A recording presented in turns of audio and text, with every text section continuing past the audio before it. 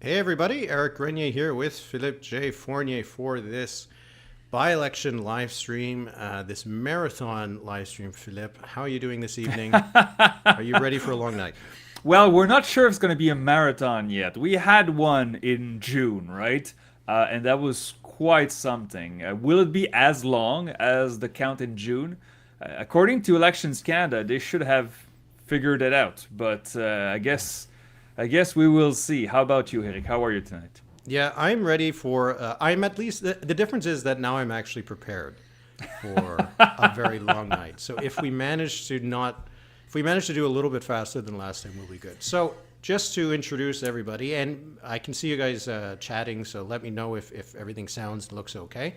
But we are here for these two by-elections, the one in LaSalle, Émard, Verdun, and the one in Elmwood, Transcona.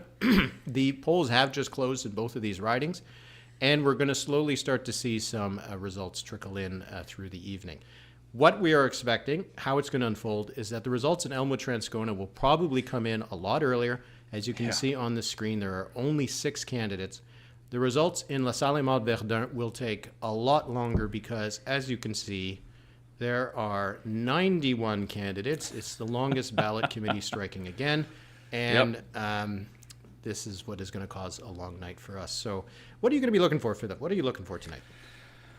Well, it's funny because the perception of the potential outcomes of these by-elections change over the past month. I mean, we discussed this many times in our podcast, but for those who don't know, Éric and I did a little draft. It was over a month ago. I think it was early August, of what were the most likely outcome.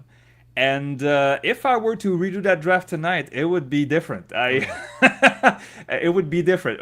Of course, the data that we have had on these by-election has been sparse. There has been the small sample Main Street research. We have had national polls. We had the agreement between the Liberals and NDP breaking. We're not sure if that's going to have a major effect, and so it's crazy how throughout this summer month many things have changed. And so what I'll be looking forward tonight. I mean, I think tonight it's mostly about the NDP. I don't want to minimize the other parties, but the NDP could win 2, could win only 1, and it could also be shut out. And so I think the outcome of the NDP will be the ones that will be most talked about. But also, I mean, the Bloc Québécois, I'm on the record saying it's not normal for the Bloc Québécois to win in a place like LaSalle, Émard, Verdun, even though it's possible. But this shows you how much the Liberals have fallen in public opinion. I think that's the main issue. If the Bloc wins, it's not because there's a Bloc surge. It's because they held their vote while the Liberals have stumbled. But what about you, Éric? Is there something in specific that you are looking forward to tonight? Well, the fact that you said that the NDP is the one to really watch tonight shows how low the expectations have gotten for the Liberals.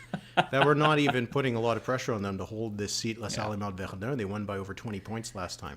I think they've done a really good job of lowering expectations. Maybe that's because they think they're going to lose it, but I am going to be looking to see how they're going to perform in that riding, because it is going to bring up lots of questions that we've seen from reporting from the caucus retreat and stuff like that, that it doesn't seem like a lot of Liberals are really ready to give Trudeau a push, not even a nudge. So the results here might not matter for the Liberals, but they do. It's going to be like in the sense of Toronto St. Paul's, that a loss, even if it was by 2 points, in a riding like Toronto St. Paul's is just so important. And to lose a seat like LaSalle, Émard, Verdun is also really important. Why don't we give a little bit of a setup of what these ridings are? So I'll let you do your hometown, but Elmwood, Transcona. So to let people know where this is a riding in sort of northeastern Winnipeg, mostly a suburban riding, a bit of a working class kind of riding. The NDP has held it since 1979, with the one exception of the 2011 election when the Conservatives won it, when they won that majority government.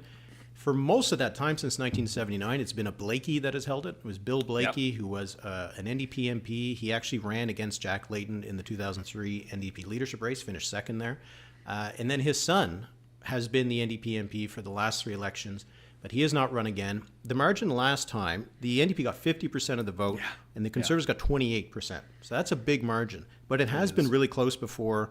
The NDP won it by about 8 points in 2019. They won it by just a handful of votes in 2015. And in 2011, the margin was just 1 point over behind the Conservatives because they won at that time. So this is a kind of riding that the Conservatives could win if they're on track for a big majority government. And this is one of the reasons why we're expecting that this could be a really close night, despite the fact that it was pretty lopsided last time. So that's Elmwood, Transcona out in Winnipeg. Why don't you give us a little bit of a rundown of LaSalle, Émard, Verdun? Well, LaSalle, Émard, Verdun is kind of a hybrid riding. I mean, it covers the south part of Montreal, a bit to the west, but it's not a West Island seat by any stretch. Verdun, very francophone, used to be working class. There's still some of this, but it's been also a bit gentrified over the past years. LaSalle, Émard also, there's lots of minorities that live there, Anglophones that live there. So that's why I mentioned that in the ridings in Montreal, I mean, LaSalle, Émard, Verdun would not be a top 5 riding for the potential riding for the Bloc Québécois. There are other ridings that the Bloc can target in a general. And so this has been liberal for years and years and years, with 2 exceptions. 2011, of course, the riding borders have changed, but 2011, when there was the Orange Wave, the Conservative majority, there was also 59 seats for the NDP with Jack Layton. And the time prior was in 1984, where basically, I mean, the whole province was covered in progressive Conservative with the first victory of Brian Mulroney. Aside from that, it's been liberal. There's some dynamics here. As I said, there's a chunk of Francophone voters, of course, but there's also the Verdun part. Provincially, the Verdun part of that riding has gone to Québec Solidaire. And of course, provincially, that riding also covers Île-des-Sœurs, which is many Anglophones and many Liberals. Île-des-Sœurs is not part of that riding. So for those who say the NDP have a shot, and I think they do tonight, it's through Verdun first and foremost. I think if they sweep the polls in Verdun, that could really help them take the riding. So I mean, we are at this point where we have an NDP seat that was won by 20 plus points and a Liberal seat that was won by 20 plus points, that are both catching our attention tonight. I was on Radio-Canada last week discussing this, and I said, well, I'm really glad to be here to be talking about these by-elections, but just realized the fact that you invited me is really bad sign for the Liberals, because in a normal election, this would be a footnote. This would be, okay, the Liberals won again. I mean, and they could still win tonight, by the way. It's among the possible outcomes.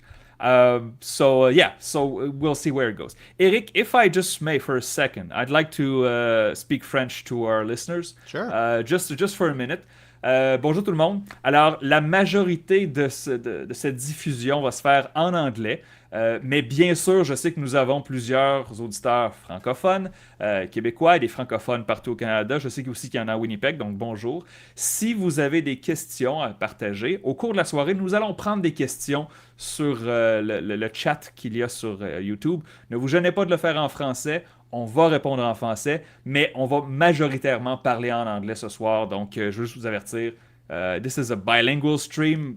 It will be mostly in English, but we will answer questions in French as well. Yeah, like Philippe said, if you do have some comments or questions for us, you can put them in the chat, because there will be some time that we have to kill sometimes. So we'll be happy to have. We'll be happy to have some questions, some comments, and of course, everybody play nice in the comments. We want to have fun. We're not here to win any big battles of politics and debates and all this. We're just here to have fun, watch some numbers, be a bunch of nerds, talk about politics. This is what this is all about. Absolutely. So if you're also wondering, just to let you know, what we have on the screen to one of the sides of me is the Elections Canada page, which has the results. So you can go to Elections Canada. I have a link to it in the notes below. So if you want to follow along yourself, you can also check out our podcast. So I got that numberspod.ca. That's the podcast that Philippe and I host every week. We have bonus episodes every second week for members of our Patreon, and it's been a lot of fun. So you can check that out. You can check that out after. Don't wait. Don't do it while we're doing this. So one of the things I also want to talk about, just in case you don't know, if you weren't watching Toronto St. Paul's, because of all of these candidates in LaSalle, Verdun, this is a form of protest. This is a group that is protesting the Liberals' decision to go against electoral reform. And so they just name a lot of candidates. They're all mostly independents. They'll be lucky to get a couple dozen votes. But what this means is that it is going to take a long time to count. Elections Canada has these ballots which are like the size of a road map, and it just takes a long time to unfold, to fold, to mark it, to put it away. So it just takes a long time. Now, they've done a few things to try to speed things along this time. They've started counting the advanced polls already 3 hours ago. So the advanced poll results will probably come pretty early because they'll have gotten a head start on them. And also they hired more people than last time. So they're hoping that that'll speed up the count. But it does mean that LaSalle, Verdun, the results will trickle in. It's going to be pretty long. It's not anything like, there's no conspiracies about it. It's just going to take a long time. But Elmwood Transcona is kind of a normal by-election. As I said, just 6 candidates. So that one should unfold pretty quickly. We'll probably be able to make a call in Elmwood Transcona in a couple hours if it's not too close. And then LaSalle Verdun might be in for a longer time. So strap in, and that's why let's just all have a good night watching these results come in.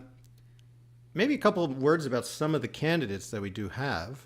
So in Elmwood Transcona, they got Leela Dance, who's running for the NDP. She runs the small business organization in Transcona and that part of Winnipeg.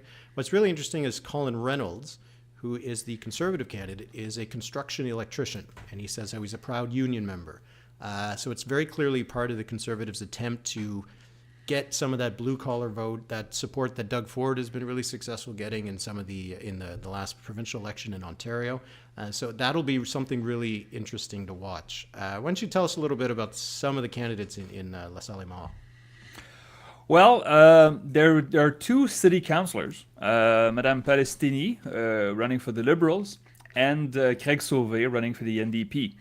Both were elected to City Hall. I think it was the 2017. Although Craig Sauvé may be there. I should have known this, but I think he's been there a little longer. Sauvé was there at least one more term longer than Palestini. Yeah. Okay. And the Bloc candidate, we do not know him much. He's not a known figure, but you can be sure that his name is also Sauvé, by the way, just to make sure that there's confusion in there. Yeah. But the Bloc candidate, if he does pull this off, and he's the numbers show that it's possible that he wins. I'm betting that Yves-François Blanchet would put him in front bench if he does, because we're like less than a year from a general, we think, right? The scheduled general election is October 20th. It's now a bit doubtful that we'll get to that point. But if the Bloc Québécois, if I think Philippe Sauvé, I think his name is, if he does pull it off tonight, I think we're going to see more of him in the coming weeks. And the other candidates, to be honest, I did not pay too much attention because... well, you just got to focus on the main ones. Well, the thing is, I don't want to insult anybody, but it's been a really, really busy I don't want to say back to school, but that's part of it. For those who don't know, I teach in college, Cégep here in Montreal. Not tomorrow morning.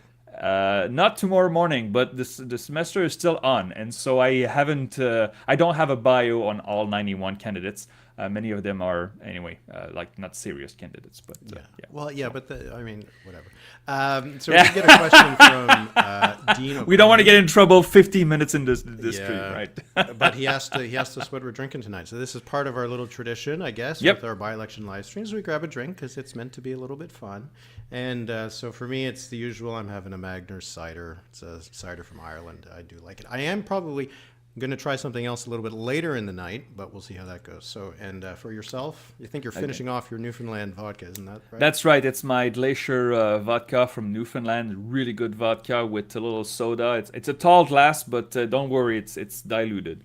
And I like the strong taste of vodka. I feel like all the bacteria is dying, and it's great. Yeah. So it's preserving you, right? And if you are partaking in something a little bit less adult, Good for you. Good for you. That's all right. You want some tea, you want some water, maybe some coffee. You might want to have some coffee. Oh, I had a Red Bull earlier tonight. Oh, Red Bull? Yeah, Okay. We got Dr. Pepper. God, I haven't had a Dr. Pepper in a long time. Oh, it's so good. It's so sweet, though. That's the thing. It's Yeah. good, but it's so much sugar. Yeah. Yeah. So let's go over a bit of the results from last time. So, LaSalle, Émard, Verdun. 43% for David Lametti of the Liberals, 22% for the Bloc Québécois, 19% for the NDP, 7.5% for the Conservatives, 3% for the PPC, and 3% for the Greens. What kind of range are you kind of expecting in LaSalle, Émard, Verdun? Because, like, there's going to have to be some movement if this is going to be close. Yeah. I mean, I don't think there's any doubt that there will be some movement. We do not expect the Liberals, and the Liberals do not themselves expect to be in the 40% range tonight. If in my updated projection, there's an asterisk there to the projection, of course, because I'm using the new map, the map that will be used for the next general election. Now, LaSalle, Émard, Verdun still exists in the new map. It's a little bit different, not that much, a little bit different. So projection is for the new map. But I expect the Liberals to be somewhere between 26 and 32. That's what I have, right? Liberals have lost about 10 points in Quebec. Obviously, this 10 points, you mean in the polls, right? In the polls, with respect to 2021. So this 10 points is not uniform across the province, but it gives you a range of possible outcomes. And we know from Léger polls that have a big sample in Quebec, we had one in late August, that the Anglophone community of Montreal is not too enthused with the Liberals right now. And so, considering M. Lametti had 20,000 votes, almost 43% of the vote last time, some of that, a chunk of that, was from Anglo-Montrealers. If these people don't show up, then it reduces the window for the Liberals. So that's what I would say. I mean, they could still win. 30% could be enough to win LaSalle, Émard, Verdun tonight. So that's what I'm expecting. Like high 20s, low 30s for the Liberals. I want to take a moment to say hello to some people in the chat. So hello to everybody. But apparently we have the NDP candidate wishing us luck in LaSalle, Émard, Verdun. So hello to Mr. Sauvé. To our beloved moderator for this evening. Absolutely. Who is joining us, Curtis. And, of course, our friend Kyle, who did the moderating last time. But, boy, it's a tough job. So he did a great job. He did a great job. So everybody, make it nice for the moderators. Make it so that they don't have to do much tonight. That's what we want. Because that's what we want. We just want people to have fun tonight. That's the main thing. All right. Elmwood Transcona in 2021 was 50% for the NDP. It was 49.7%. The Conservatives were at 28. The Liberals had 15. The PPC had 6%, and the Greens had under 2%. The Liberals are not in Elmwood Transcona. No. Not expecting them to do well at all. Even if they were doing okay in the polls, like when you're a third place party in the mid-teens or lower in a by-election, your vote usually comes down. So the Liberal number in Elmwood Transcona, I'm not that interested to see. It's the Conservatives and the NDP.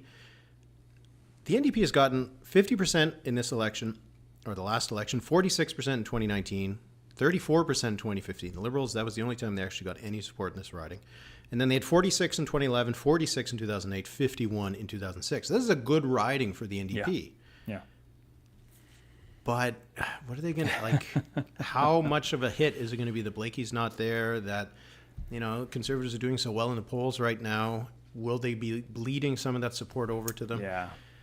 I'm really not sure what to expect from the NDP in Elmwood Transcona. If they get 40%, I wouldn't be shocked. If they get over 45, I wouldn't be shocked either. I don't know. What do you think? What do you think their range is going to be? If they get 40%, that means they probably lose, right? Unless there's a huge surprise. We expect the Liberals to barely make double digits, right? That PPC vote kind of intrigues me. Mm-hmm. I know I know some of them are not automatically switching to the Conservatives, but we see from the polls that the PPC is not at 5, 6, 7, 8%. They're more at 1, 2, and 3%. And so we assume that little chunk of voters is most likely going to the Conservatives. Now, that's not much, you will say, but if it's close tonight, that 1 to 3% more for the Conservatives coming from the PPC could tilt the balance.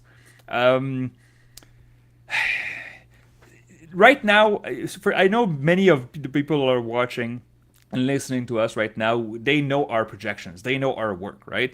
I update my federal projections every Sunday, and yesterday's projection had 219 seats for the Conservatives, which would be the largest caucus in history in Canada. Not by percentage of seats, but still the largest caucus of MPs.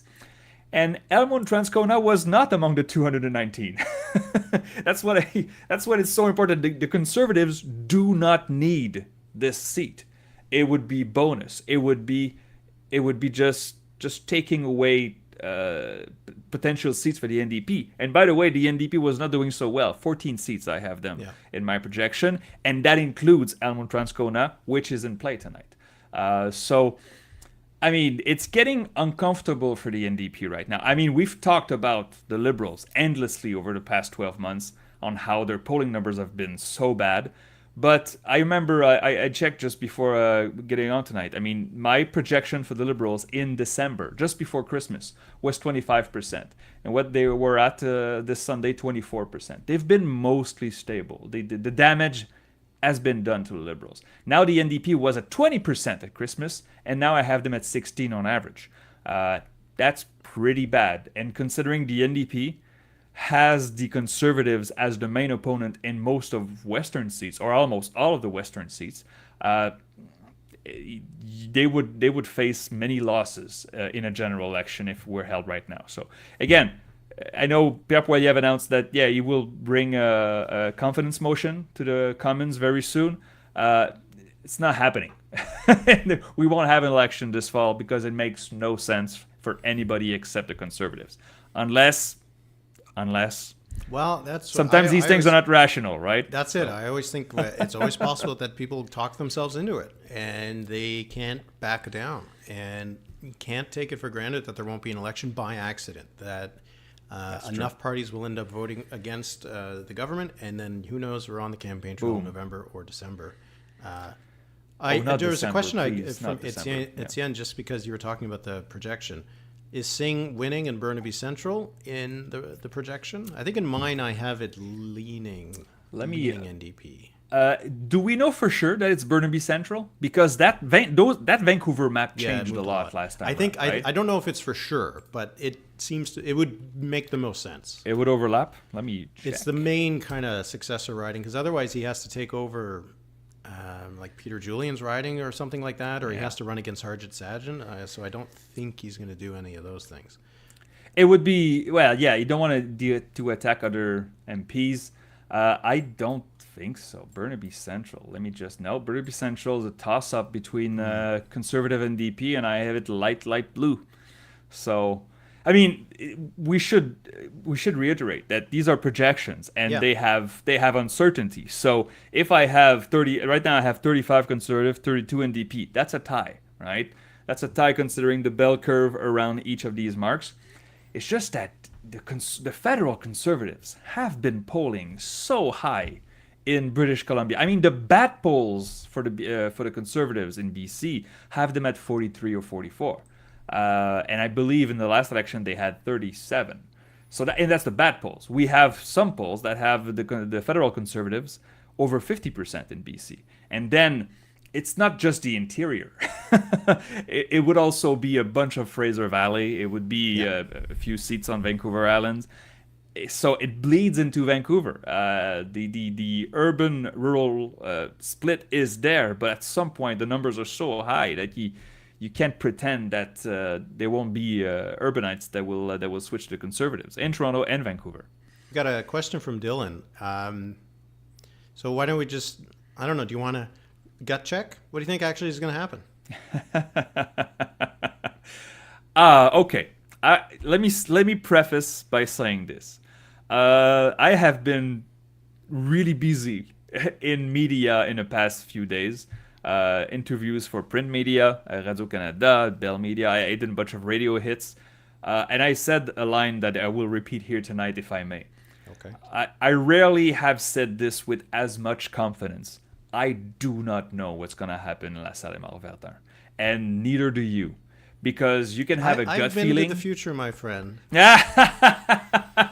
You can have a gut feeling, but the data that we have contradicts itself. Like it's so close.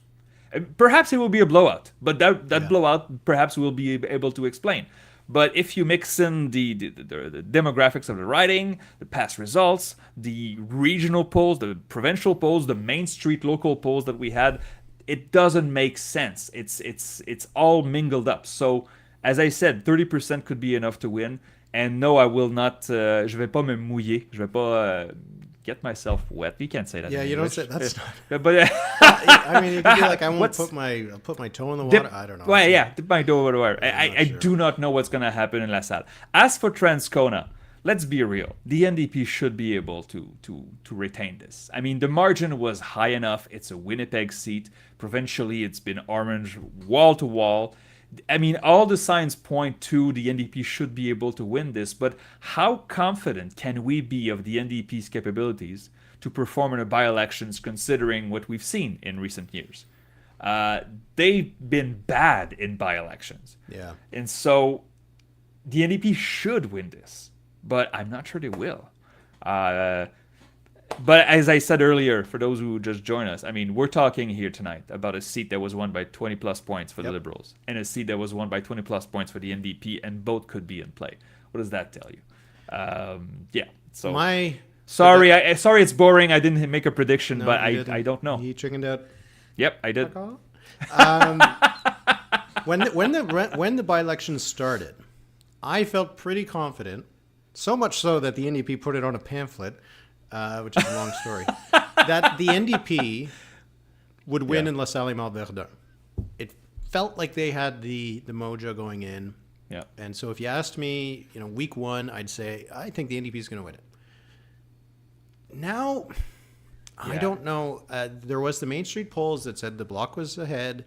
Riding polls in a by-election are highly, Risky. Yeah, they're risky. Yeah. So I don't know. Small sample. And then I also always wonder, maybe we're overestimating the amount of votes the Liberals will lose, because they have to lose a lot, right? To get to a 28 or a 29 where they probably lose, that means they got to lose like 12, 13 points. They haven't lost that much in the polls in Quebec. So, yeah. I really don't know. My gut is now saying I wouldn't be surprised if the Bloc won it. But No, I wouldn't be. Yeah. I wouldn't be. Yeah. and for Elmwood Transcona, You lean in. When we drafted our scenarios, you put a lot of faith in the Conservatives taking Transcona. Can you explain yourself? Why did you feel that way, and do you still feel that way tonight? It is such a big pull. It is such a big It pull. is. Now, the Conservatives gained 17 points in Toronto St. Paul's. Yeah. If they do that in Elmwood Transcona, they'll probably win. They win. Yes. Again, my gut says the NDP ekes it out, but it's super close. This is just my, going by my gut. I'm not basing this on anything, so people can't hold me again. This is just what the vibes are telling me. But there are literally 5 parties that I think could win these 2 ridings. And I'm not really, I don't think I could go further than say, like in Elmwood Transcona, I don't think I would be willing to go more than like a 55% chance for either party. Wow. And in LaSalle et Verdun, I don't think I'd give anybody more than a 30 or 40% chance, maybe.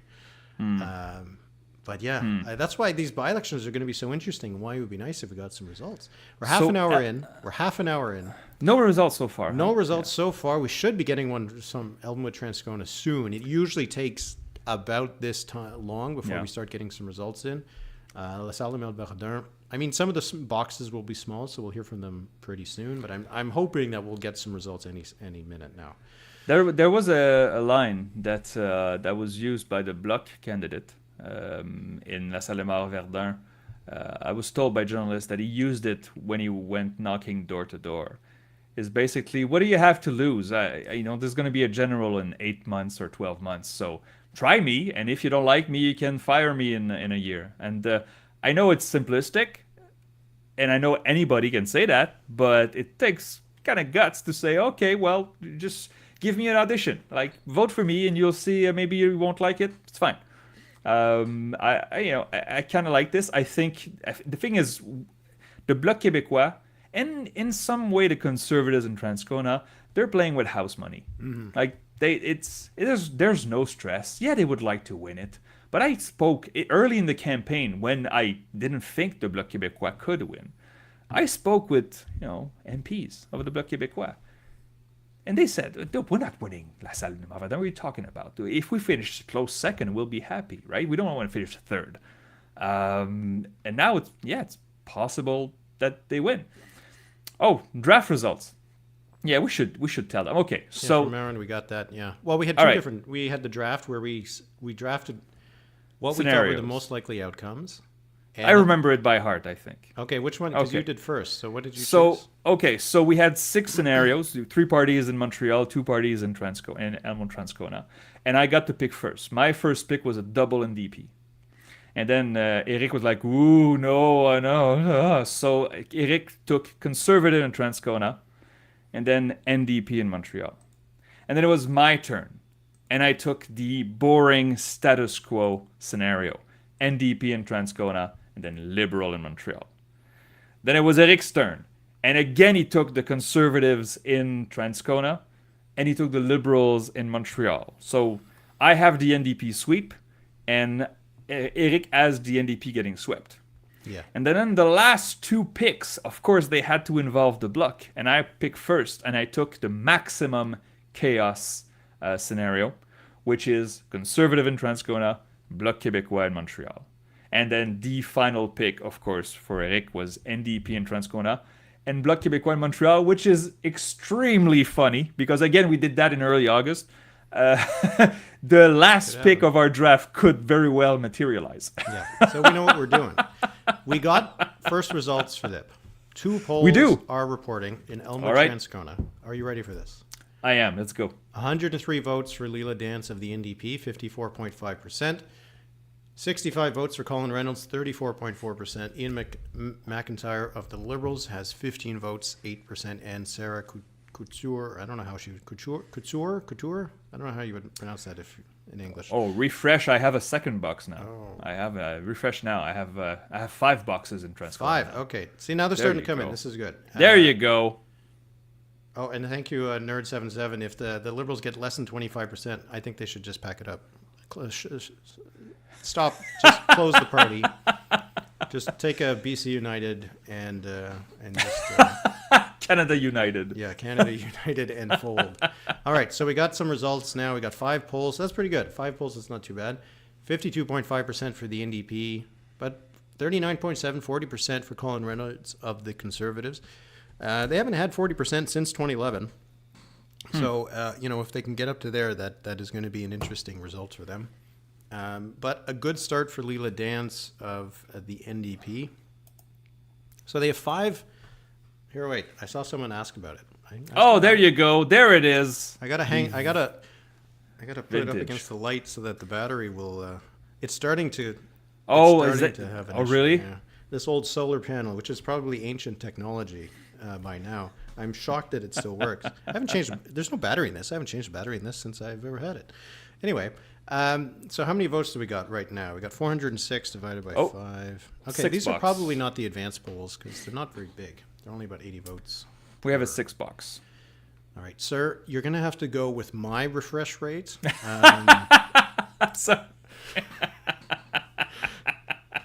Time your refresh for mine. Refresh yours now. Refresh yours now. Okay, I'm refreshed. Okay.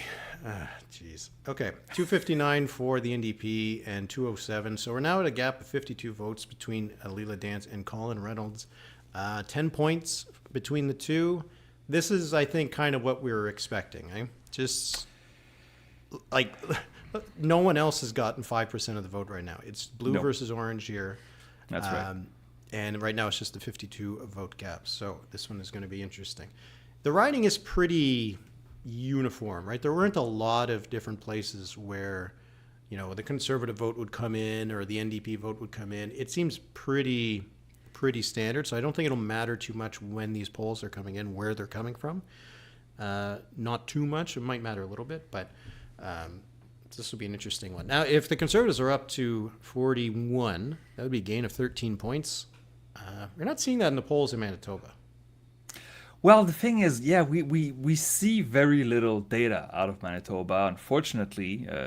Same thing with Atlantic provinces, because they're lumped in with Saskatchewan, and usually both of them in polls we have like 100 cases or maybe 150. So, I mean, I don't think that Manitoba is immune to the movement that we have seen nationally, right? The Conservatives have gained everywhere, even in Quebec, even though they're not dominating Quebec, but Conservatives are around 24, 25, 26 in Quebec, and they were at 18, so that's a gain of, 6-7 points. You're guessing that Manitoba has followed the same general trends. And so, but again, to win this riding, they need more than 7. They need 15. So, yeah. But interesting, 6 boxes. Oh, there's 191. Oh, that's a lot of boxes. Okay. Yeah, we're only at 3% of the vote, or 3% of the polls reporting. It was faster in Newfoundland, huh? Yeah. They didn't have as many as 191. But I mean, the riding in Newfoundland that we did, how many voters were there? Eligible voters? I think there was 10,000. Yeah, and I think 6,000 voted. Yeah, so here we got 72,000 in this riding. We don't have any results from LaSalle, Émard, Verdun just yet. They're still unfolding the ballots. Yeah, they're still... Oh my God!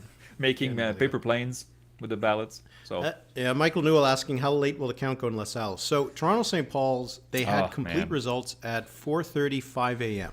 Oh my God! And the polls closed an hour earlier than they did here. So that hopefully does not mean that we'll only get results at 5:30, 6 o'clock tomorrow morning. As I said earlier at the beginning, Elections Canada did a few things differently this time. They started counting the advance polls 3 hours before the polls closed. So those won't take forever. And those are the biggest ballot boxes, so they usually take very long time. And they also hired more people to count. Yeah. So hopefully the combination of those two things will speed it along a little bit. But in my conversations with Elections Canada, they did not give me the impression that we should expect it to be done in 3 hours. It's still going to be kind of long. So we're just getting going here. We got some time to go. We should. We should have brought a board game or something. We could have played during the live stream. We'll play some trivia or something if we get bored, but we'll see. The comment that was the most frequent in my social media feed when I announced that you and I would do a live stream was, "Don't bail like last time," because for those. Painful. For those who don't know, I mean, it was a busy month. June was a really busy month, and it was Saint Jean-Baptiste, June 24th, 7th game of the Stanley Cup Final. We were watching the game as the night went along, and sometimes there was as much as half hour between boxes. It was just stalled there, and at 2 a.m., 15 to 2 a.m., we said, okay, we can't do this anymore. We were just spent. And went to bed, and then the Conservatives won. But they won it 2 hours after we went to bed. So I didn't have 2.5 hours more in me. But it wasn't that long before the Conservative moved ahead. Yeah. It was maybe 25 minutes later. Yeah. That's what was so frustrating. That we could have at least stayed until then. Because I think if we would have saw that happen, we probably would have said, I think the Conservatives will win this. Right? Yeah. Because the trajectory for them kept on getting closer. So if they'd moved ahead, I would have said, they'll probably hold on. All right, we got 2 more boxes. And the gap now is a little bit about the same, about 13 points right now. And the gap is still less than 100 votes between the two. And the Liberals at 4.4, the People's Party at 1.7, the Greens are at 1%. And the new entrants, the Canadian Future Party. Oh, there it is. Oh, is that the PAC? The PAC? What's the PAC? Je suis en français. Parti Avenir Canadien. Is that? Yeah. For some reason, they decided to go with the initials because they're so well known that they can just go with the initials. This is the new centrist party started by Dominic Carty. In English, it's the Canadian Future Party. In French, it's the Parti Avenir Canada or Canadien. I don't know. something. Anyway, Yeah. they got 4 votes so far. They're at 0.6. This is Good for their them. first election. We'll see how they do. Dominic Carty has had an interesting political path. Quite an arc, isn't it? Yeah. He was the leader of the New Brunswick New Democrats. Had a decent result for them actually in the 2014 election. He eventually crossed the floor to the PCs in New Brunswick. He was elected as a PC in 2018 as a cabinet minister, had a falling out with Blaine Higgs, and now is starting the centrist party, the Canadian Future Party. So they have 6 votes so far, but these are the first votes. So Yes, there you go. Mr. Skrichash. Mr. Streekarts, yes, has 6 votes, and he is the first person. He's not. No, he didn't call him a narc. He said it was an arc. It was an arc. His political path was an arc. Yeah, we don't know if he's a narc. We don't know that. Well, but that's not what Philippe said. By the way, I did have a comment lately, and it said that my mother said that famously. My mother said that she listened to the podcast once. And she said I sigh too much. You do. But I'll ask you a question, and you'll just. And I had also had comments that I laugh too much. I want to say I do not. No, that's act. not true.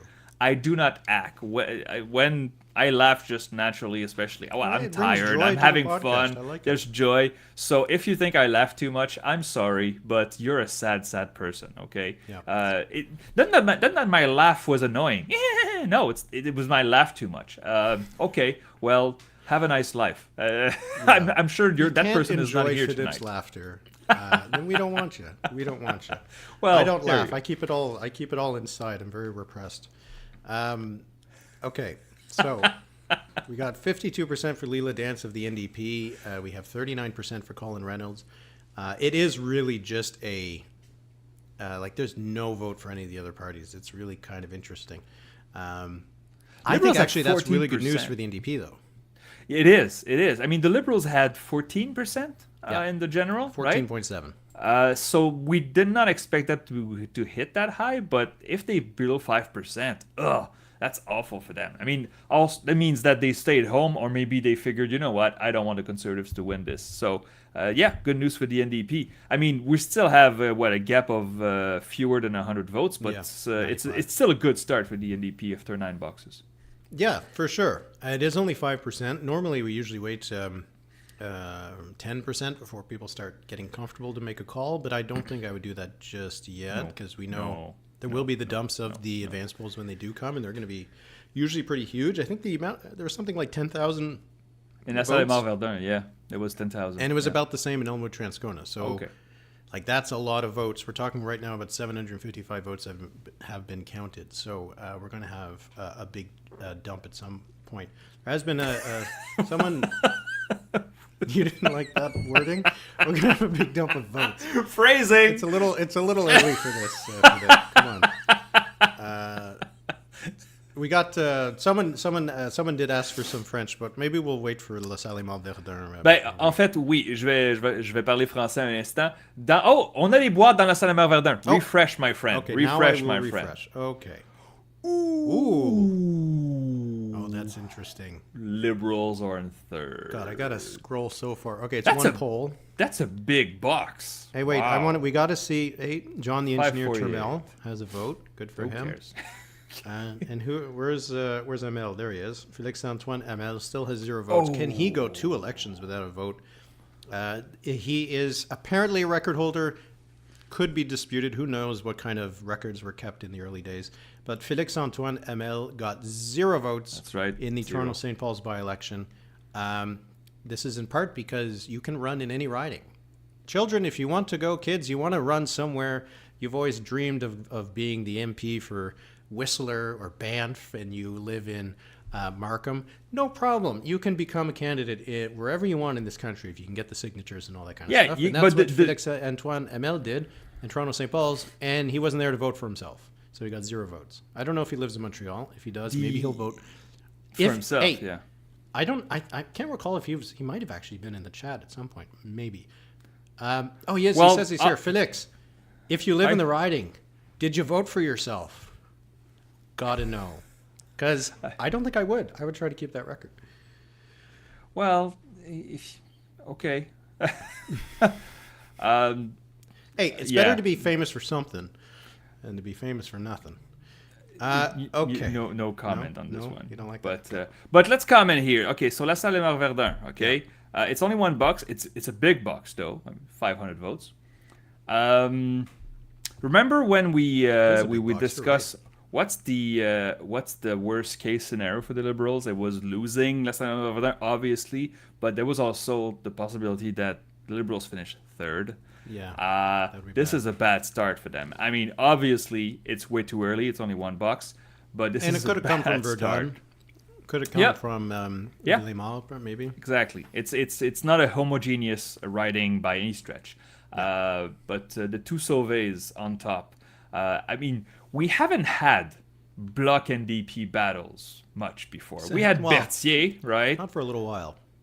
But that's it. We haven't had like close. I mean, Rimouski was close between the Bloc and the NDP, but that was the remnants of the Orange Wave of Jack Layton. Trying to think. I mean, Rosemont. I mean, I know the Bloc Québécois wants to have Rosemont back, Rosemont la Petite Patrie. As long as Monsieur Boulris is there, I'm not sure it's winnable. I mean, the Parti Québécois finished third in Rosemont provincially. I mean, they could do better. The Bloc could do better than PQ. It's just, even if Monsieur Boulris loses 10, 12 points, he still wins. So there are other ridings in Montreal that the Bloc should target. But yeah, good start for the Bloc Québécois and the NDP. So we'll... Yeah, geez, well, 33%. If they both get Wow. over 30, that's curtains for the Liberals, I'd say. Yeah. It's a 10-point gap right now in Elmwood Transcona. So Elmwood Transcona is probably going to be the main focus for us for the next little while, because LaSalle, Émard, Verdun is going to be a bit of a slower, and we'll get a chance to talk about it a bit later. But 10-point gap right now for Leela Dance over Colin Reynolds. 128 votes, so it's getting a little wider. But, you know, even this would be an interesting result, right? Imagine this was the result. Yeah. What would be Okay. your interpretation of this? The Conservatives took up 10 points, which is a sign of the Manitoba is moving as well as the rest of the country. But Liberal vote collapsed and helped the NDP. Yeah, How's that? I think that's probably exactly it. Pretty linear in that sense. Yeah, because the Liberals are right now down about 10 points, and you can imagine that the NDP has gotten a lot of that vote, and maybe the NDP lost some of that vote to the Conservatives, right? So That's that what would the polls be show. That's an what the polls interesting show. result. Yeah. All right. I get it, people. I'll keep refreshing. You don't need to keep telling me. The thing is going to refresh automatically every 90 seconds. It's 90 seconds. It's too. It should be 60 seconds. They gave you the option of 90 seconds. Guess what the second option there was? There was two options. Is it longer or shorter? I'm not going to say. 90 seconds or 10 seconds. 5 minutes. That's too What long. psychopath That's is insane. putting it at 5 minutes? I know. don't know. There's, yeah. So we have a question here. Third place in Montreal for the Liberals. Who's leading the Libs? No, it's not going to be Iggy. Unless Ginla wants to go into politics, they could do worse than Mr. Ginla. He can sweep Calgary. That's the thing. We do not know. I mean, Monsieur Trudeau was on Radio-Canada radio on Friday. He did the. He was energetic. He was. No, regardless of what you think of him, he was really good, and he was not holding back. We were told he's going to be unleashed. He's like, people have been holding him back, and now they're letting him go.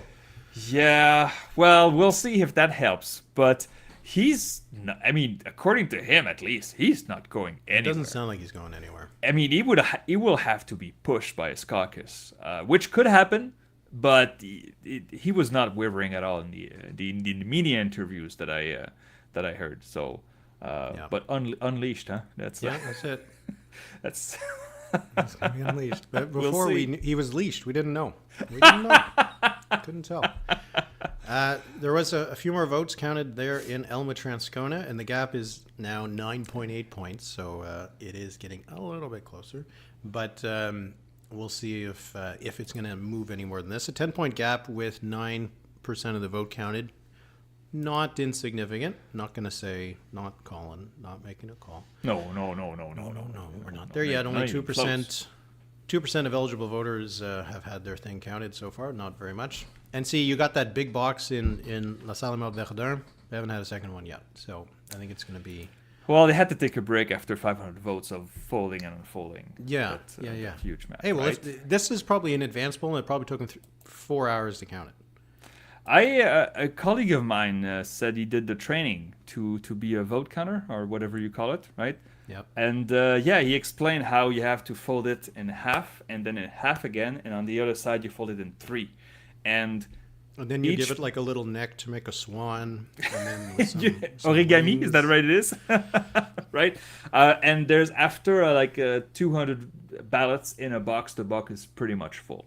Oh, wow. Yeah. That's also a huge deal, right? How many boxes they have to go through and all this? Yeah. And so it's again, it's a peaceful kind of protest. Sure. But yeah, they're mostly just annoying us. Yes, they are very much. So. And Elections Canada. Elmwood Transcona, now it's a gap of about 9 points. So starting to, okay, we'll see. Maybe it's going to keep getting closer. We'll see if that's going to happen. And we did get another box in LaSalle. We did? We got one more. Wasn't a huge amount of votes. And we still have both the Sauvays. We're not related. Over 30%, and the Liberals, Lower Palestine, at 22%. But like we were saying at the beginning, whereas in Elmwood Transcona, it probably doesn't matter too much where the ballots are coming from. In LaSalle Verdun, it matters a lot, right? Because the LaSalle part is much more Anglophone, and that's where the Liberals have a lot of their votes. The Verdun part is more Francophone, a lot more left-wing, where the NDP would have some of its votes. And Émard, what kind of profile would that be? A little mix of the two. It's. I was asked by a journalist, is LaSalle Verdun's demographic similar to Papineau, the riding of the Prime Minister? Oh, they're trying to make trouble. And the thing is, when you look at the data from Stats Canada, it's similar. It's a bit richer, Papineau, and it's also less dense. I don't want to say it's not suburbs, but it's not as dense as Papineau. I think is the third densest in the country after Toronto Centre and Rosemont-Petite-Patrie. And so, more well-off people. Although many of them will not say they're well-off. But when you compare the median household income, it is higher than Papineau. So it's a mix of. It's a mix of many demographics. In the past, this riding was cut in half, and there was Nuns Island with Verdun, right? And then it was recut, and so it's hard to do a redistribution in 18 seats in Montreal. They can't be homogeneous. It's just impossible to do. So in Elmwood Transcona, you got 50% right now for the NDP, which means that they are not only holding their vote, it's up a teeny little bit. Which would be quite something. But one thing we have to talk about in the context of Elmwood Transcona is Wab Kinew is pretty popular. He polls highest as the most popular premier in the country. He's usually over 60% now. And if you look at the results in the provincial ridings that make up Elmwood Transcona, this was the NDP score in last October, so only 11 months ago. 62% in Elmwood, 65% in Concordia, 52% in Radisson, and 59% in Transcona. So provincially, this riding pretty strongly orange. So there is a big base of NDP support there. And that probably means lots of resources. There's 4 ridings there. Those are all MLAs. They all have staff. I'm sure they were out knocking doors in their spare time. So that is probably one of the reasons why the NDP is able to get as much of its vote out as it is, in addition to the Liberal vote coalescing behind the NDP to keep the Conservatives out. But, you look at the gap right now, it's only 8 points. It's down to 8 points now. Yeah. Every time we chat, it's another point between the two.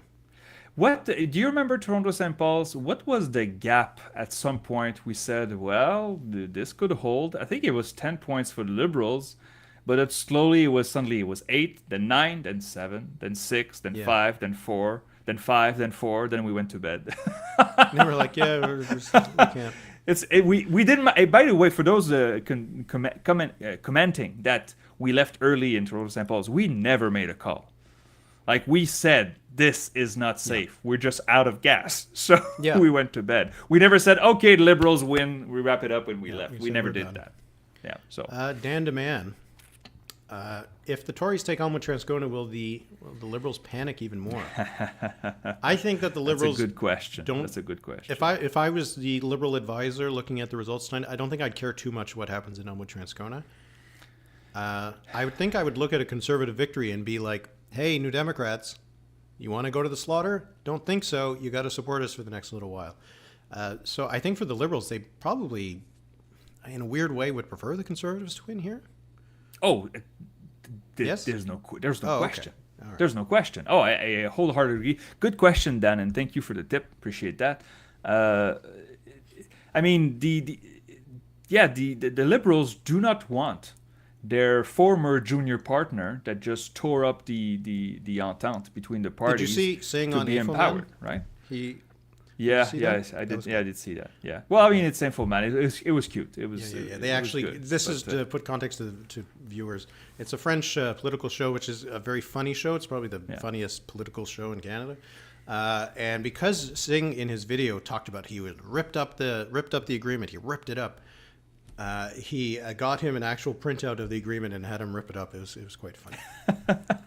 The thing is, also there was the House of Commons began its fall sitting today, and there's a clip that's circulated in social media of Justin Trudeau basically saying, when the going got tough, the NDP folded, which, whatever you think of Trudeau, I think it's a pretty good line. I'm not sure it's going to stick. But it's interesting that on day one of the new session, he decided to turn his attention to the NDP. He says, we are the rival of the Conservatives. You folded. And so if indeed, to answer the question of Dan, I think the Liberals would much prefer the Conservatives to win Transcona, even though they don't care that much because they're not even going to break 5% in that, right? I think it's interesting how Trudeau and the Liberals seem almost happy to be liberated to go after the New Democrats rather than to try to be friends with them, right? Well, the thing is, the New Democrats never shied away. I mean, how many times did Jagmeet Singh and other, tweeted, "Oh, the Liberals are in the pockets of big corporations," while they were in the deal? And it's like, okay, well, Jagmeet, Monsieur Singh, you know that you can do something about it, right? And now the Liberals never really did that during the deal, and now they just, well, okay, and maybe that's what they meant by unleashed. So this was actually a really good question from Lyndon, because you said that in your projections the NDP is at 14, correct? 14 seats, yes. Yeah. Mine, right. I have them at 21. I usually have the NDP higher in mine. My model, for some reason, is friendly to the NDP, and I don't really know why. Just this is the way it works. But and the question was, if they lose Elmwood Transcona, would this mean that they would be at risk of not winning the 12 seats you need for official party status in the House of Commons? That is exactly right. Yeah. Yes, it is. You would think the NDP is not winning other seats in Quebec. I mean, if they win this, as we said, it's possible. Monsieur Sauvé right now is ahead, right? He's leading, 34%. Good for him. But this is a hyper-local event. In a general, that's not happening. Are there seats east of Quebec that the NDP could take? We talked about Halifax. We talked about Saint John East. But still, the NDP is not polling well in those regions.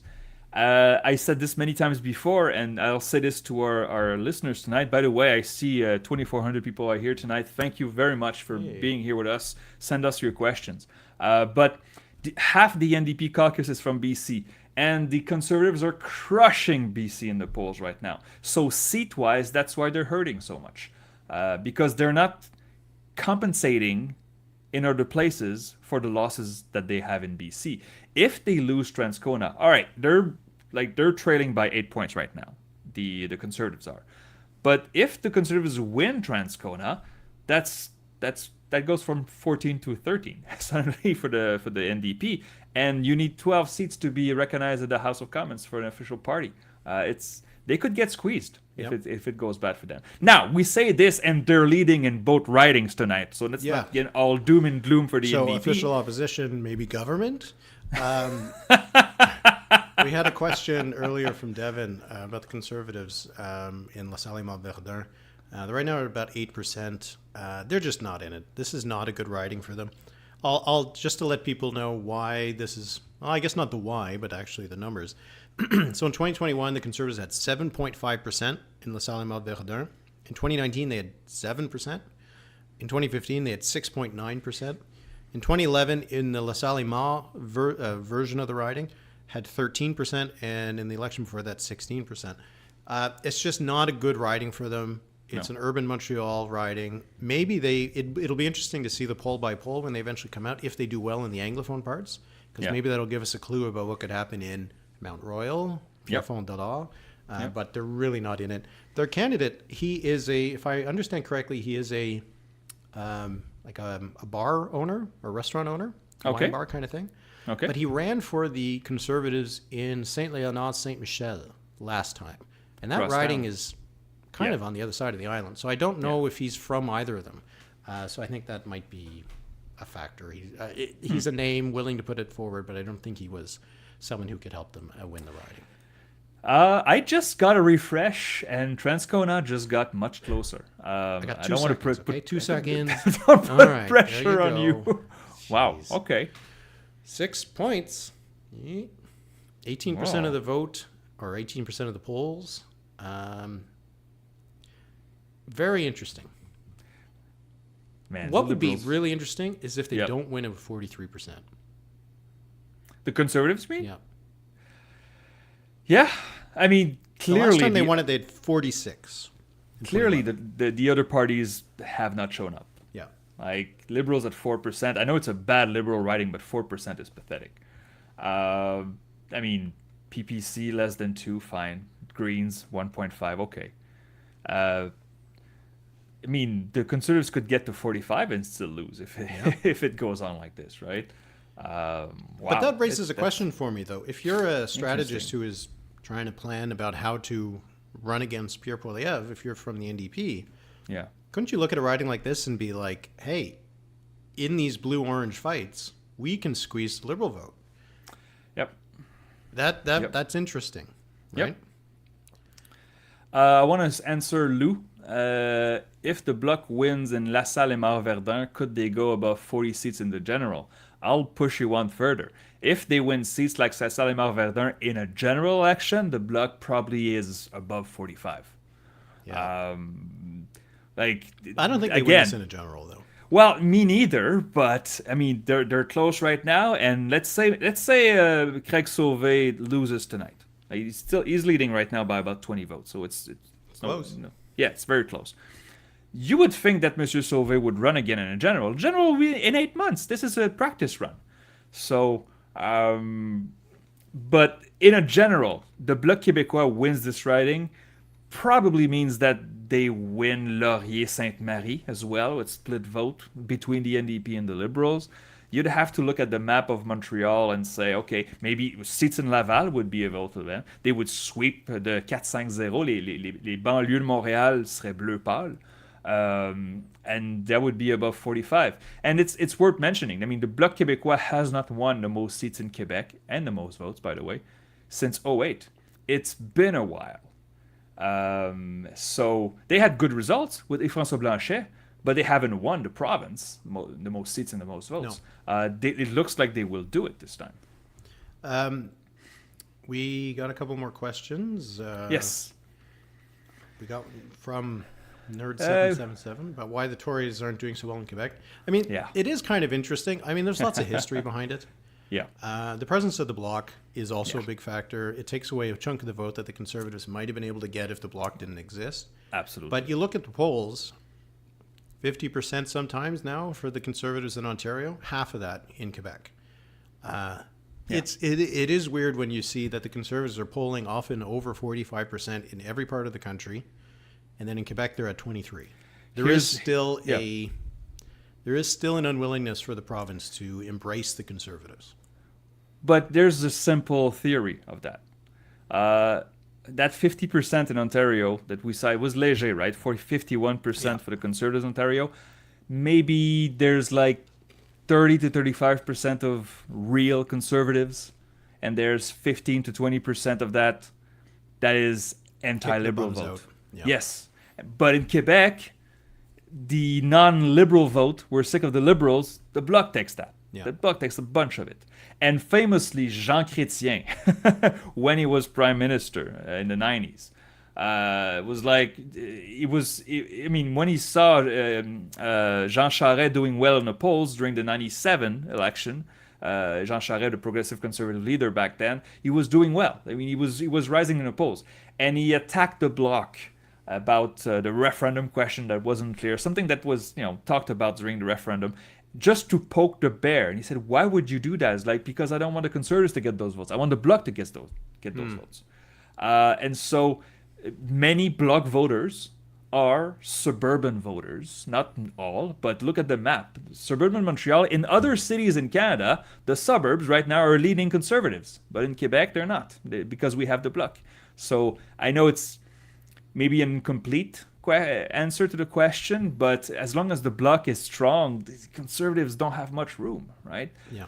When the Conservatives have had lots of success in Quebec, it's because they've embraced the nationalism. Yep. Brian Mulroney, got kind of the tacit support of the Parti Québécois. John Diefenbaker got the tacit support, the explicit support of the Union Nationale. Yep. And you don't have that here. You don't really have a nationalist Quebec party getting too cozy with the Conservatives. So I think that's part of the thing here. We got this question from Matthew. Can you roughly describe how riding so physically close next to each other can have such vastly different voting intentions? And I mean, we can think about Elmwood Transcona would be one of them, because I'm pretty sure it has the neighboring riding is Winnipeg North, where Kevin Lamoureux and the Liberals do very well. The Winnipeg North is just west of that riding. It touches... It's it's across the river, though. It's across the river. That's the thing. Sometimes it's just a railroad or a river or a bridge, and it's enough. I mean, I live in Rosemont-la-Petite-Patrie in Montreal, right next to the tracks. And on the other side of the tracks is the Plateau Montréal. Plateau Montréal and Rosemont are very different, right? And it's right next there, but there's the tracks. And again, so I think in cities, it's really where that happens. Because we can all think about, if you're somebody who lives in a city right now, you don't need to go very many neighborhoods to find a very different neighborhood, right? Where there's maybe a different immigrant community that concentrated there, where it's a richer place or a poorer place. But in a rural area, the rural area next door usually kind of similar, So I think it is primarily an urban versus rural thing. Why don't we reset? So we are at... What is separating Ajax and Whitby? Is it the 412 or something? Highway 412? No. I think so. I'm scrolling on the map. I think there's a highway, but that would not explain it. But yeah, I do not know this region of the country very well. I think there's a train station in Ajax, but anyway. It's all Toronto. It's not Toronto. Éric, come on. Whitby is more of an industrial town. Ajax, I don't think is. I mean, I think it has the nuclear plant there. But Mark Holland is in Ajax, and for some reason does really, really well. And then, the Conservatives hold Whitby. So anyway, we're at 48.6% for the NDP and Leela Dance in Elmwood Transcona. It's only a 6.4 or 5.4 gap. It's close. That's gotten really close. Colin Reynolds is not very far behind. And if the NDP manages to hold on to this, they got to thank the Liberals. Ian McIntyre, 4% of the vote. Even in 2011. 2011.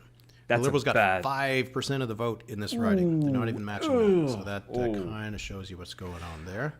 About the pace of tonight, by the way, I'm just looking. The total votes counted right now, 4,800 in Transcona. Yeah. 700 in LaSalle, Émard, Verdun. So the effect of the long ballot, I think we see it here. We're doing pretty good in Elmwood Transcona because we're already at getting close to a third of the ballot boxes. We're not making a call here because with a third of the ballot box, if No. it was a 15-point lead, we would probably call it. Yeah, it's right? 5.6% of the can't call vote. it. Yep. Less than 300 votes right now. LaSalle, Émard, Verdun, we're still only at 4 boxes, and we're at 33.3%. Nice one through a third of the vote for Craig Sauvé. Louis-Philippe Sauvé of the Bloc Québécois is at 30%. We've got Laura Palestini of the Liberals still only at 22%. Wow. Conservatives at 8%. The Greens at 2%. And Félix. You're looking for Hamel, Felix, aren't you? Is he still in the running to set a 2-time record? Oh, there's more than one ML. There's two. No, Felix Antoine ML has 0. Yeah. He still has 0. Yeah. He's splitting the ML vote, really. Oh, John the engineer has 1. Yep. One Yep. vote. John Turmel is still in there. The counting has stalled in LaSalle, Émard, Verdun. We're stuck on 4 boxes now. So Yeah. So I think that'll be it. So that one is going to take a long time. yeah. 4 It's down, 183 to go Man, in LaSalle, Émard, Verdun. Liberals are third. Liberals are third in Yeah, that's LaSalle, rough. Verdun. That's rough. We should mention it at least once tonight, right? Because I think we mentioned in our podcast, I'm kind of sick of the stories of will Trudeau stay or will he go? But it keeps coming back because the question is legitimate. After Toronto St. Paul, I think what saved the outrage in the Trudeau caucus was the fact that everybody went on vacation right away for 2 months. It really They're not going helped. to do it this time. Now they're sitting. They're going to be back here in Ottawa tomorrow. Well, aren't they? They were there today, right? Yeah. But they are right there, and I mean early boxes, of course. But Miss Palestini is third right now. Liberals finishing third, behind the Bloc and the NDP in a riding that's almost half Anglo in Montreal. Come on. Yeah, that's something to think about too, eh? When the Bloc is at 33% of the vote or so in that riding, that means they're probably getting somewhere near 50% of the Francophone vote. That's right. If it's coming out to vote in similar numbers. Bonsoir à Joël. He says bonsoir vous deux. Bonsoir. Bonsoir. All right. Les libéraux en 3e place à LaSalle, Émard, Verdun, c'est une catastrophe. Il n'y a pas d'autre mot, c'est une catastrophe. Mais ça ne veut pas dire que les conséquences vont être rationnelles. Je veux dire, dans un monde rationnel, M. Spock, qui réfléchit à tout ça, c'est sûr que le chef doit quitter. Pourquoi? Pour qui? Pour qui va le remplacer? À certains moments, ça n'a pas d'importance. C'est clairement le chef est toxique. S'il perd à Toronto et il perd à Montréal. So anyway, bring your questions in French. Don't mind it. So. Mm-hmm. Yeah. And Philippe, just so you know, he was more or less repeating what he had said about Trudeau not going to step down. So, I think that they've conditioned the party to expect this. To expect a loss, a bad loss. Yeah. Well, thing is, it's always a good idea to lower expectations. Like always, like even if you think you're gonna win, but there's lowering our expectations and not getting a quarter of the vote and finishing third, right? So 4 boxes. I know. As we said, they could all be coming from Verdun. Places That's just right. voted for Quebec solidaire in a by-election. It's too early. I know. It's too early. So we'll see, but not a good start. For the NDP, they're doing great so far. They're up 14 5 points in Montreal, and they're only down 1 in Elmwood, Transcona. I think they would take that right now. Okay. So you mean with respect to 2021? Okay. Yes. Yeah.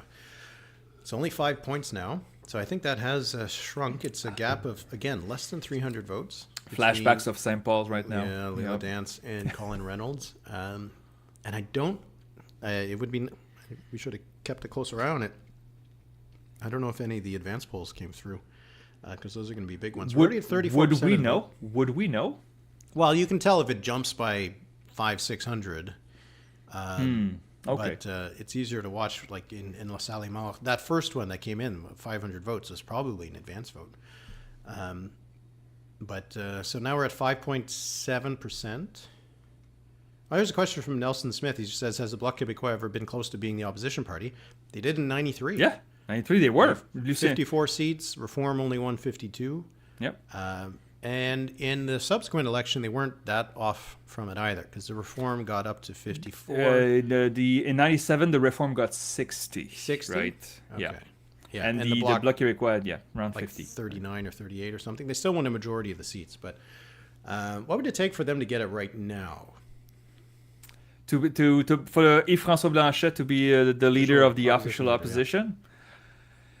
Well, I mean, we had a question earlier. Does the Bloc, if the Bloc wins LaSalle, Émard, Verdun, how well would that bode for a general? And I said 45 plus.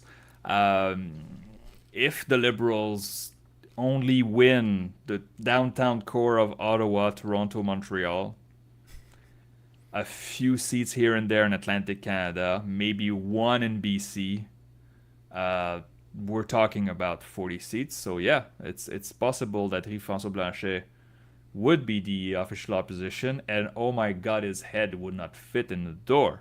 But it would be extremely funny, like regardless of what you think of the Liberals or the Bloc Québécois. I mean, sometimes chaos is kind of funny. And the question was raised in Bloc circles, because in 93, when Monsieur Bouchard became the leader of the official opposition, he did not want to move to Stornoway and be recognized as the official opposition. He stayed in Gatineau. He says, I'm a Québécois and I'll stay in Quebec. But there is also a view that if Yves-François Blanchet becomes leader of the opposition, just go into that house in Rockcliffe that all Canadians, including Quebecers, pay for, plant a Quebec flag there, invite Quebec artists, and just reclaim it. Because it would anger many people, and that's part of what the Bloc Québécois does very well, right? And it would set up the Quebec election in 26 for sure, with the Parti Québécois doing well on the polls. So, but we'll cross that bridge when we get there. But, if we get there, yeah. Dean O'Coin, he says, thinking of John, the engineer Turmel, what nickname would you pick to accompany your name in the ballot? Certainly yours has to be like Philippe, Spaceman, Fournier. Spaceman. Yeah. I'm afraid when I'm in the roller coaster, so I'm not made for space. I'm a theory. What would it be? I mean, I'm not. You will never see my name on a ballot. Save that clip. You will never see my name on a ballot, so I can't answer. What would yours be, Éric? That's tough, huh? The man, I guess, something like that. Éric the man Grenier. My favorite story, and I probably told it on almost every podcast, is that when I was at Queen's, there was I think a provincial campaign. Can't recall if it was a provincial or federal. Anyway, there was a candidate who wanted to bring lightness and joy to the campaign, and she was a clown, and her name was Rosie the Clown.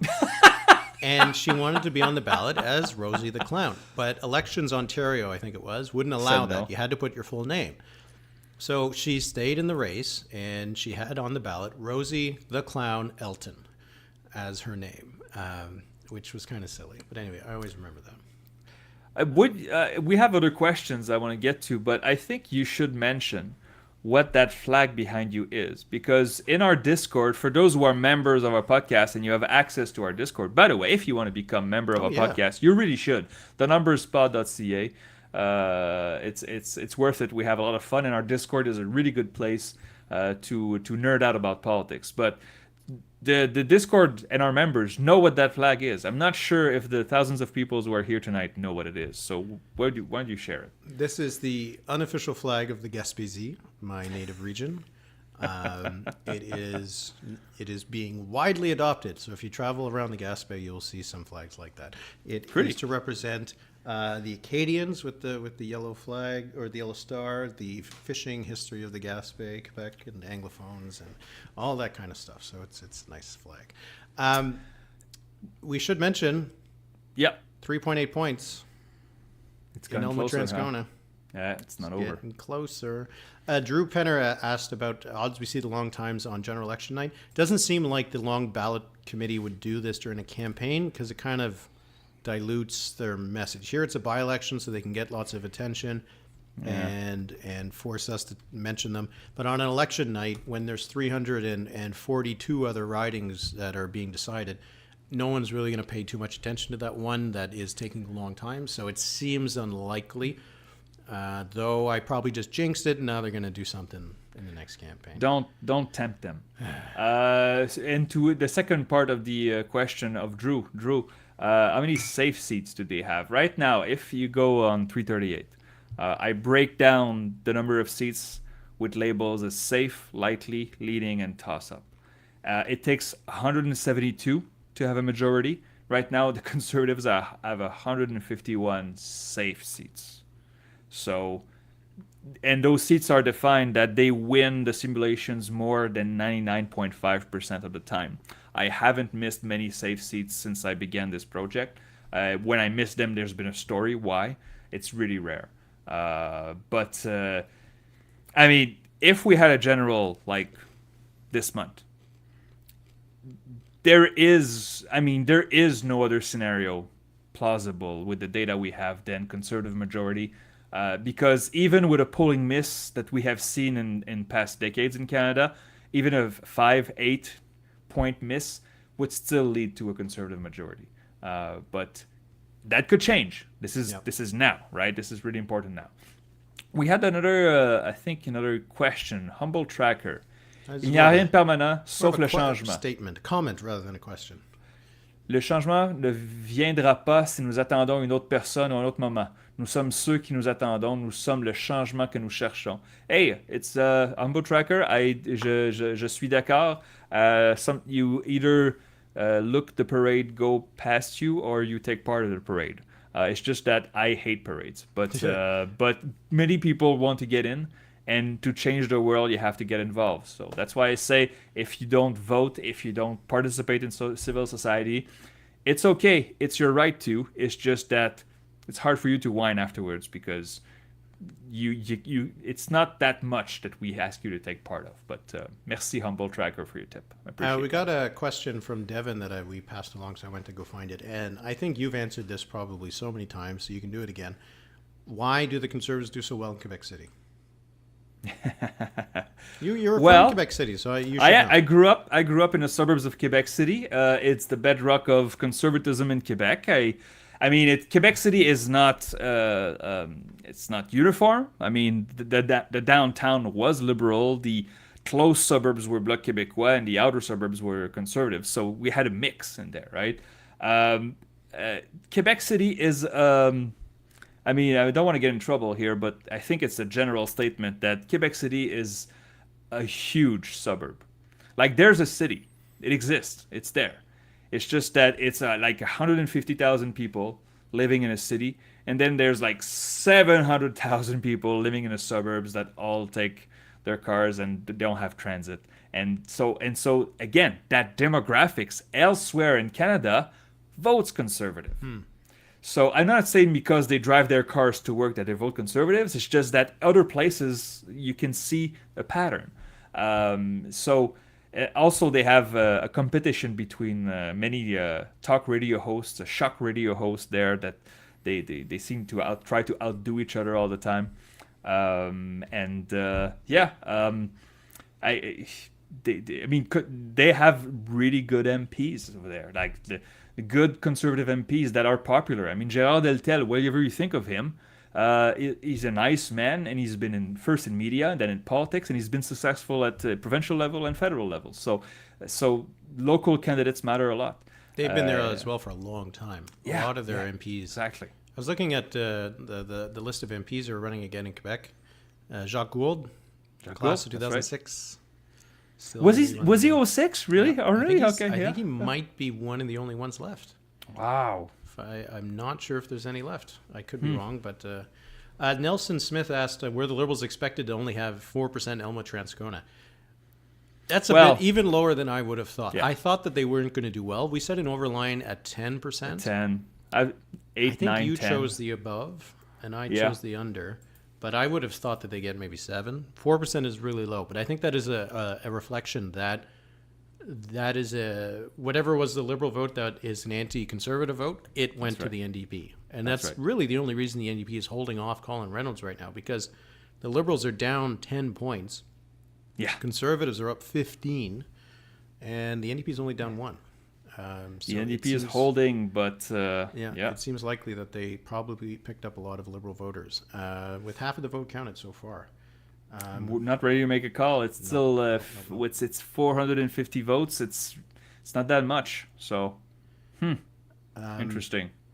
You know what, Éric? Can you take the fort, because my drink is empty and the night is not over. So give me a minute, and then you're going to do the same thing for me. So absolutely. So people, I'll be right back. I just want to pour myself a drink. All right. All right. Don't knock over the camera. Can't talk behind my back now. I can't hear you. Can you believe this guy? I mean, seriously.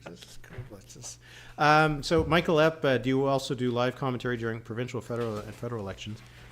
We're planning to do the provincial ones, but it all depends. Sometimes we get asked to do other things for the provincial ones, and we both, if we're going to be on TV, maybe we'll do that. But our plan is, if we're both available, we're going to do BC, we'll do Saskatchewan, we'll do New Brunswick later in October.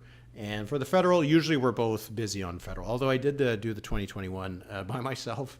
I had some guests come throughout the night, but I was literally just sitting here for, I think, 7 or 8 hours, probably talking alone for most of it. So it's so much more fun to have Philippe here. Going through, just looking at your comments and all this. Did Félix Antoine Ahmed, he got a vote. Oh, poor Félix Antoine. I'm going to save that for Philippe. We'll tell him afterwards when he gets back. He'll be so disappointed. All right, let's refresh where we are. Layla Dance has 48.1% of the vote, with 52% of the polling boxes now counted, which is a pretty good go. So that represents a drop of 1.6 points for the NDP. The Conservatives are at 43.9%, so that's up from 28%. Philippe. Hey. Philippe. How are you? Félix Antoine Hamel got a vote. Oh no, the streak is broken. Oh well. Yeah. Was it himself? No, he said he didn't. He said he didn't. Well, there you go. Somebody broke the streak. Yeah. All right. Well, I'm going to go now. I'm going to go get it, and I'll be right back. Okay. So we got a question here from Nerd again. Any ministers that might lose their seats in a general election? I think you probably can rattle off a few. Absolutely. I mean, if we just look at, let me just get the map here because it's much easier with the map. Cabinet ministers, I think I wrote a piece on L'Actualité, L'Actualité de magazine in Montreal, about potential cabinet ministers in Quebec that would lose. You have Compton Stanstead, I think it's Madame Bibeau.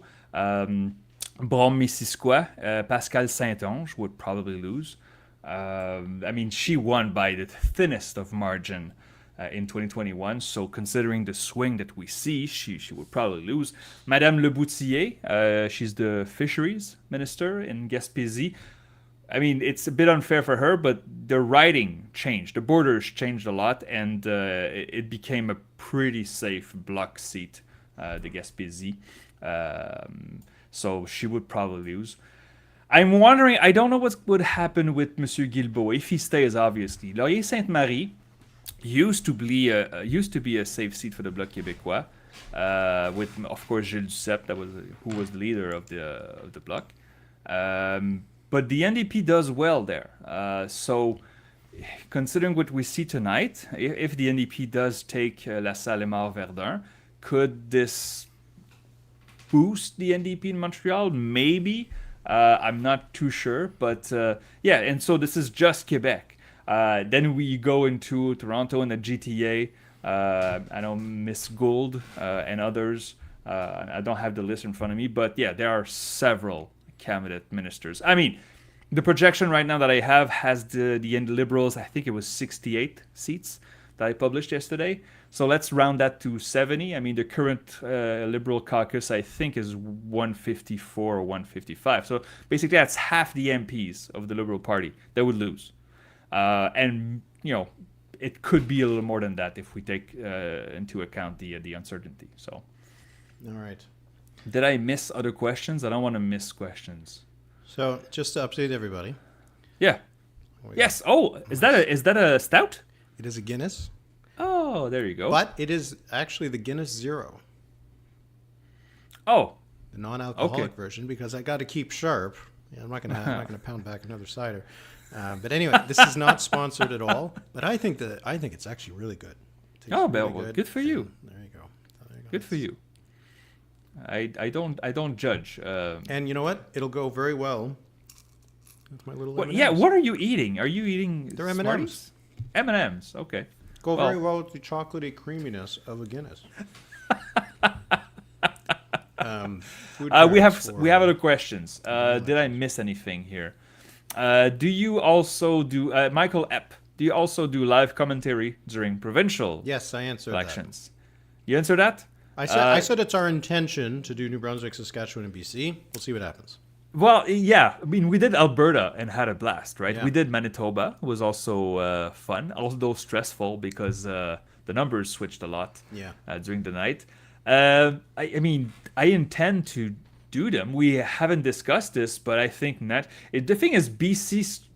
I fear BC because if the polls close at 9 p.m. Pacific time, that's midnight for us, and I'm not in my 20s anymore. I need my sleep. Although the big plus is that it's a Saturday night, so we have a wrecked Sunday, and then we're okay.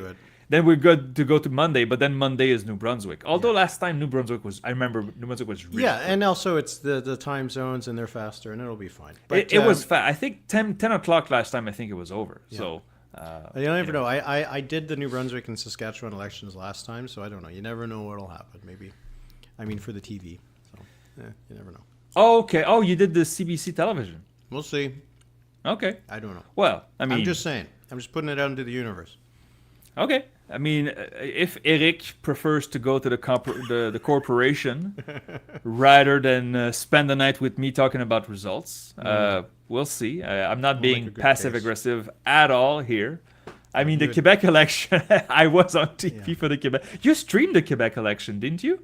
Like, you did it alone for like 6 hours? No. I did... the federal. You did the federal, I did right? the federal. Wow. For Quebec, I was doing a radio show. Oh, okay. Yeah. Okay. Anywho. Oh, well. We will see. It is our intention to do them, but events. We won't do the U.S. I don't think even know we would. Oh, no. I don't even know how but to it's do not. that. It's not going to be over that night. It's going to take it won't weeks. Be over. It'll be over a couple days later. So no. We should do a road trip. Michael Newell says, why don't we do that? What do you think? Wait, what's the question? We'll take a trip to BC. Oh, I'd love to go to go back to BC. I'd love to go back to BC. Let's start a GoFundMe. It's just that I teach, right? I work. It's my day job. You call in sick. No one will know. Oh, yeah. I have a union, and just to say, I'm sick, and then I'm on TV or I'm live streaming the result in front of your face. No one will know it's you. Yeah, it's Philippe K. Fournier. Yeah, it's not him. Yeah, he's your alter ego. Has a mustache and an eye patch. But I would love to go to BC. I mean, it's just the timing is bad for me in the fall like this. It's going to be rough for people who follow elections, who work in that. Like, you know, if you're a national network, CTV, CBC. Oh my God, yeah. You have people who do these election night shows. There's going to be, as you said, BC on Saturday, New Brunswick on Monday, Saskatchewan the following Monday. Yeah, that's right. U.S. election the following Tuesday.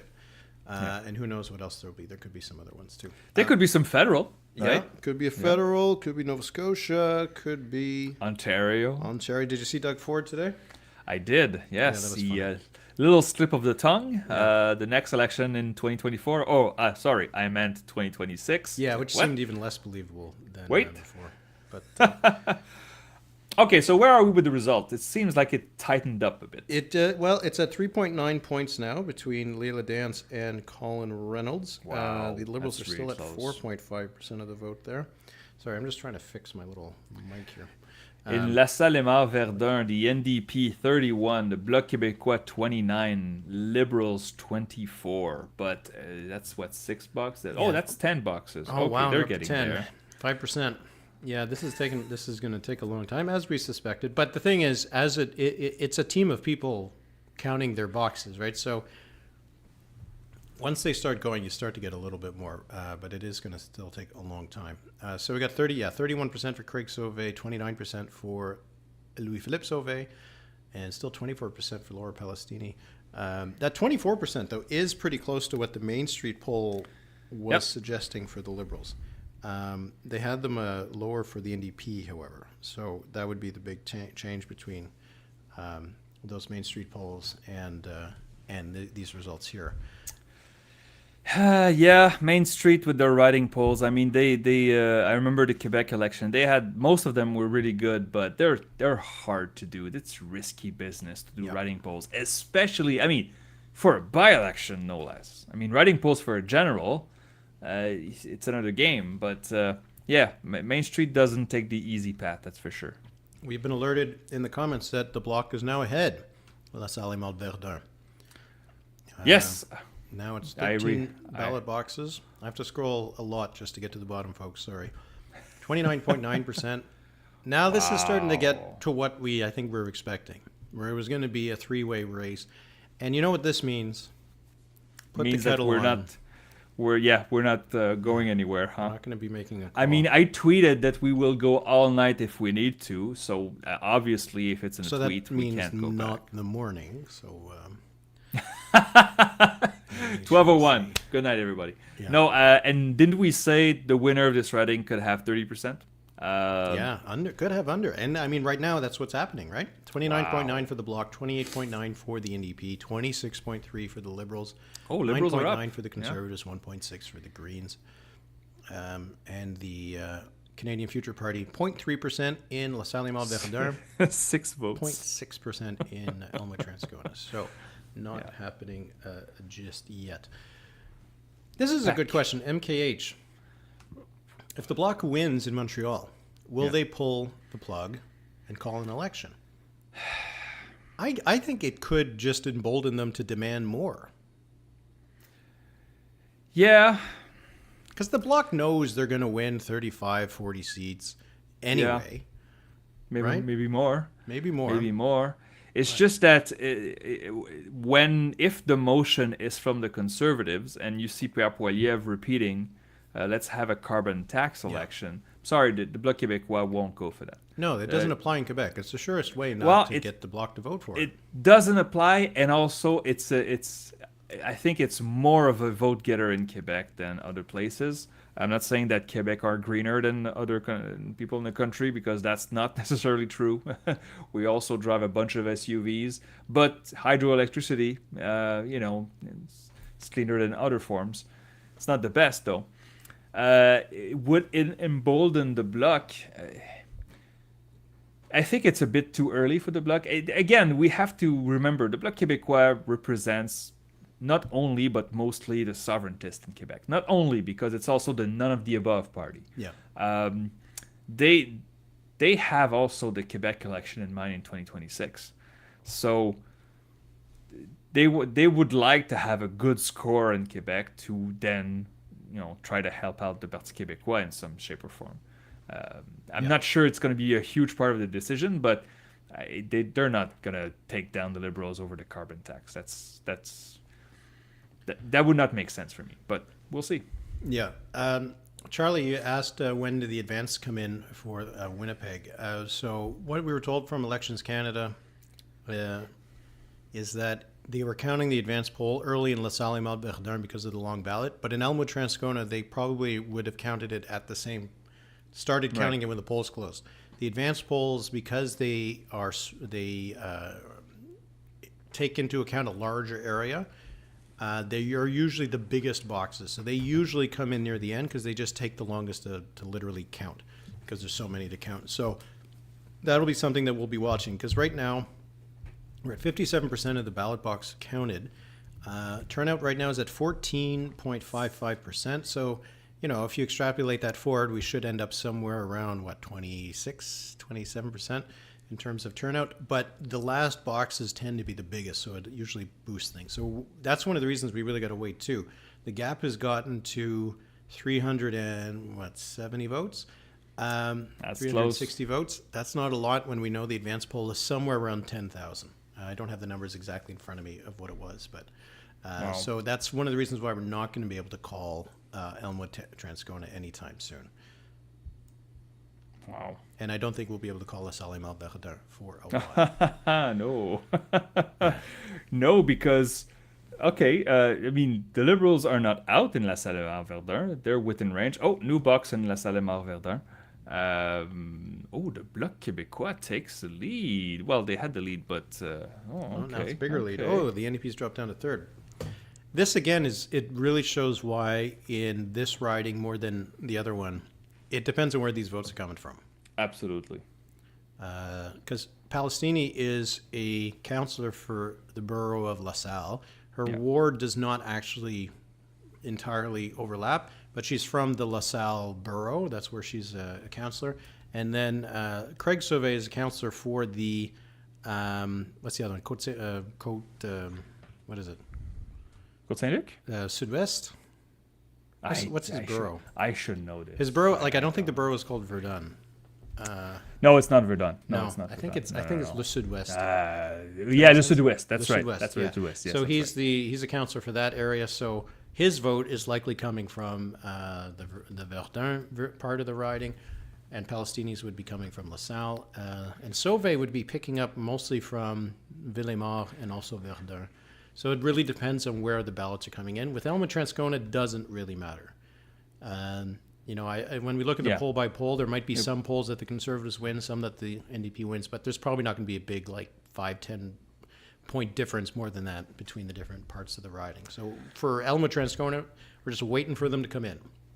But for Verdun, it would be nice if we knew where they were coming in from, and we don't. Le Sud-Ouest.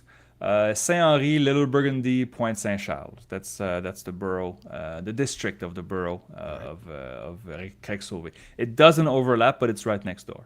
Okay, yeah. So that's what we're looking at there. This, what's really, it's really kind of funny.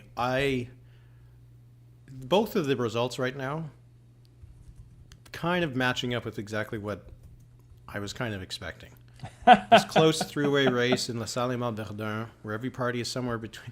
When we did the over-unders, didn't I say that I was putting every party between 27 and 30? Yeah. And then I said in Toronto St. Paul's that the NDP and the Conservatives, I think I said the NDP would be second, but it was going to be these two parties over 40%, with just a couple of points between them, right?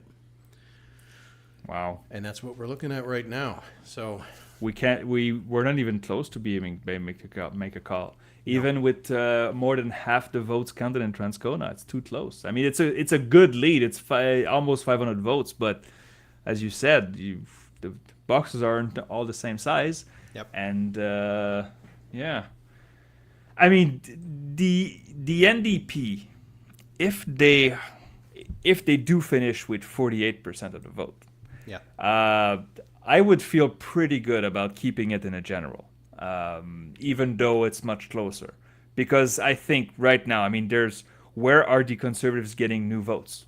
They would have to recruit non-voters, which is always a good idea, but easier said than done. There's not much left votes to claw back from. Even if all the PPC went to the Conservatives right now, it wouldn't make a difference. In LaSalle Verdun, 30% is enough when you have a split vote. Yeah. I think I mentioned something like if the NDP wins LaSalle Verdun, they could hold it for a while. Whereas if the Bloc wins it, it could be a one-off because of the ceiling of the Bloc Québécois. If one Federalist Party gets its act together and rebuilds, the Bloc Québécois has less of a future in LaSalle Verdun than other places in Montreal. But not diminishing the potential win here, but... Well, and also when you win a riding in part because of your own renown, if you're a high-profile candidate who wins in a by-election, you're much more likely to hold it in the general than if you're a generic candidate who won it. Like Don Stewart in Toronto St. Paul's. I'm sure he's a great guy. Yeah. Not a well-known guy. He will not have much of a candidate bonus in the next general election. So you could easily see that riding go back to the Liberals. And you could kind of imagine the same thing with the Bloc if they win this riding. With the NDP, Craig Sauvé, maybe he could hold on to it in the same way that Alexandre Boulris has been able to hold Rosemont. Yeah. So, here's Wow. a nice question from Draco. What are the nebulae behind you? Oh, okay. So some of these pictures are from the new James Webb telescope. Right over here is the Eagle. The Eagle Nebula. It doesn't look like an eagle. It's near the Eagle constellation, and it's huge columns of hot gas and star formation, like the pouponnières d'étoiles. So basically, where stars are formed. This right here is part of the Orion Nebula. On this side here, you have a planetary nebula, which is the death of a solar-type star. When our sun runs out of fuel in about 5 billion years, it will expand, and eventually lose its outer layers, and it will do something like this. It's beautiful. I mean, it's Is that the one they call the Eye of God or something? I think you've watched too much Lord of the Rings, but Right. yeah. Maybe it's the one with the finger or something? Oh, no, yeah, the Eye of Sauron. Is that what that's supposed to Yeah, be? that's right. That's right. But this is as I say to my students, it's scientifically sexy. It's beautiful. Planetary nebulas are beautiful, Oof. and this This is is part a family, of the. live stream there, Philippe. There you go. And this is a deep field of the James Webb. So these are like the most distant galaxies that were observed with James Webb. So because we can see the end of space, which is amazing. But you're forgetting that who's the what's that? Who's that star in that other one?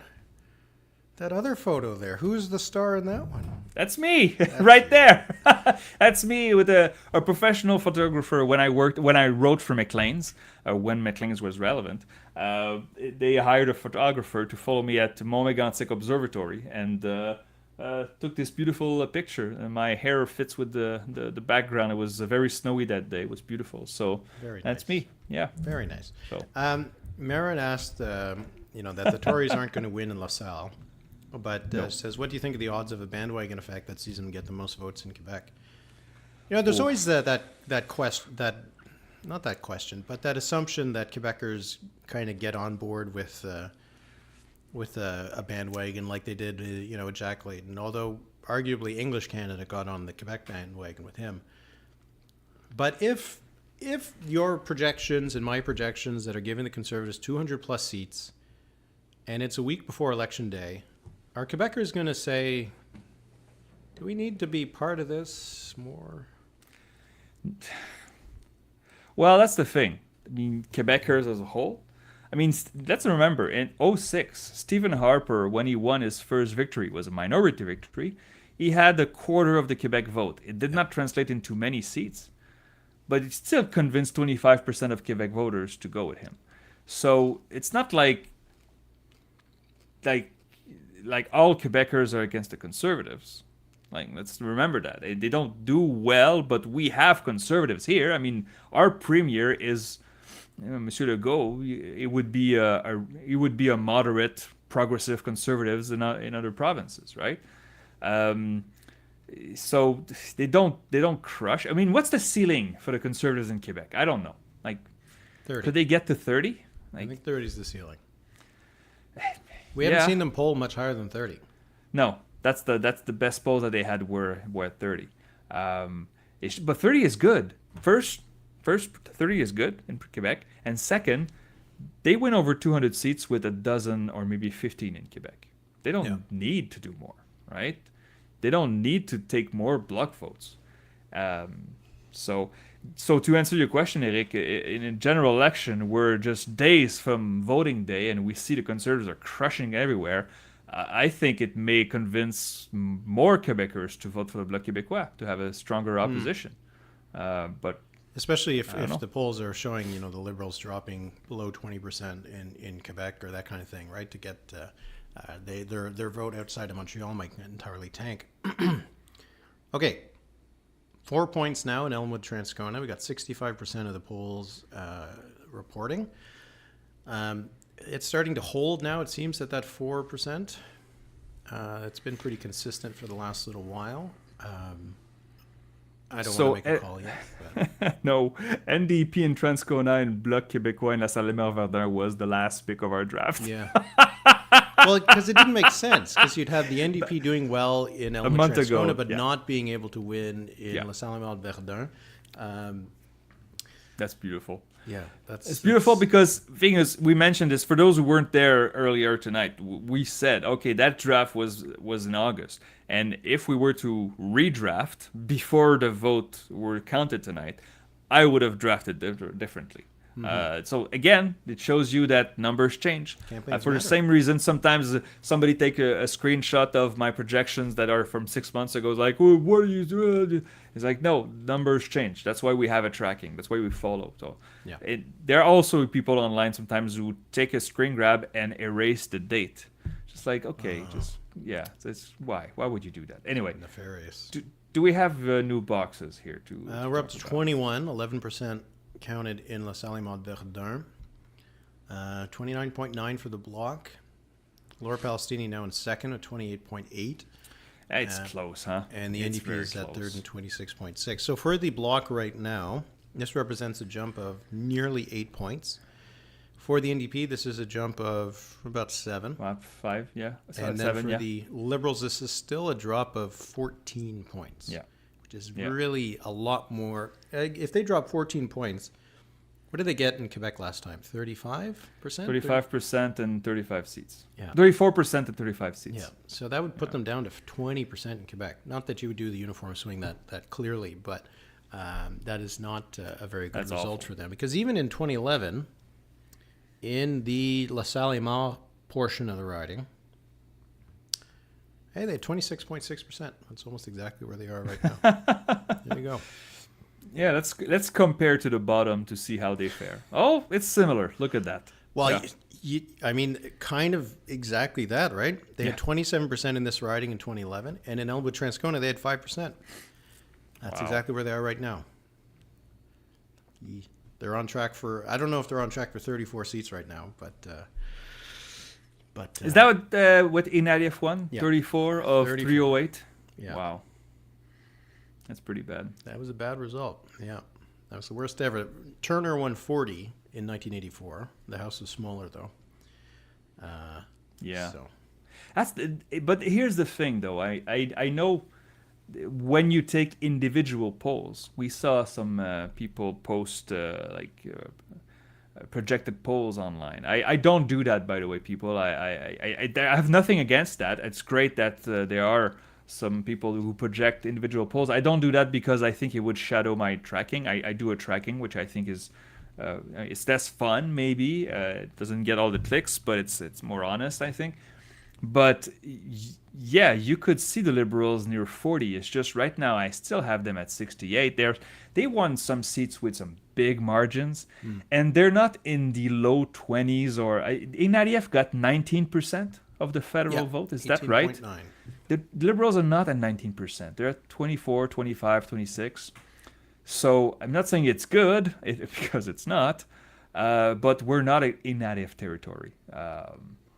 Even though, I mean, we're not making excuses. This is pretty bad. Oh, new box, right? Where? Is there a new box? LaSalle Émard Verdun, Yeah. 30% for the Bloc Québécois, leading by about 60 votes. That's still very close. Yeah. The count's going, I don't know if it's going faster than last time. Well, it's 11:20, and we're very close to the end in Manitoba. I mean, we have that's two-thirds of the going all right. votes. They're at 68%, and the gap now is 3.7 points, so it's still kind of holding. So that is, I 500 don't votes. want to make a call, but No. it feels like the Conservatives aren't closing that gap. But we'll see. The advance poll, I'm not sure who would have the advantage in the advance poll.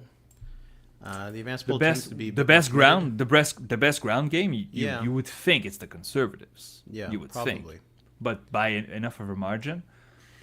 Just if we compare not the percentages but the raw votes, the Conservatives had 11,700 votes last time. The NDP had almost 21,000.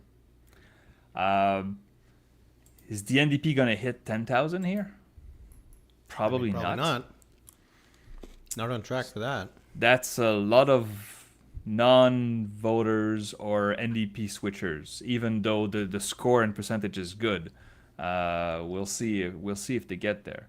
Yeah. It's funny. The Liberals had 6,500 votes. Yeah. They may not get to 1,000 tonight. So About 5,000 plus Liberals who either stayed home or decided Or to get switched. behind the NDP candidate this time. yeah. So, I'm guessing many stayed home. Yeah. Yeah. Well, I mean, we'll see. The turnout, it's hard to project turnout forward, Yeah. but we're at 18% in Elmwood Transcona so far, so it's going to keep tracking up. And then in LaSalle, Verdun, we're only at 6% that have been counted so far, but we're only at 12% of the voting boxes that have been counted. All right, so who's having a good night so far? The NDP is competitive in both. The NDP could hold their seat, and they are still in it in the other one. I think the NDP is doing okay. Naturally, I think the margin right now in Transcona was similar to the margin in St. Paul's when we went to bed. Yeah. So we don't know. Again, we will wait. But it's fair to say, however, that when you have 2/3 of the boxes counted, usually you're close to making a call, and we are not here. No, It's only because the 500 gap is still votes. less than 500 votes, and as we said, That's right. we're expecting some 10,000 votes to be dropped with the advance polls, and I mean, this is almost a 1-to-1 race, right? So Yeah. to get a net 500 votes out of 10,000 is not going to be that hard, right? It's very plausible. So that's why we're not going to make a call there. 4.2 points now. They're at 70%. But yeah, I mean, if this is, let's freeze it right now. Yeah. Yeah. I think the NDP is okay with these results. Like good performance in LaSalle Verdun. Came up just short, but increased their vote share and held off the Conservatives by 4 points. More than when they won it in 2015. They kind of squeak by with an okay night. The Conservatives, The Conservatives have to feel good about this. big gains in Elmwood Transcona, 16 points. so they can be happy with that because it was, like you said, it was free money for them. Right. But for the Liberals, like, this is not good, right? No, it's not good. No. If you're at 28%. This is what we expected, though, Yeah. so far. If you're at right? 28% LaSalle Verdun, you're in a lot of trouble in Montreal. And if you're at 5% in Elmwood Transcona, I'd said before that I thought the Liberals' results in Elmwood Transcona wouldn't really matter. But this would make me nervous if I were the Liberals, that in any race where the Liberals might be in third, they could get squeezed out if the vote goes between the NDP and the Conservatives. Yeah. Absolutely. Naturally, when we talk about conservative chances in Montreal, we talk about Montreal. And Montreal has a very specific demographic, very different from the rest of the island. So we can't really apply that. But for kicks and giggles, losing 15 points, Liberals probably hold on to Montreal, but barely. Like the local candidate would matter more than the Liberal brand, and we're talking obviously about Mr. Housefather. But it would be close. Losing 15 points in Montreal, we have a question. Do you think, from GM, how likely do you think Trudeau is to lose his own riding? That's the thing. Papineau, I mean, he did not... The problem is he has to lose it to somebody. Yeah. So who's winning that riding? Thing is, he had 50% of the vote last time. The Bloc had 15 and the NDP 23, right? Trudeau could lose 15 points and still win. Yeah. I don't think he's... Singh would be in a lot more danger than Trudeau. Oh yeah, absolutely. But the thing, the follow-up question to GM. Thank you for your question and for your tip. But I think the follow-up question to that: let's say Trudeau does win a close race in Papineau, obviously resigns. So 6 months after, we have a by-election. They don't Who hold it. takes this? They don't hold it.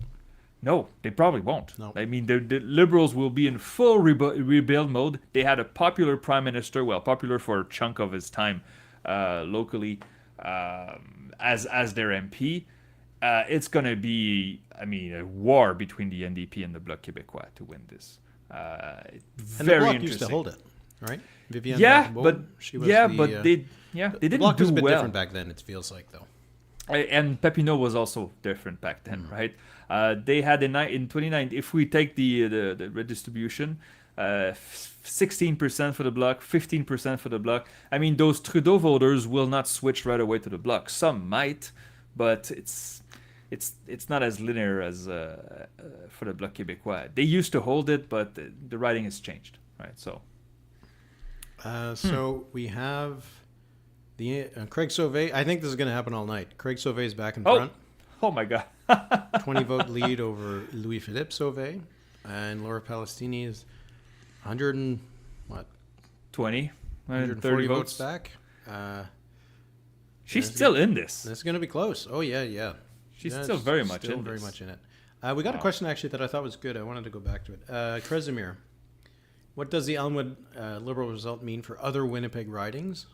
Lamoureux and Carr will keep their seats. What about Do-Good and Vandal? I feel like this is specific to this being a blue-orange fight. So I don't think this is a broader signal that the Liberals are going to tank in the rest of Winnipeg. Yeah. I think this is more to do with Liberal voters in this riding knowing that they don't have a chance to elect an MP and kind of either staying home or sticking with the NDP. I think Lamoureux is probably safe. Carr is probably safe. Saint-Boniface. Duguid and Vandal, I'm not sure. Saint-Boniface, you would think the Liberals should be able to hold Shelley this, Glover used right? to have that riding. Yeah. So it's possible. Interesting. See, the thing I would look at for the Liberals in Winnipeg, less the fact that they dropped so much support in Elmwood Transcona, but that the Conservatives went up so much. Yeah. Because if the Conservatives can gain 15 points in Winnipeg South and in St. Boniface, then they can maybe win those, right? Wow. So the NDP is leading in both right now. Back in the lead. Hey, yeah, they should just go to bed. Go to bed. Stop go to the count. sleep. Stop the count. Leave it till tomorrow morning. You can see what happened. You can sleep now. It's something that we discuss with our members on the Discord and also in members only episode was that the NDP could win both, have a good night, celebrate, because you celebrate in politics when you have a good night. That doesn't mean that it's going well for them. These are, again, I stress this, these are local events. These are hyper-local events. One was a seat you're supposed to hold, and one is a seat that you may win with about 30% of the vote. Because of a well-known local candidate. Well-known local candidate. So enjoy it. It's good, but it would not make my projection jump. I mean, there's no NDP wave in Quebec. Although, I would say, I mean, if Craig Sauvé wins and suddenly the NDP gets a foothold, not in Quebec, but specifically in Montreal, again, I would look at Laurier-Sainte-Marie and say, ooh, maybe Monsieur Guilbeault is in bad shape. If he stays. I mean, it's not sure that he will. Well, that's also a really good question. If the Liberals do finish third here, they don't win the seat, do we see a rash of resignations? Or at exodus. least people who announce they're not going to run again? Spend time with their family. Yeah, rather than spend time in a losing campaign, right? I think that's going to be the biggest risk. If anybody resigns over the next couple of months, they would force a by-election, and so maybe that won't happen. But they might say they're not going to run again. Because for all you know, that might mean you're done in 4 months, right? The election could be that soon. So I think that might be the bigger danger for the Liberals out of these kinds of results. Because if they're already feeling kind of depressed and that they're resigned to a defeat, this kind of might confirm that for a lot of Quebec MPs. and then they decide, I don't have another one in me. And then Yeah. the Liberals have no incumbents. They're in a bad place to recruit candidates because they're not on track to form a government. It's a cycle that is not good, right? It's No. a self kind of Fulfilling. reinforcing negative cycle for the Liberals. So that's why these kinds of results can be really, really damaging, really, really problematic for them. Aside from the fact that they would lose. Okay, let's look at Transcona for a moment. All right. So 72% and change of the boxes counted. Almost 5-point lead. 600 votes. Not ready to make a call, but this has been stable for a while. It has, yeah. We're close to making a call. I think it looks like the NDP will hold Transcona. I will not write the tweet yet, but there's not We're that tilting. many votes left unless Yeah. there's huge boxes, as you mentioned. We'll wait a little more, but let's say the boxes are proportional. So we have 28% of the votes left. That means that the Conservatives would have to win what's left by about 12 points to win. It's possible, but it's getting less likely. So the NDP is getting close to winning this. And we know nothing of LaSalle, Émard, Verdun. Yeah. I think there's a new box here. It got closer for second place. Yeah, look at that. 28.4, 27.6, 27.5. These are Trois-Rivières numbers. There are Winning with 28%. 5 votes separating first from third. Yeah, we'll be here a while. Yeah, that's going to be good. Lydia Boisvert just asked, what's the lowest vote share someone has won with? I feel like we did this discussion on the Discord. It's somewhere Like around 27, ever? 28%. Or- Yeah. Well, I'm not sure about. I mean, I'm pretty sure there was Joey on the Discord. I think he showed somebody winning with 24%. Yeah, maybe. In Saskatchewan, I think it was. Yeah. But the last election, I believe it was Trois-Rivières. 28% in change got you the win for the Bloc Québécois. Which you would think Trois-Rivières, the Conservatives have high hope of taking Trois-Rivières. If the numbers that we have, if provincially the Conservatives have gone from 18 to 25, you would think that they get 500 more votes in Trois-Rivières to take it from the Bloc Québécois. I think Kyle in the chat is saying it was 22%. Kyle, if you can find it, let us know. 22%. At mandate. first past the post, That's a we're mandate. talking here. Mandate. Wow. 98 films. Which race is most consequential? And BC prediction. I'm guessing you're saying which of these two is most consequential. If it looks like it'll be LaSalle, Émard, Verdun, because win or lose, if the Liberals win it, it's by the skin of their teeth and involves a severe drop in the vote. And if they don't win it, then they lost it, and that's bad. The NDP holding Elmwood, Transcona, even by a narrow margin, not great. But the fact that their vote is going to be held, yeah. they did can't, their like, part. They did. That's right. They did their job, right? Getting their vote out. BCU prediction. We haven't talked a lot about the provincial campaigns. We can spend Well, I some time on mean, that okay. Okay, so in BC, I think the Uniteds are just coming back, right? It's just a matter of time. Well, they're not. Well, they're coming back as disunited independents. That's right. They've got like a dozen of them now. Like, it's Yeah. stupid. Oh, Well, gosh, I mean, the whole thing, the party was out of money because they spent it all, and now they can't pay their staff. I mean, just the amount of the clownerie, like clownesque, ridiculous campaign that was the United. Oh, my Will goodness. Monsieur Falcon be remembered as one of the worst? Yes. For many reasons. Like Slamming there's that. really worst leader of major parties in Canadian history. Like Yeah. it would be right up there, right? Drive your party into single digits in the polls and bankruptcy, so that you have to go hat in hand to your main rival, who's standing over the corpse of your party. That's right. For whatever favors, and it's just, I understand people say, like, oh well, he made the Joe Biden magnanimous call. decision Yeah, no. to not split the vote. Don't give me that. No, Don't give me that. this was I'm all out of options. please, will you make it seem like I'm making a nice decision? Anyway, Awful.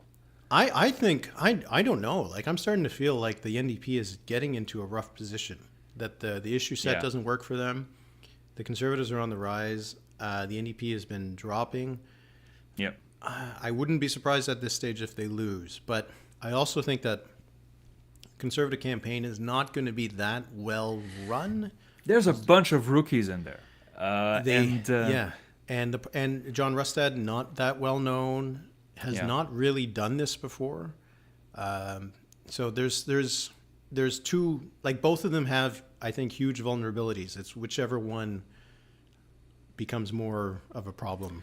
But that one's going to be a heck of an election. Oh no, it's gonna be fantastic to follow. I mean, if you ask me now, I would say probably like 60-40 odds for the NDP. The NDP also has a slight, modest map advantage. Yeah, the map's good for them. But let's be fair here. I mean, if the NDP has a bad campaign, voters, I mean, a bad campaign like, I don't know, the Parti Québécois in 2014 or something, like a really bad campaign that goes off the rails, voters don't forgive that. So that's what we're at. I think we're almost tied, and whoever has the best campaign. And, you know, there's going to be a debate, and I know not a lot of people watch provincial debates in English Canada, let's be fair, but you could have a train crash. We don't know. So I'm sorry, the prediction is not that much fun. It's because it's close. And now there's only one rival for the NDP and not two. When there were two, I think they were happy about that. They were cruising to, will we win 70 seats or 80 seats? I'm not sure. Will we sweep the Fraser Valley and the Lower Mainland? Now it's not the case. So we got one question en français. En français? De Justin. Est-ce que le vote par anticipation et le vote aujourd'hui peuvent créer de gros accords dans les résultats dans LaSalle? So the question is, and you can answer in French, but I'll just translate the question, which was, could the advance vote and the E-Day vote cause big differences in the results in LaSalle, Émard, Verdun? You can answer in French, but Ben, la réponse c'est je ne le sais pas. Je ne sais pas qui avait la meilleure machine. On sait que le NPD a eu une avance sur ses compétiteurs. C'est eux qui ont fait la campagne en premier. Monsieur Craig Sauvé était nommé candidat des mois à l'avance, n'est-ce pas? Alors, s'ils ont fait leur ratissage de terrain, ils devraient avoir été capables de sortir leur vote, mais encore une fois, le NPD a déçu dans les élections partielles et d'autres ailleurs au Canada. Alors, désolé, je n'ai pas la réponse à ta question, mais ça va être vraiment intéressant une fois que les résultats vont être complètement dépouillés. Nous allons regarder c'était quoi le vote par anticipation et on va pouvoir voir qui avait fait sortir son vote d'avance. Et traditionnellement, au Québec, c'est les libéraux qui ont une bonne machine pour le vote par anticipation. Traditionnellement, oui. Ouais. Mais là, on n'est pas dans le traditionnel. Là. Mais oui, absolument. C'est vrai. Ouais. So, yeah, whether the advance vote, traditionally in Quebec, especially the provincial Liberals, have done well with getting their vote out in the advance vote. So maybe the advance vote will benefit the Liberals in LaSalle, Émard, Verdun, which is why if she is still within 100 votes, as she is right now, Craig Sauvé, that could be, but that's insane. 28.6, 27.8, 27.1. I'm kind of happy with my projection right now. What was your final projection? My final projection was, well, uncertainty, of course. It was 28, 28, 26. Or was it? That's Hang close on. enough. I mean, what was it? I mean, let me pull it up just in case somebody like checks it out. And I think LaSalle, I have a great website where you can choose their writing. There you go. It was 28, 28, 26. Yes. So 28 Bloc, 28 Liberal, 26 NDP. Looking good right now. Even though I stress the model is made for general elections. I mean, I would not bet my reputation or my model's reputation on a by-election, but when it's close, sometimes, we get enough crap from people when we have even a slight miss when we're on it. I mean, it's not over yet, but it has been going back and forth between the high 20s and the low 30s all night. So it looks like the projection will be all right. But did the by-election or the riding projection for you, did it take into account the riding polls we had seen? Yeah. Well, I mean, it was a small influence because it's a small sample. I mean, the Léger polls had more weight, but yeah, yeah. So, I mean, Main Street had, I think it was 400 cases. Main Street had the NDP in third place, but I think it was 24% from the NDP. So, I think the last, yeah. Yeah, it's within range. Right? If the NDP finishes with 28, it's. I mean, it's an underestimation of the NDP vote, but it's not outrageous at all. So. Okay, so we're at 4.5 points in Elmwood Transcona. We're at 76%. Yeah. Of the things counted. I think this one's over. I mean, the gap is still, what, 600 votes? Yep. Yeah, 634. That advance poll really needs to be slanted. And we haven't seen, like, one of the things that I find is very telling is that we're not seeing a lot of fluctuation from one poll to the next, right? Which goes against to what I was saying, that the polls are relatively consistent in terms of their support across the riding. So in Elmwood, right? In Elmwood, Transcona. Yeah. So it seems unlikely that an advance poll is going to be very different from what we've seen so far. Still possible, but it's hard for me to explain in my head why the Conservatives would do so much better in the advance poll than they've done in the E-Day. They usually do better, I think, in E-Day. Yeah. So I'm not going to call it, but again, I think we're leaning NDP in Elmwood Transcona in terms of who's going to win it. It's getting very close to a call here. Yeah, I think so. And then in LaSalle, Verdun, did we get some more boxes here? We're at 76%. Still, I mean, the count's going all right. We're at 24%.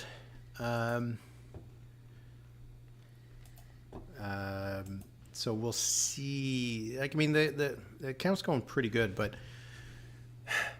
it's 1.5 points between first and third. Like, it's 117 votes between first and third. I mean, you got to wait till they're almost all done.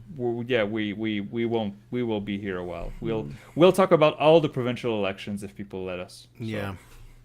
If you guys got some questions, let us know to help us pass the time. But we still got over 2,000 people who are following us along, so we're happy to see that. Just a little tweet here.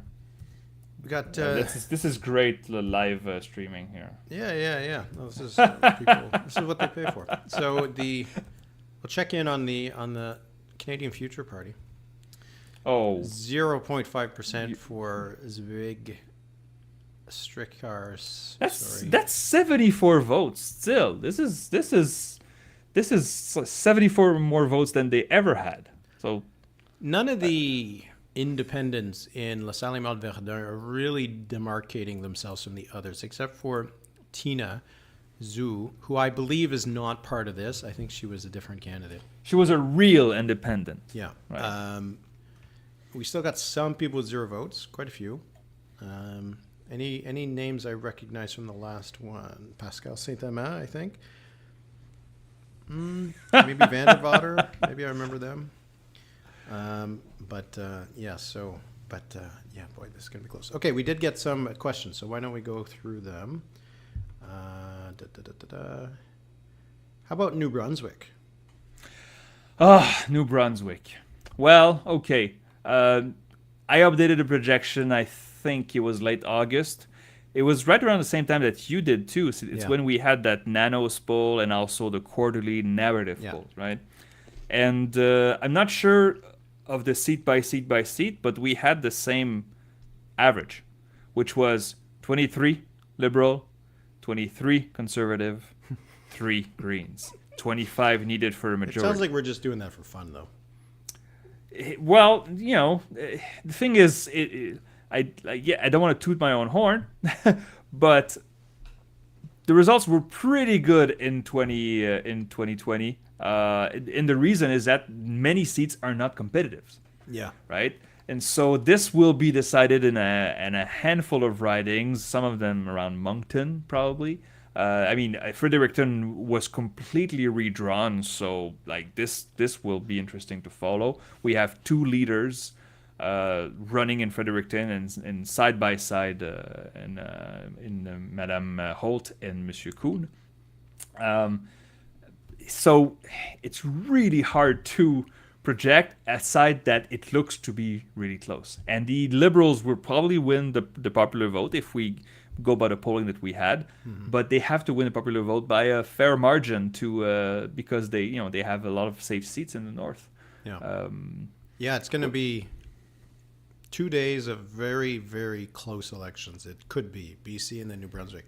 Yeah, like you said, like I think New Brunswick is going to be probably pretty close. The Liberals are bucking a bit of the national trend there, seem to be doing a bit okay. They seem to have undone some of their vote inefficiency because they're doing better in the Southern Anglophone part of New Brunswick than they have in the past. So in the past, 6-8 point lead, maybe not even enough to win the most seats. Now, I don't know. I don't think they need to have as big of a lead. So that lowers the bar for what they have to do. But it's still pretty close. And the Liberal brand not very popular right now. No. So Against the tide. we did get a question about how our friend Félix Antoine Hamel, who had 0 votes in Toronto St. Paul's, is doing. Did he get a second? He had 1. He had 2. He has 2. Does he have 2? My God. Félix Antoine Hamel. Oh, yeah, has he has 2. 2. Oh, There you go. he's got at least 2 friends. We've got a question from Matthew. What are our thoughts on the Conservatives at 11% in LaSalle, Émard, Verdun? I mean, that's kind of what I expected. Yeah, that's okay. Not a good riding for them. Probably made gains among the Anglophone community. Yep. Protest vote. He's. We're still very early in that riding, so how many that's 26% of the boxes. Probably gonna get 2,000 or 2,500 votes, which is okay. It's. I don't have much to say about this, but I think I had them at 14% in my projection in a general. Again, not a good riding. Good the protest vote. They're not getting humiliated by being behind the Greens or any independents. That's fine. Yeah. Brock asked whether we were expecting any kind of showing from the Conservatives tonight. Well, we were expecting a showing in Elmwood, Transcona. I think we both thought it would be a bit of a high hill for them to climb, but they've certainly closed the gap quite a bit. Let's see what else we got. We have a question about Saskatchewan. Oh, yes. Edwin Heggie? I'm sorry, I don't know how to pronounce that, but Éric, what do you have on Saskatchewan? Saskatchewan, I think that the NDP is going to make some gains in the cities because they've been doing pretty well in the polls there. I don't think they can get anywhere close to actually forming a government because they need to sweep pretty much all of Regina, all of Saskatoon, and win, I think, 3 of 4 in Moose Jaw and Prince Albert. And it's just too high of a bar for them to cross. Saskatchewan Party, Scott Moe still polls usually around 50% approval. And in a 2-way race, that's more than enough, especially when a majority of the seats are outside of the 2 big cities where the Sask Party does so well. So, I think the Sask Party wins 35, 36 seats. Okay. And the NDP does one of its better elections since they've last formed government, maybe win 25 seats, something like that. But I don't think the Sask Party is in any danger of losing that election. They would need a catastrophic campaign. Yeah. They would need a split on the right to lose this. As you said, 31 is needed in Saskatchewan to win a majority. I think 35 might be the floor for the Sask Party, but this is at this point. I mean, the NDP would be happy if they get from, I think they had 13, right? They had 13 seats. If they get to 25, 26, that's doubling their caucus. I mean, it's. I think it builds something for the future, and Miss Beck looks like she knows what she's doing. Nothing much to say. We got new boxes in LaSalle, Émard, Verdun, and Monsieur Sauvé of the Bloc is back in front. Still very close. So 121 votes between first and third.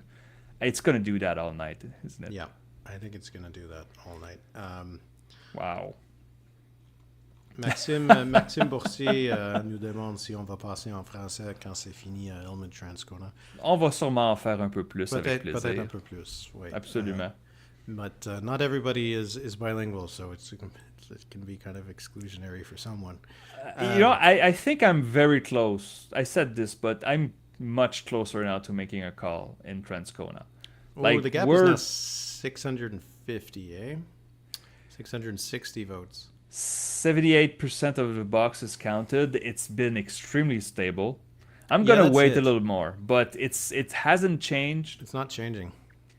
Good result for the Conservatives. I mean, they can say that they're the most improved party, right? Of all tonight. I mean, even if they come empty-handed, they had nothing to start with, so there's no gain and no loss. Yeah, so I'm gonna wait a bit more. I know we could have a few boxes that could surprise us, but we're getting close to a call in Transcona. I do find it really interesting, though, that this is a narrow margin for the NDP, but like you said, they've largely kept their vote up, right? They're only down 1.6 points right now from the last election. They're better off than where they were in 2019, better than where they were in 2015. Better than what they were in 2011, 2008.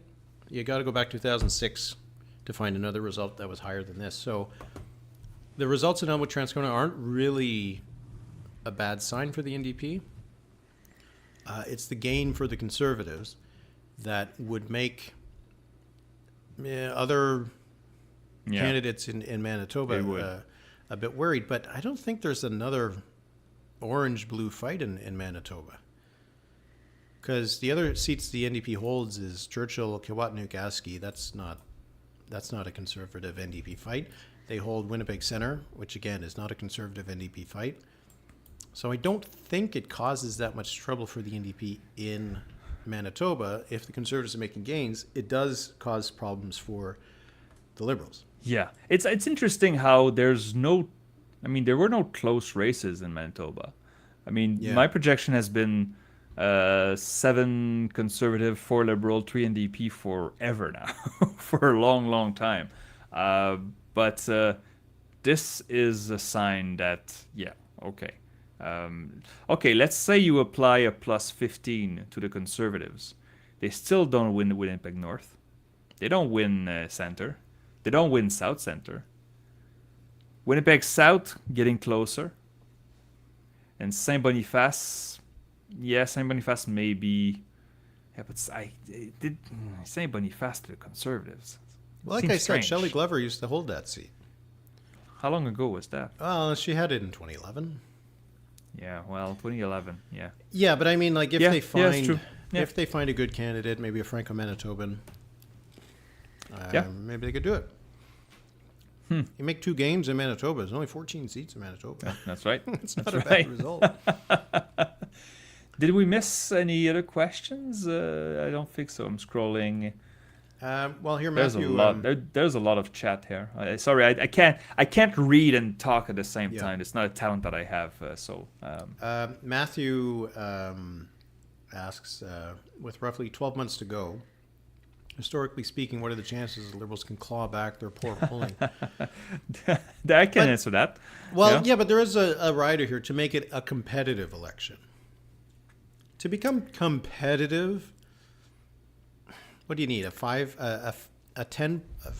10-point swing? Keep going. Well, I mean, it's not done. I mean, technically speaking, there's enough time to make but it's just in the context. It feels hard to imagine that the Liberals in the current situation gets back up to 32. There's no precedent. There's no precedent for anything similar to that. For a party that's been in power for almost a decade. That's the other thing. That won 3 elections. That that did pretty well electorally, and that now last summer the wheels came off, and the prime minister has poor numbers. Direction of the country, people are pessimistic. There's no precedent for an incumbent that's been there for a while that comes back from a 20-point deficit. Now, to make it competitive, okay, if the Liberals take 5 points away from the Conservatives and take it all for themselves, then it's, instead of being 44-26, it's 31-38, something like that, right? 31-39. Conservatives are still crushing that, if that's the case. It may be closer, but... And also, that 5 points, we've been talking about this, right? It was a Liberal talking point after the budget. Oh, yeah. We want to reduce the gap by 5 points. Yeah, that didn't happen. Everything is possible. Let's just start with this, right? Poilievre could have an awful campaign. He could have a bunch of clown candidates saying stupid stuff. It's possible. But there's no precedent for that big a swing in such a short time. It would be hard. Like, let's say the election started today. Yeah. You still got your 6 weeks. Overcoming 20 points in 6 weeks, I don't think that's happening, barring a massive, massive thing. Even a bad campaign, you're probably still going to win by 10, right? For the Conservatives, you mean? Yeah. Now, if it gets down to 10, then you start to open up the minority-majority kind of question in terms of whether the Conservatives would win it. Like, they probably need to be at least 6 to have a chance, probably 8 points to be confident of it, I would say, in terms of a majority government. But that's still it's still a lot. It's a lot to ask. It's a huge considering that the spokesperson for the Liberals is less popular than his party. Yeah. So, I don't see it. There's a question you saw here. What was the largest campaign swing ever? If you're talking regionally, the NDP picked up 30 points in Quebec in 2011, and Rachel Notley picked up 20 points in Alberta. I think it's different provincially than when you're talking nationally, because nationally, to gain a lot of support nationally, you have to bring together lots of different communities, lots of different regions, lots of different voters. I think it's easier to do that in a province where the voters are a little bit more uniform, right? If you're making 20-point gain in a part of Alberta, you can probably do it in another part of Alberta. Harder that you got to do it in Nova Scotia, Quebec, BC, The one comparable case was Brian Mulroney ahead of the 1988 election. Yeah. They were trailing in the polls by like 20 points. And they managed to turn it around with the free trade issue, became a bigger issue in the 1988 campaign. But like you said, Mulroney was only in power for a couple of years. Yeah, that's right. It's different when you've been in power for 10.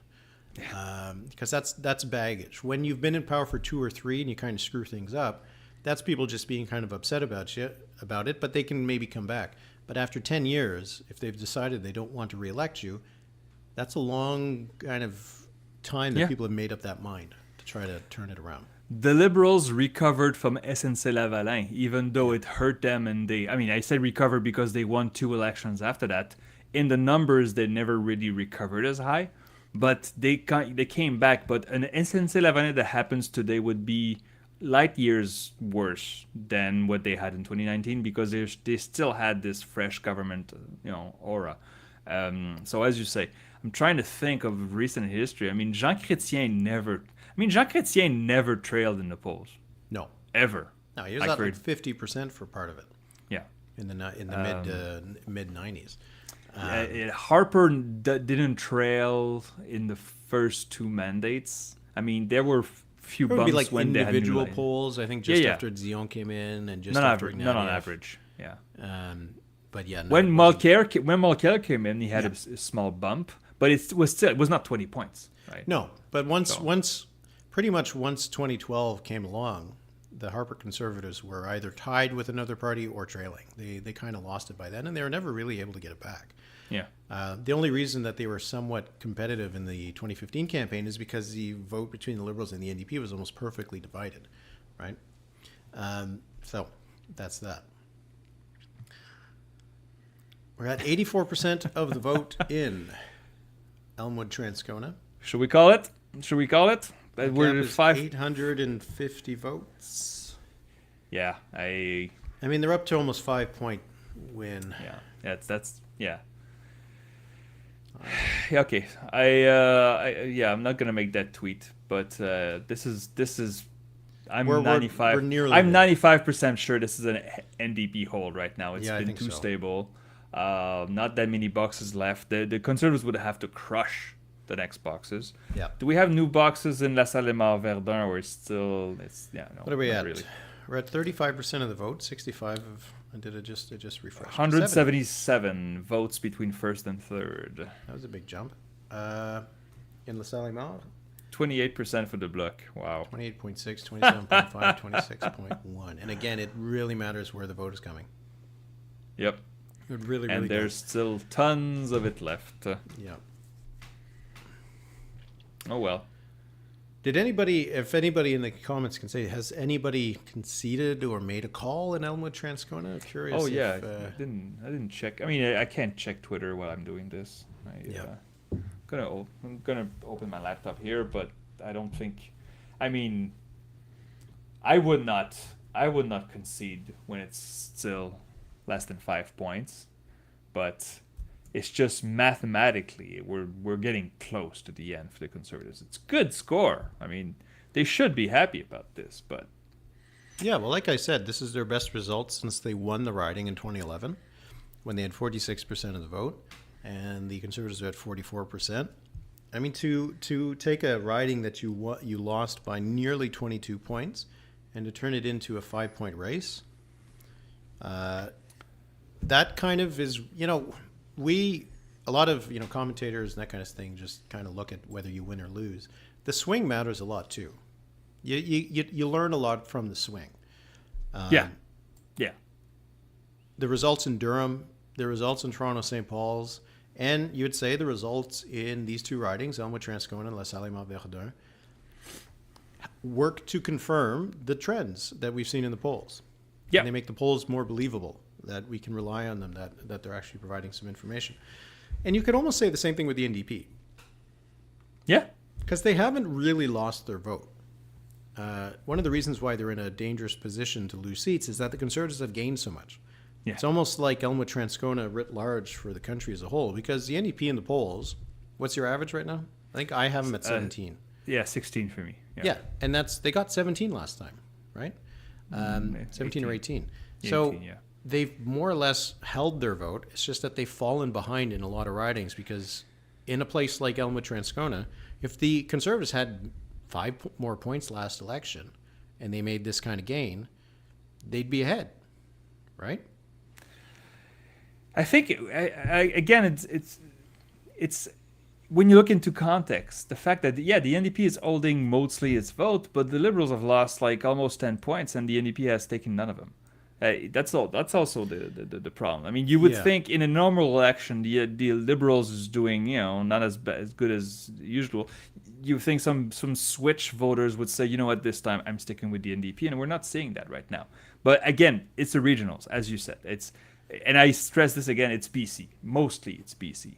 BC looks to be covered in Poilievre blue, except for selected few ridings in Vancouver and Vancouver Island. And that really hurts the NDP more so than the Liberals. And for the Liberals, their downfall right now is in Ontario. They won 80 seats, or just under 80 seats in 3 consecutive elections in Ontario. My projection has the Conservatives at 90 plus seats in Ontario. That's a lot of MPs, Ontarian MPs that would be losing their jobs. And we still haven't talked about Quebec and Atlantic Canada, and right there the Liberals lose the election just because of Ontario. The commenters are saying, and I can't confirm it on the Twitter machine, that Leila Dance is more or less giving her victory speech. I don't disagree. Yeah, I think that's probably it.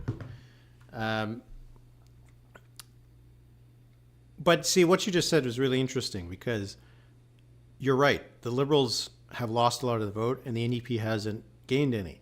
But I think there's transference there. You have the anti-Liberal NDP vote, that some of it might have gone to the Conservatives, and the NDP has replaced some of it with left-wing Liberals who are disillusioned with Justin Trudeau and are willing to vote for the NDP. in a riding like this, that helps the NDP hold the seat. In a riding like British Columbia, there's not enough Liberals to do it. No, that's right. In a place like Toronto, probably elects some New Democrats. Yeah, but not that many. But yeah, No, but I mean 3 Yeah. or something. It like mitigates some of the Danforth. losses. Yeah. Yeah. Anyway. Oh, wow, look at this. Did you look at LaSalle, Émard, Verdun? Oh my God, Liberals in front. That's the first, right? That's Yeah. That's the first time tonight. First time yeah. tonight. It's still. I mean, it's not even 28%, but It's not even 100 votes. Wow. It's just over 100 votes. Between first and third. 105 votes. Yeah. Between the Sauvets. They're splitting the Sauvet vote, really. I think I'm ready to make a call. It's not that. I mean, I'm ready to make a call where there's 86% of the votes counted. It's not super man, wild, right? Yeah. right? But it's okay. It's not about wild. It's not about the hot take. You and I, Éric, and this is the reason why people listen to our podcast and like our analysis, is because we don't go for the hot takes. Yes, we don't take that ourselves too seriously, but we don't go for the hot takes. At best. I mean, I think it was Nate Silver like 15 years ago that wrote in his book, there are some people that know big things, or there are some people that gather little things and try to amass more information. This keeps coming back to me. Those big take people, columnists. Oh, I know this will happen. And it's like, okay, and then it doesn't, and then we never go back to it. You can go to my website and see my whole record since I began, even the misses. I put everything there. It's not about the big take. It's about being right most of the time, and when you're wrong, try to explain why, because there's often an explanation. What? Take a look at LaSalle, Émard. You have to screenshot this. Oh my goodness. Oh, that's beautiful. Look at that. 27.2, 27.2, 27.2. There's 6 votes. Wow. There's 3 votes between Craig Sauvé and Laura beautiful. Palestini. And then 3 more votes between... I've never seen this. I've never seen this before. This is hilarious. Wow, I'm tweeting this right now. This is good. This is good live streaming. Oh my goodness. You know, and they got 41% of the votes counted after 2.5 hours. Not so bad compared to last time, but this is terrific. If anybody was listening to our podcast this past week, which would have been for our patrons only, but we said how we were just talking about how this by-election is going to be insane. That it's just going to be fun. Boy, look at that. So we're past midnight. We are tomorrow. We're past midnight. We stayed up until I think it was 10 to 2 a.m. for Toronto St. Paul's. Yeah, it was nearly 2. Yeah. We were on for 7 hours. Or 5. I think I can... 5.5, I think, yeah. Yeah, 5.5. But, okay, so in an hour and 40 minutes, are we done? I don't think so. It does look like they're counting a bit better. Do they? Well, they 80 boxes. Okay. Oh, there's the. Yeah, it just moved again. Bloc Québécois in front. We're gonna do this all night. Stay with us, folks. Incroyable. Je suis un petit peu rassuré. Okay. Si je peux parler en français. I'm going to speak French a little bit. Je suis un peu rassuré, pas pour le qui va gagner, qui va perdre, mais pour les chiffres. Pour les chiffres, parce que c'est faire des projections, tu es toujours jugé pour des résultats, lorsqu'on compare avec les résultats, et des fois, c'est fair, des fois, c'est pas vraiment fair, des fois, il y a des explications, et surtout pour des élections partielles. Mais là, je regarde ça, il n'y a personne qui va finir avec 35% du vote ce soir. En fait, il y avait même une possibilité, on se disait, peut-être qu'on manque, qu'un candidat allait peut-être gagner facilement avec 38% du vote. C'était possible. Mais là, on se rend compte que, bon, il reste encore beaucoup de votes, là, mais depuis, 1 heure, que les candidats sont séparés par une centaine de votes au maximum. Et ça risque de continuer comme ça bien longtemps. Vraiment, vraiment intéressant. On approche, we're closing into 90% of votes counted in Transcona. So I call it NDP hold. NDP hold, Elmwood Transcona. Good score for the Conservatives.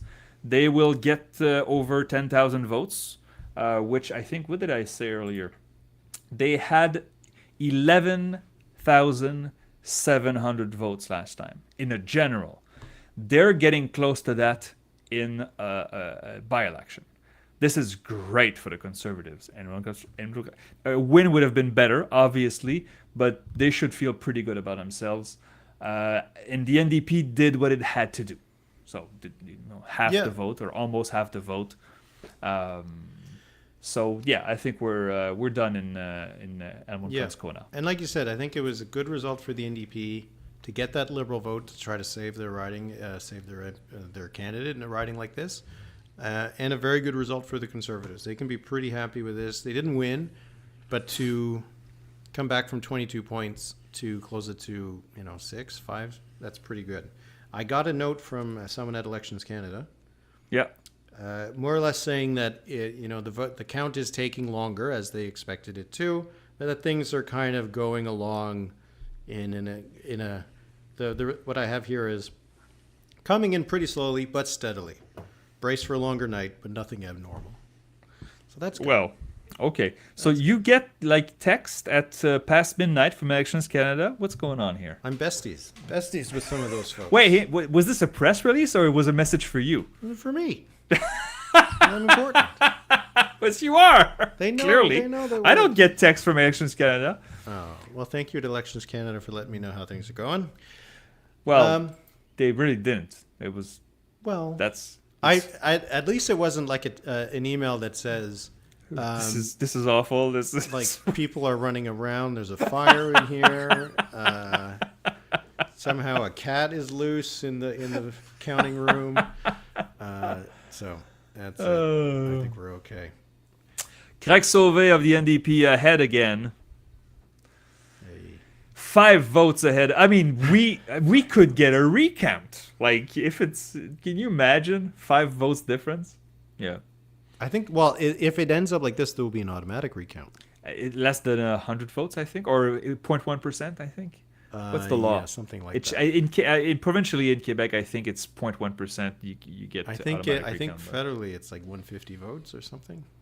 Can't recall, but like this is like in. This is the one envelope, basically. Oh my God! They're literally tied. Again? Literally tied. Refresh. I haven't seen this before. This is, I'm gonna take a photo of this. There's 2 of them in pink. Right. 2 of them in pink. Oh my God. 4,039 votes for Mr. Sauvé and 4,039 The Sauvés votes for are taking Mr. over. Sauvé. Wow. Boy, this is close. This is really funny. Man. Edwin asks where the Bloc does best in this riding. I mean, it would be the Verdun area, which they used to hold. They won that in 2008. Not the LaSalle. I mean, no. And then a little bit of the Émard. Although nobody's doing well, nobody's getting a third of the vote here. Yeah, you're right. Like, that's the thing. With these kinds of results, when we get the poll by poll, it's going to be just a mess. Oh yeah, it's going to be a rainbow across the whole thing, because there's going to be some polls that someone's going to win with 25% of the vote. Wow. You know what I really wonder when you look at these results? Let's say it ends like this. A real tie. Or like, okay, no, not if it ends like this, but just it ends similar to this. Yeah. The Conservatives are up 3 points. Is it 3 points? Yeah, they're 4. up about 3.5 points. Yeah. How many of those are Anglophone voters in LaSalle who voted Liberal last time, who voted Conservative this time, and who probably could have made the difference to elect Palestini instead? Well, I mean, okay, you say that, but any of the clown candidates, the independent from the Rhino Party, I mean, you could also say that, right? Well, those people could go anywhere, I suppose. Well, yeah, they could have made a difference. So I mean, it's a good question, but it's true. We have 91 candidates on this ballot, and only maybe 4 of them. An old lady who looked with his glasses like, oh, I wanted to vote for Sauvé. Which one? I'm not sure. And then she votes for an independent. I wrote about this on my site. The independents who are closest to the Liberal and the Conservative did better than the other independents. Oh, I mean geographically on the ballot? Yeah. Well, I think there might have been at least a few votes that were miscast. Anyway, there's 4 candidates right now with 0 votes. Okay. So Isaac Dupont, David Erland, J.P. Fraser, and Daniel Stuckless. We'll see if any of them will remain with 0 votes. Or if this is what I find amazing. Who are all these people who randomly chose one of these people, and how does it work out that everybody gets at least something? Well, I mean, we're getting into thermodynamics here, I guess. right? A gas will expand and take as much space as you can. I mean, it would be crazy if these people that don't speak to each other all vote for the same person. That's for the same unknown independence. But yeah, we're... M has a good point. He says if it's a tie, they should have to merge their political parties and govern together. They should be co-MPs. The nouveau parti Bloc démocratique québécois. Bloc démocratique. Yeah. Yeah, these people, those parties, they don't like each other that much. What right? does teal and orange make? Probably weird brown. Marin says if the result is a tie, lots are drawn. Yeah, that's how it is. In Yukon, Yukon had, in the last election, had a literal pulling out of a hat to choose who was the winner was, and it decided who got to form government. Because there was a tie between the Yukon Party and the Liberals, and the vote was between the Liberals and the NDP in one of the ridings, and the Liberals won the seat, so they had enough seats to form the government. Wow. So it just showed how every vote counts. So we got 4,151 votes for Craig Sauvé of the NDP. Oh, Sauvé leads by 1. 4,150 for Louis-Philippe Sauvé. And you know what, Éric, and I'll say this to everybody who's left at 12:20 a.m., this is like the perfect scenario for the Liberals to win LaSalle, Émard, Verdun. We talked about a perfect split, right? I mean, you cannot dream of a better scenario of a Liberal Party in trouble, a candidate that had, that was chosen in a weird way, that the Bloc Québécois and the NDP would be perfectly tied and you squeeze in between, but right now she's third. Right? For anybody, this is a dream scenario. Again, 28% wins it. So if the Liberals, if the Liberals don't win in this scenario, wow, but that's amazing. The thing is, okay, it doesn't matter what the result is. It doesn't matter who the winner is, okay? Yeah. All right. Whoever wins this gets 28%. What does that mean for each of the parties? What does it really mean? The win-lose thing, but what does it mean for like the parties themselves, that they got themselves into a position where they either won with 28% or they lost with 27%?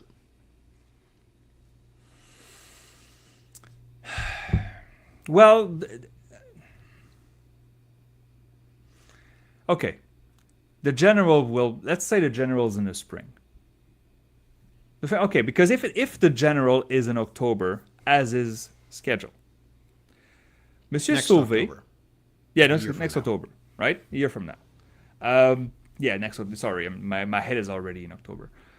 So Craig Sauvé at some point will have to decide if he runs again as a councillor, and this will have to be sometime, I think, in the spring or in the summer. The municipal election is early November 2025. I mean, Craig Sauvé, if he doesn't win, you have to wonder who else can the NDP find to do better than this. They had their good local candidate. So that would be my answer. For the Bloc Québécois, I'll repeat what I said earlier. The ceiling is low in that riding because of the non-francophone vote. They have a good floor, but they have a low ceiling. Winning this seat with 28% is the dream scenario. Yeah. For the Liberals, I mean, it can always get worse, right? Win or lose, it's not it's win. There's no good news. It's a bad result. Yeah, there's no good news. Saves them a teeny bit of face, but they should not be at 28% in this kind of riding. No. It's a riding. It's on the island of Montreal. About 45% is non-francophone. a community which they would normally be able to get, 60% of the vote there? Yeah. Maybe even more. They haven't been doing that badly among Francophones either, and you would think on the island of Montreal, their Francophone support, well, maybe not. Maybe it would be a bit more left-wing than... But, yeah, this is a bad result for the Liberals. They might be able to spin if Palestini wins, that it wasn't so bad. But this was... Yeah. The Liberals were the big losers tonight. Oh, absolutely. Already. In both ridings. The NDP prevented itself. They might end up having a really good night. At the very minimum, they've had a fine night. They get to continue going without freaking out. Liberals had an awful night. The Bloc's happy with whatever happens here because they've done okay. And the Conservatives, hey, they didn't win, but they increased their vote by a lot. The Liberals, there's no way to sugarcoat these results for them. This is a bad result in this kind of riding. Bloc in front again. Yeah. Because in the last election, they got 43%, and they got, 34% of the vote across the province? Yeah. So the riding was 9 points more friendly for the Liberals than the provincial average. Oh, yeah. Yeah, that's a good point. So if they're down to 27%, that's and bad. if this is still a Liberal plus 9 riding in terms of where they are in the province, then they're down to 18 or down to 19. 18 or 19, that's bad. There's so many different ways you can kind of look at how this result kind of reflects where they are, and they're all very bad results. Okay, so we're about halfway through in LaSalle Verdun. I see 50% of the votes counted, right? 50% of the boxes counted. Yeah. The Bloc Québécois has almost 4,500 votes. And in the general last time, they had 10,000 votes. 10,400. So they may be able to match their raw vote total from 2021. Close. Right. Yeah, maybe maybe they'll get to 9,500. That's what I said about the low seating of the Bloc. The Bloc Québécois have 10,000 voters in that riding. If they get them all tonight, they'll win. Mm-hmm. In a general, I just don't see the Bloc holding this long term, right?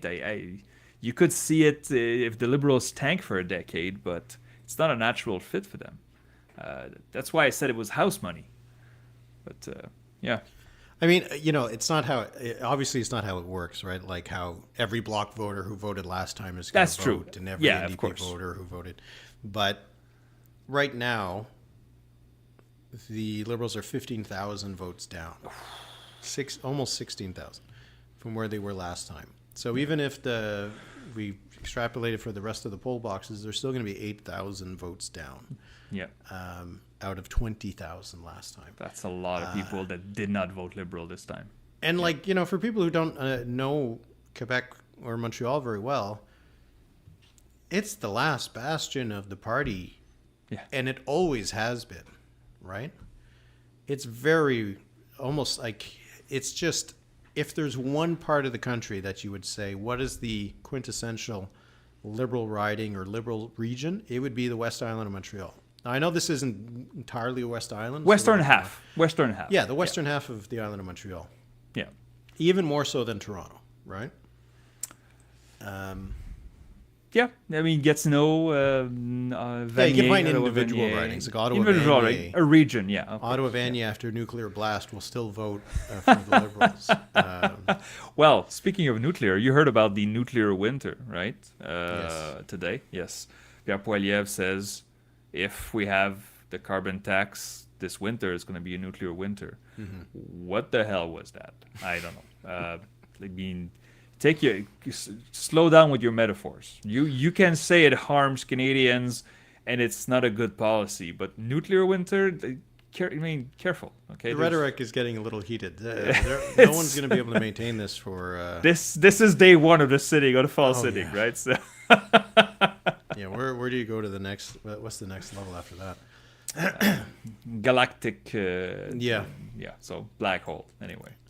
All right. It's two taken a long boxes. time to finish the last ballot boxes in Elmwood Transcona. We're still only at 92%, but the gap is still 5.4 points. Yeah, it's 1,000 votes. It's over. Yeah, no, it is. It is over there. It's not over in LaSalle Verdun, where it's still 53%, so it's not so bad in terms of the count. And the Blocs Sauvé has opened up a 22-vote lead.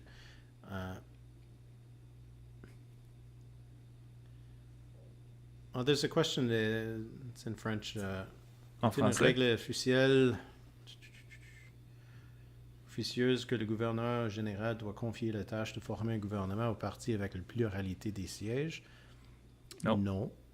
Non. Ce n'est pas la règle. C'est le C'est une gouvernement sortant. convention, mais c'est pas une règle. Si il y a une majorité, on n'en discute plus. La majorité gagne. Si c'est une pluralité, si c'est un gouvernement, si c'est un parlement minoritaire, le premier, admettons que la prochaine élection, c'est conservateur minoritaire, admettons. Le lendemain de l'élection, Justin Trudeau est encore premier ministre, à moins qu'il démissionne. Et donc, c'est à lui de démontrer qu'il peut avoir la confiance de la Chambre. Et d'ailleurs, c'est ça qui est arrivé en 2019 et en 2021.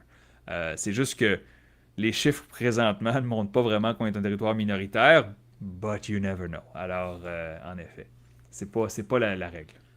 Yeah. Heat death. Reference to the heat death. This is l'énergie de l'univers. Over the winter. Yeah, well, thing is, but it's not that much heat. The heat death is basically all the energy in the universe is at the highest. Sorry, I'm getting tired now. L'entropie. En fait, l'entropie est à son point le plus élevé. The energy is just dissipated, and this is the heat death of the universe. It's one of the scenarios of the end of the universe, no less. So. Yeah. Okay. Okay. Okay, let's get a new box. Let's keep her going. All right. So. Oh, 12:30. I do not have like 3 more hours in me. I have an hour and a half, I think. But holy crap. Is it 27.5 again? Is it tied again? I think it's tied again. It is a seven vote gap between the two Sauvays. Yeah, you should. Yeah, okay. Forget Transcona. It's over now. So. Okay. Wow. Yes, it is. One vote. Yeah. A Sauvé is going to win this. Well, you think? I'm not. I wouldn't even. Make that I'm call. not. No, I'm not ready to say that at all. No. One Because, good bucks for that advance Palestini. vote. I don't know if some of it's already been counted. It's hard to know. Maybe I can. Well, get that why information. don't you text your Let's contact there? Eh? See if he'll help me out here. Has the advance vote been counted in Montreal? I want to know that. Oh, it's now. Oh, it's not 1 vote. It's 7 votes now. So, running away with it. 1 good bucks for the Liberals, and they're back in front. It's crazy. Yeah, This well, is, that's it. It keeps going. yeah. Like, this is only, like, here we go. No, so it wasn't a new box. But, yeah, it's just incredible. And it's also incredible just to look at the other parties in both of these ridings, right? Elmwood Transcona, the Liberals get 4.7%. The PPC gets 1.3. The Greens get 1.3. LaSalle Verdun, the Greens get 1.8. The PPC gets 0.5. Like, it was vote for the major parties, and that's it. Yeah. No one else bothered to come out beyond those, which is not unusual for a by-election. But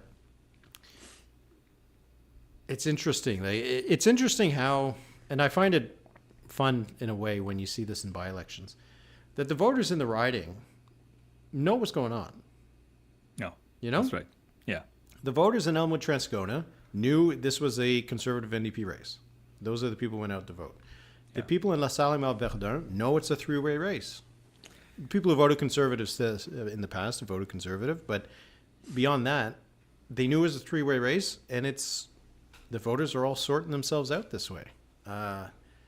And I just find that interesting. It's validating in a way, because we often sometimes talk about how people don't follow these kinds of things, and the people who are voting in a by-election are probably the people who Yeah.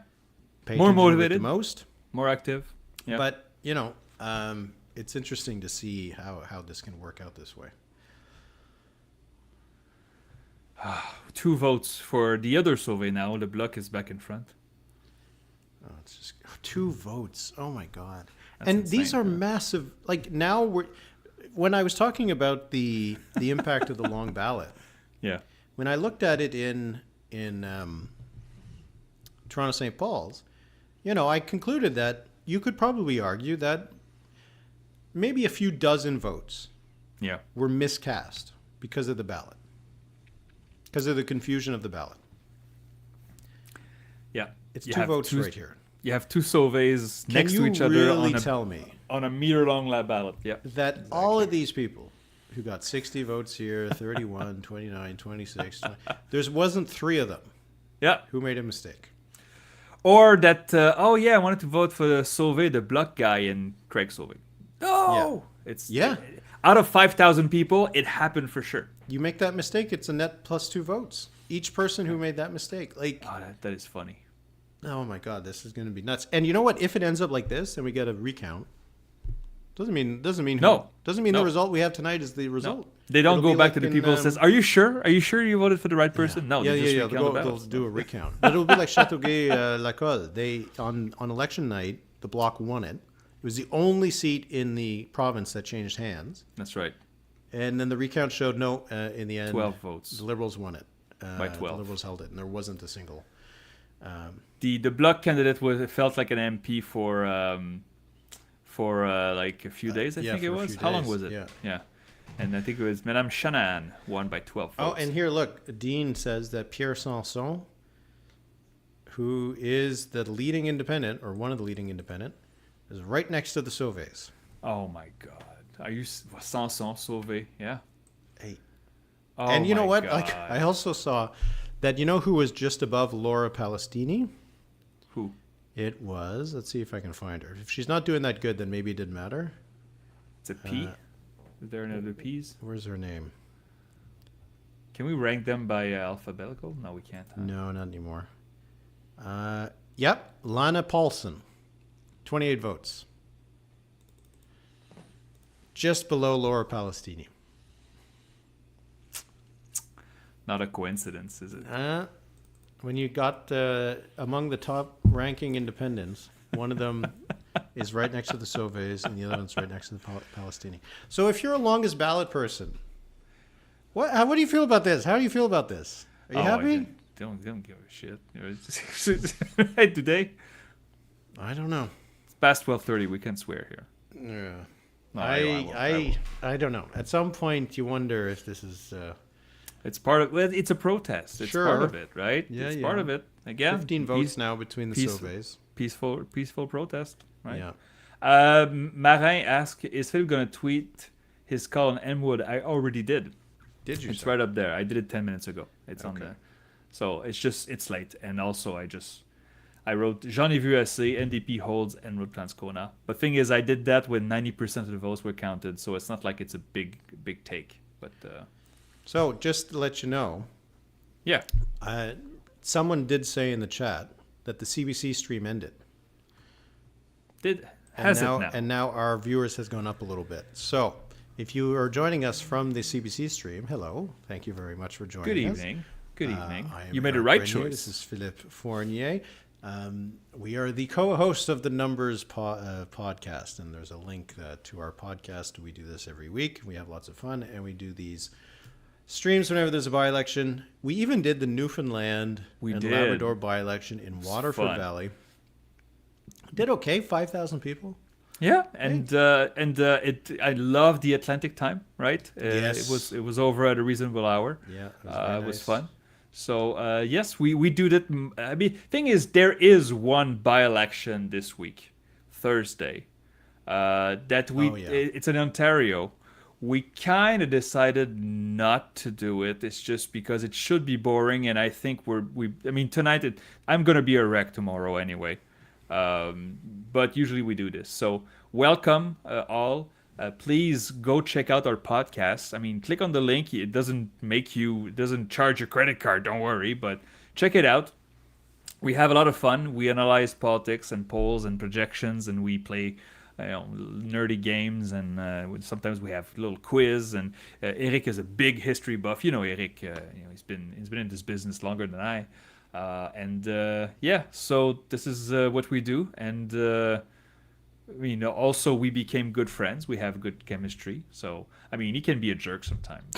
But, he's the nicest guy ever. He's the most vanilla guy you can find. So, well, that's a compliment. Now that got a little bit insulting, but anyway. Compliment. I can be spicy too. You can be. That's true. Yeah, that's sure. true. Sure. But if you talk about the 1920s election, Eric can get passionate. It's like, bothered. All right, let's go back. Hey, look who's in the lead again. The Liberals. No, the Liberals are in the lead. Yeah, the Refresh. Liberals are back in the lead. Wow. 27.6% for Laura Palestini. She has a lead. This is the largest lead we've seen in a while. Oh, yeah. 138 votes. This is maybe your advanced vote. Maybe it is. And it goes again to what we were saying, that if it was coming from LaSalle, where there's a larger non-Francophone population, that would help the Liberals. And also the fact that it did look like Louis Iolenti might have gotten a bit of a boost there too. Seems he's up to now 2,300 votes. So if it came from LaSalle, where I think also the Italian community is located, might have helped both Palestini and Iolenti.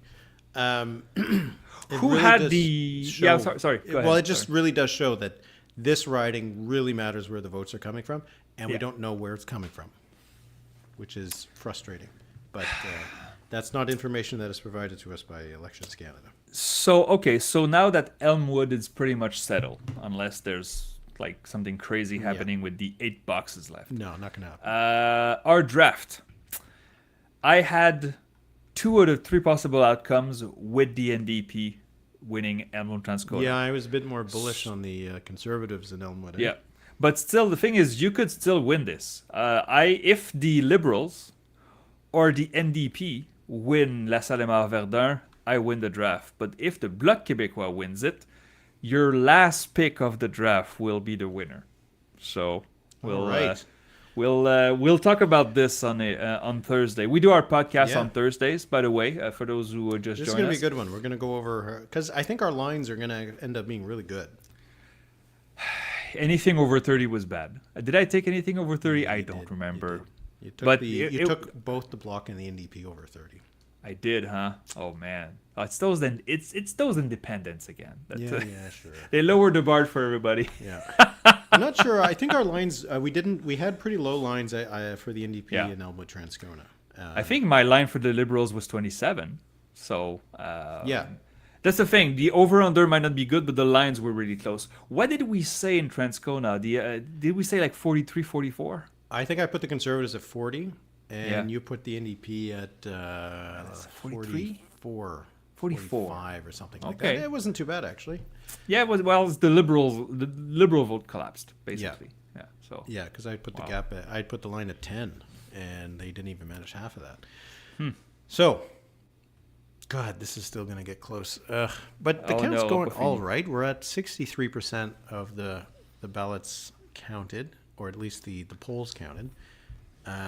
Turnout in Elmwood Transcona right now is about 32%. That's high for Montreal. It's not. No. This is Elmwood Transcona.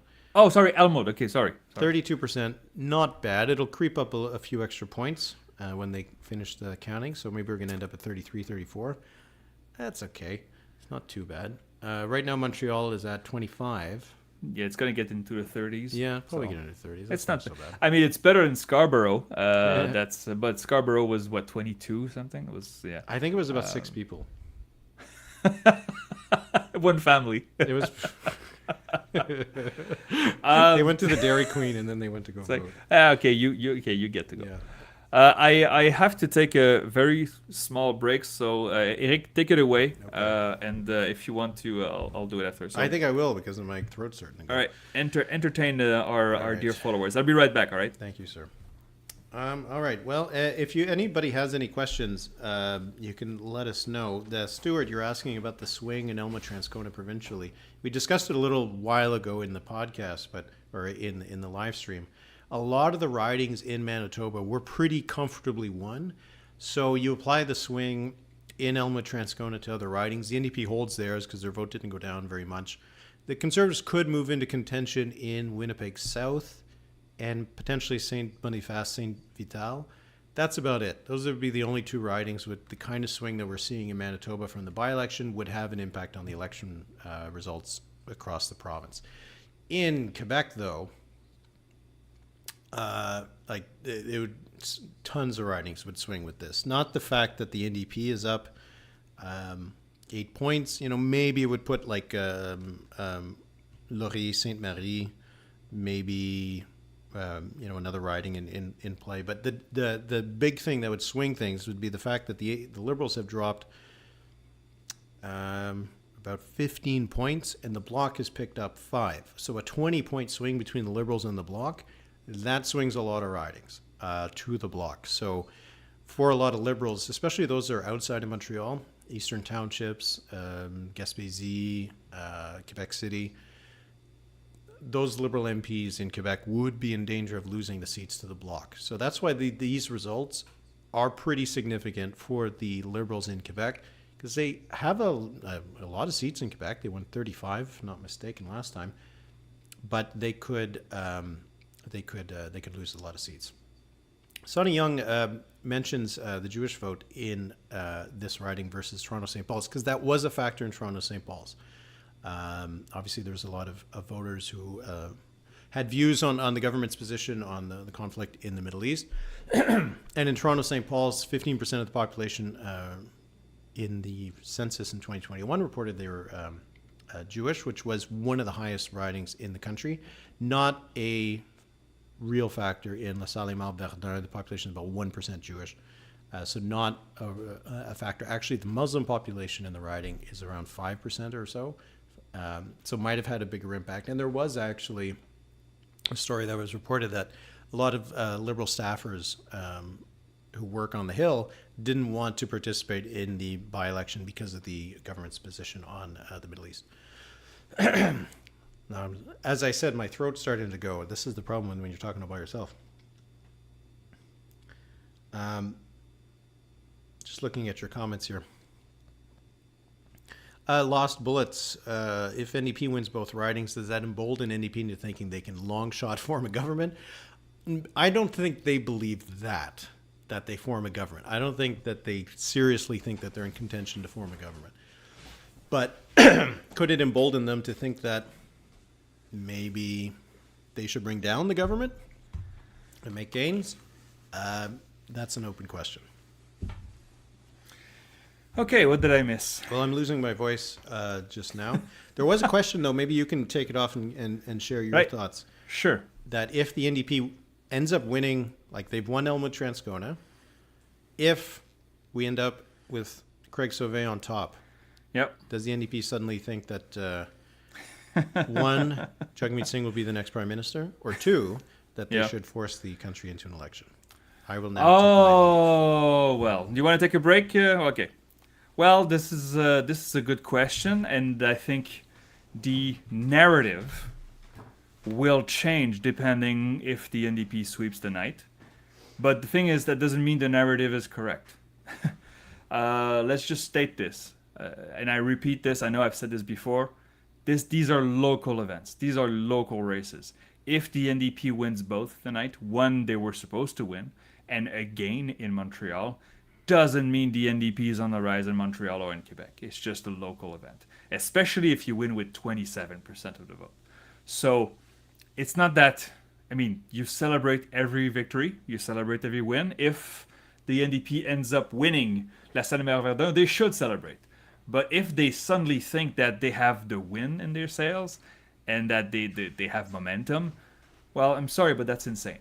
That's not following the numbers. You have to believe that the NDP would have some internal polling that is similar to what we have, perhaps more granular, more precise, more local.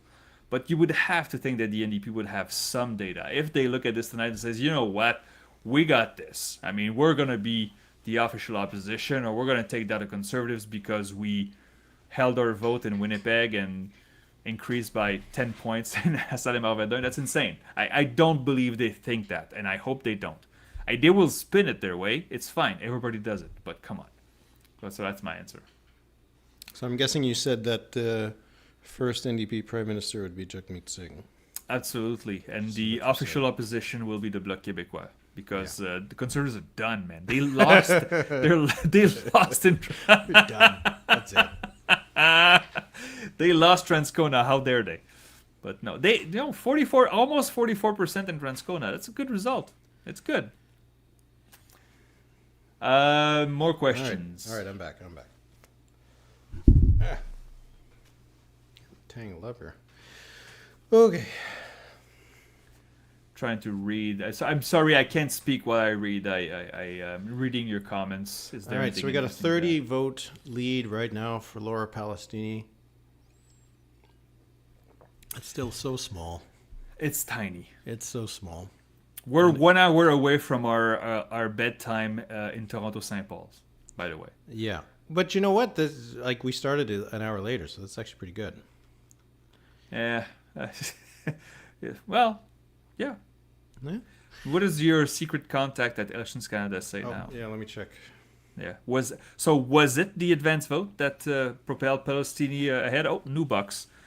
Palestini has now a 45 vote lead. Told that it believed that all the advance polls have been counted in LaSalle, Émard, Verdun. It might not be that they've actually been reported yet, but they have been counted. So that's good. Okay. Why do people beef 338 Canada? Well, you can say you love puppies online and it will be people's, yeah, but I hate puppies. So it's just, yeah. Why do you hate puppies? I don't hate puppies. Which is this? No, but the temptation to be a contrarian is very powerful online. So no, stay offline. It's not. Oh, get out of here. It's not. You don't know what you're talking about. Yes, I do. You're sold. You're biased. M has a very important question. Do you consider poutine ingredients other than fries, cheese curds, and gravy to be an abomination? No, I don't. I like to vary. There's stuff that I would never do. Like in poutine gratiné. Get the hell out of here with this. But occasionally I go to a spot near my place in Rosemont, and I get poutine with extra onions and sometimes jalapenos. But yeah, no, it's good to try stuff. Also, I had one recently where the regular poutine gravy was actually like a pepper, like the ones you would put on a steak. Oh yeah, and I was not sure earlier. Like, oh really? No, okay. It was fabulous. It mixed well with the cheese. So I like to try different stuff with my poutines. Thank you for very good question, by the way. Yeah, it's not an abomination, but it can become one very fast. It can become once. I saw once like with cauliflowers and stuff. I was like, okay, what is going on here? There is though. you just mentioned the poutine gratiné. That is a little bit of a classic in around Hawkesbury where I grew up.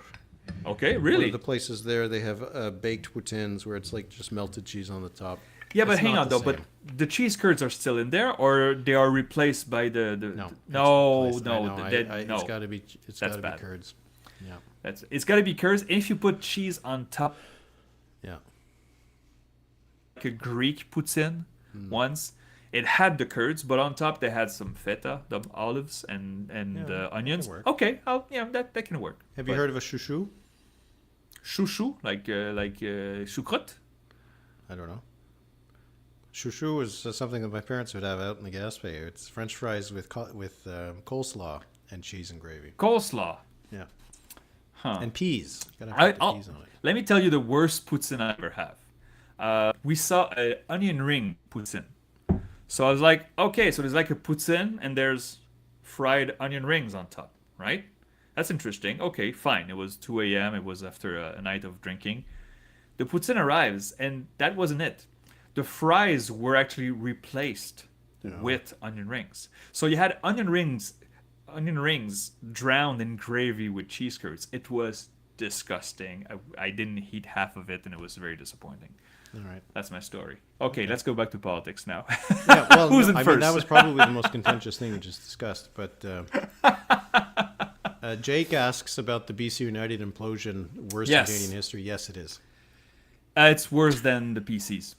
Yeah, because the PCs kind of still deserved had- it after a long time in office, bad campaign. Yeah. Their entire coalition was replaced by the Bloc Québécois and Reform.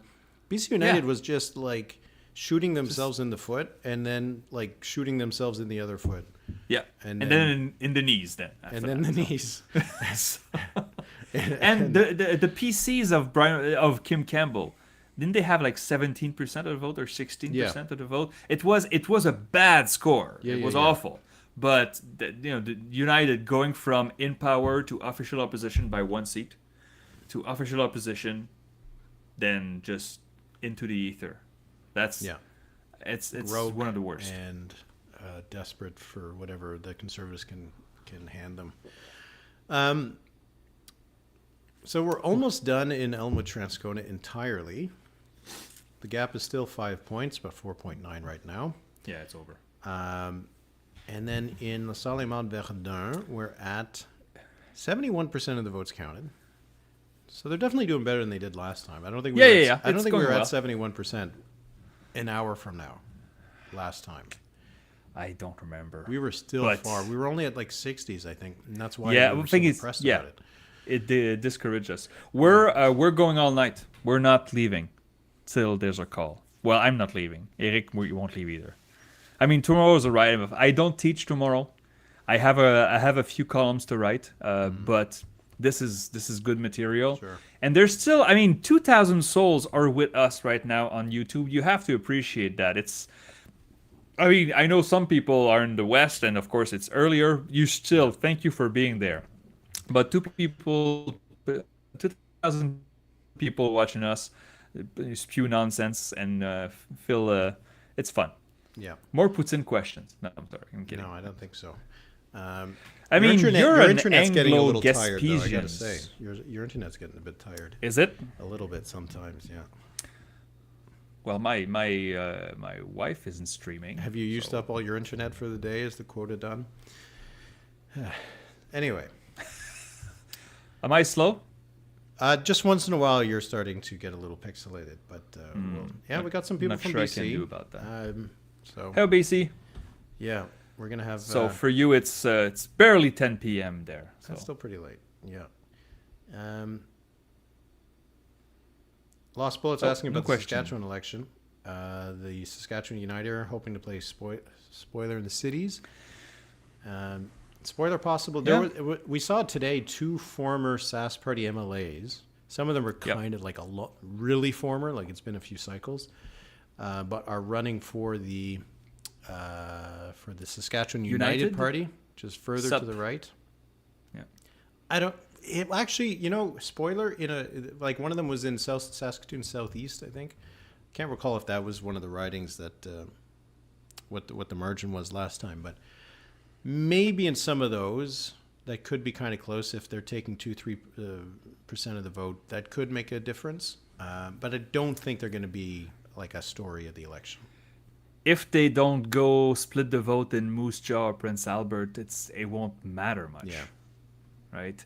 As we said, maybe it will flip some urban seats, but the election is, that's not where it's going to be won. The NDP has to win those anyway. Yeah. The NDP could win all the urban seats. Well, urban, you know what I mean, right? Yeah. All Saskatoon, all Regina, and still lose. So it's a good question. But if the SUP, the Saskatchewan United Party, if they start putting real candidates in places where the NDP has to win outside the 2 cities, now we're talking. But otherwise, I still think it's going to be fun to watch. The Saskatchewan Party is the dynasty now. It's been there for 17 years. Yep. Is that right? 2007. It's the longest one right now, by a lot. What is the second longest? not BC, 17. BC's been, could it be Trudeau, actually? It is Trudeau. Yeah, Ontario at 18. All the Maritimes changed colors in the recent years. It's kind of nuts, eh? Manitoba, it is. Yeah, there you go. Wow. We got a couple. One question was whether we were going to do a by-election show for Lethbridge West. I would like to do it. Yeah, Yeah. I'd like to do If the that. timing's Yeah. good, we could do that. That'll be a good one. Do we have a date for that? No, it hasn't been called no, yet. not yet, huh? No. Okay. And we got this question from Christian. If we ever intend on doing an in-person live show. I would love to do that. I would love to do that. It's just that I'm not good with logistics. Like I'm not sure I would know how to organize it. We get some people. But I'm in Ottawa on a regular basis. I have people to meet. I meet journalists, MPs, strategists, sometimes even diplomats now. We could fill a Diplomats small room. Well, the thing is, these people NEC also have to maybe? be in Ottawa. That's the thing. I mean, I think a lot of people are probably in Ottawa. So we could fill. We'll get the big room at the NAC and we'll do it. That's right. We'll see who shows But up. the answer is yes. But there would have to be a bar. Oh, we So should. that's- We should. If we're not swamped, we should do that like around the election. That would be so much fun. We could probably get people to come to that. The federal election. Yeah. Oh, absolutely. Yeah. During the campaign or something. Question Yeah, about I could- projections in yeah. Orleans. I think Ottawa, I'll have it as a Orleans. toss. Let me check. Thing is, Orleans is one really good, like, liberal, right? Isn't it? Like, it's really good for the liberals. That's pretty good, but like it used to be conservative. Royal Galipo used to be the conservative MP there. Yeah, it's liberal leaning for me right now, but it's getting close though. I have a 4-point gap, so it's definitely winnable for the Conservatives. I'm be curious to see. The thing is, the last election, the transposed data showed that the Liberals won it by 24 points. So Liberals lose 12 points in Ontario. Conservatives win 12 points in Ontario. Mm-hmm. Yeah, it's possible, but thing is, if they lose Orleans, it's a bad result for the Liberals. Like wow. Yeah, if they lose, that would be a rough one. If they lose a lot of seats in Ottawa. Is that a suburb, Orleans? Is that Yeah. a suburb, or it's close to the city though, right? It's an inner suburb, right? No, it's like the outer edge. Once you get past that, you're outside of Ottawa. Hey, hang on here. I What think am you're I thinking of thinking? Vanier. Vanier is more of an inner city. Then when I go to Ottawa, I go to the city. So where is Orleans? Oh, okay, yeah, okay, that's just outside. Anyway, we got a Okay. couple people suggesting that we do the live show in Gaspé, so that'll be fun. We do it right on the sea. Well, we'd still have to. I mean, we would be together, but our don't know how listeners, live it our would be. watchers, Yeah, would be online. we'll get some seals. Van City Larry, he says, when the Cloverdale Langley City by-election comes in a few months to fill Aldag's seat, which map would they use? Any by-election still uses the old map. It's only in the next general election that they use the new map. Correct. That otherwise you'd have like MPs that would kind of represent multiple people. How would by-elections work if Canada was under proportional representation? It wouldn't. No, if it was pure proportional representation, they would normally go to the next person on the list once you resign. Yeah. Yeah. That's why I really don't like this system. But Well, there's if it was mixed member, then then you would probably have a by-election just like this. But otherwise, it's usually just go to the next person on the list. just give free seats to the losers. Yeah, you'll get 50%. You get a seat. Yeah. Okay. Yeah. By the way, Nice. I'm Pat him on the head, give kidding. him a Okay, I'm kidding. I'm not really against proportional representation. It's just I'm not really for it either. You have to convince me. And there are as many systems as there are people. Like you can think of a system. Taylor, allez-vous faire un live stream pour l'élection partielle de Terrebonne? Oui, ben, Éric, nous n'en avons pas discuté, mais je veux Je dire, pense que oui. c'est sûr que c'est oui, et ça va être en français. Oui, ça va être en français. Ça va être en français. Terrebonne, for those who don't know, Terrebonne, un ministre, cabinet minister of François Legault resigned, and used to be a really good seat for the Parti Québécois. And now, since they're leading in the polls, this is just on the suburbs of Montreal, but it's a big suburb of Montreal, Terrebonne. Et oui, nous allons faire un live stream lorsque l'élection aura lieu, probablement cet hiver, maybe à la fin de l'automne. On va le faire en français aussi. In French. We'll do it in French. Adam says, would this by-election trigger a municipal by-election if Liberal NDP wins? Yeah, I guess it would. Right? Or is it too close to the next municipal? Well, I'm not sure what the law is. You would think that maybe they wait until they're sworn in to resign. How many weeks would that be? That would be in October. Yeah. And then the municipal election is November 25. That's 1 year. Maybe there's by-election. Yeah. I'm not sure they what the would actually swear him bylaws in are. pretty quick, I think. Yeah. Oh, Matt asks about, he says he's from Winnipeg West, and he was wondering why the riding is still classified as a toss-up, despite the conservative shift across the country. It's because we haven't seen a lot of movement in the polls in Manitoba. That's in right. the prairies. The polling West. numbers are more or less consistent with where they were last time, so there's not really an assumption that things have moved around. Though, if what we saw in this by-election was applied to Winnipeg West is an easy conservative hold. Yeah. The transposition shows the conservative winning by 1 point in 21. But for sure, we will make some adjustments. Mm-hmm. It would be very hard to see the Liberals pick up any new seat anywhere with the numbers we have right now. So even though this is still projected as a close race, you still have to think the Conservatives are in better position. But thank you for your question. I'll make a note of Winnipeg West and revisit it. But again, the data in Manitoba unfortunately is sparse, so it's harder to make local updates. But I'll note it right away. Yep. Hey, good questions. Yeah, by we're the way, trying to get through some of the questions because the count's thank you. being pretty slow. The count has stopped, huh? Yeah. Well, no, it keeps going up. It's just not moving very much. It's at 75% now. Palestinians' lead has grown to 88 votes. And Sauvé has dropped a little bit behind now. Can they pull this off? Can the If you Liberals pull it off of 27.8% of the vote? Like, oh, they'll take it. I mean, it's bad anyway, right? Might as well win it. if you lose 15 points and you win by the skin of your teeth, even though. But is it no skin. is it a split vote? Is it a split vote when everybody has 26, 27? Of course it is. What do you mean? No, what I mean, did they win because of a split? Was it possible for the Bloc or the NDP to get that vote behind one of them?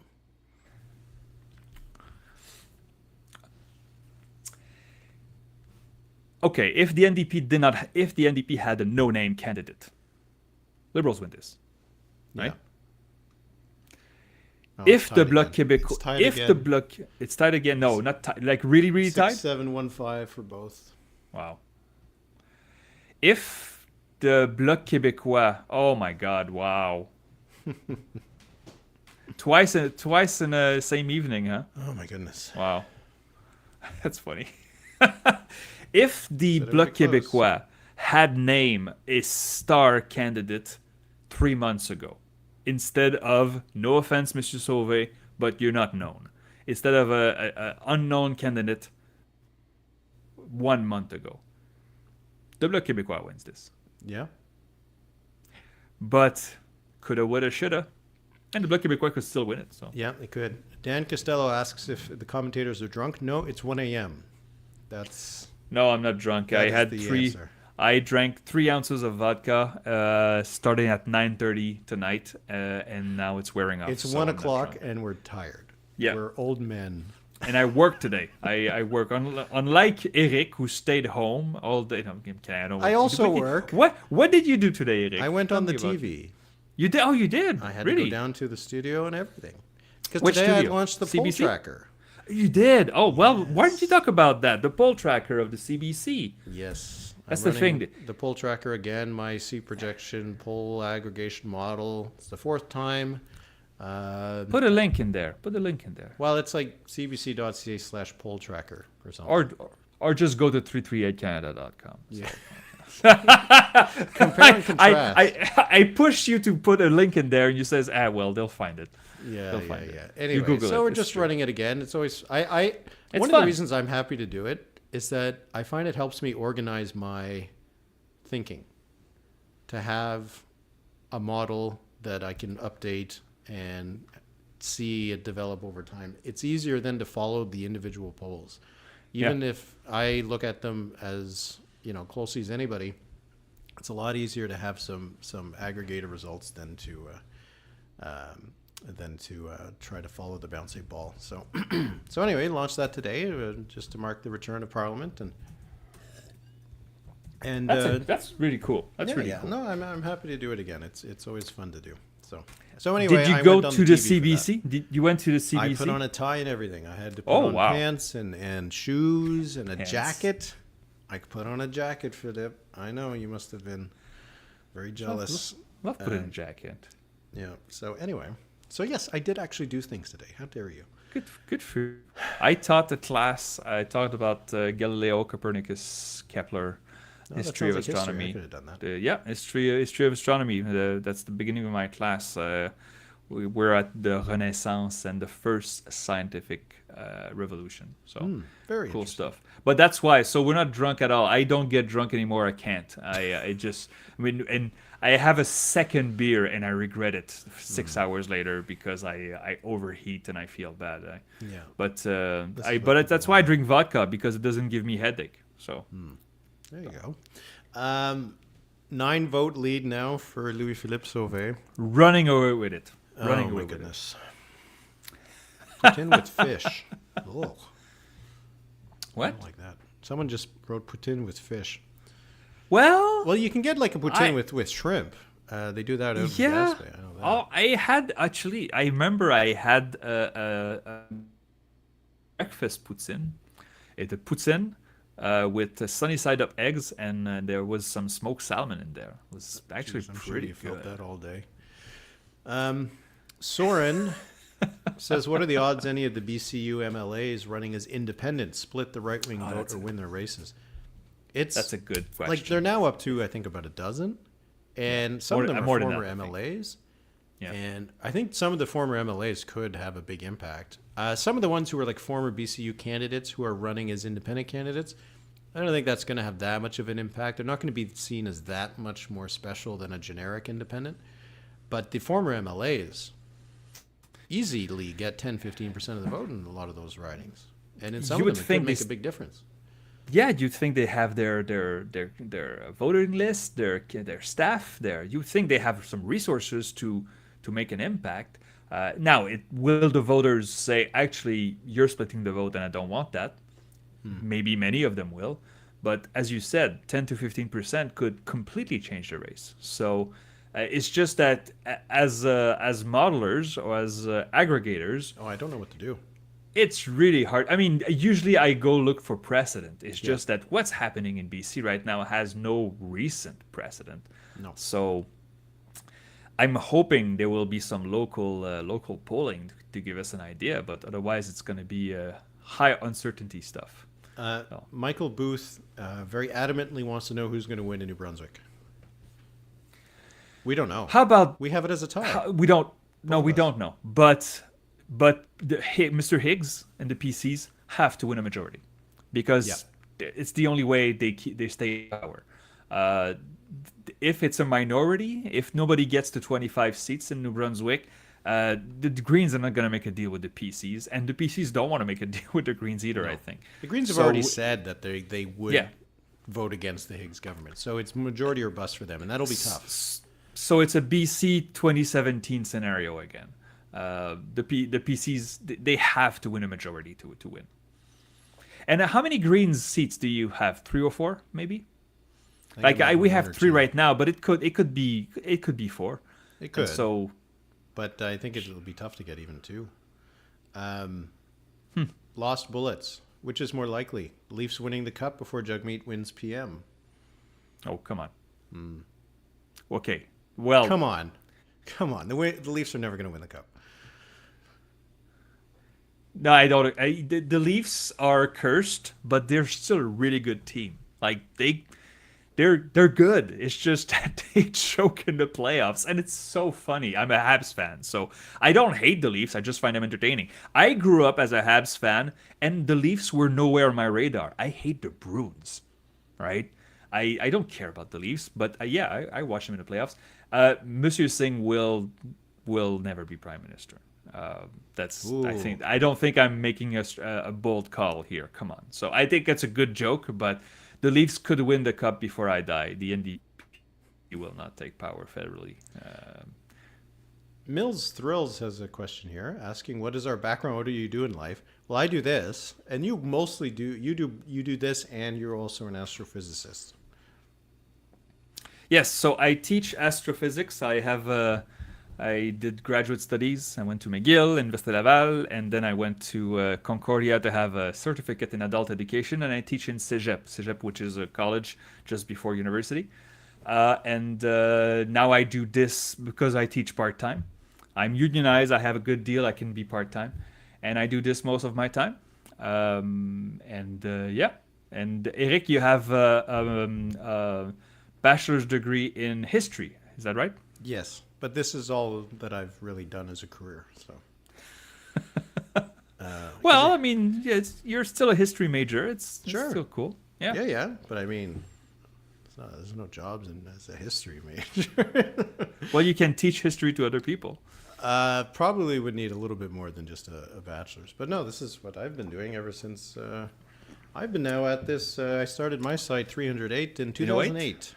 Yeah, 16 years ago. Wow. And you're a veteran. I am. I'm a grizzled old veteran. I outlasted some of my rivals at the time. I'll tell you that much.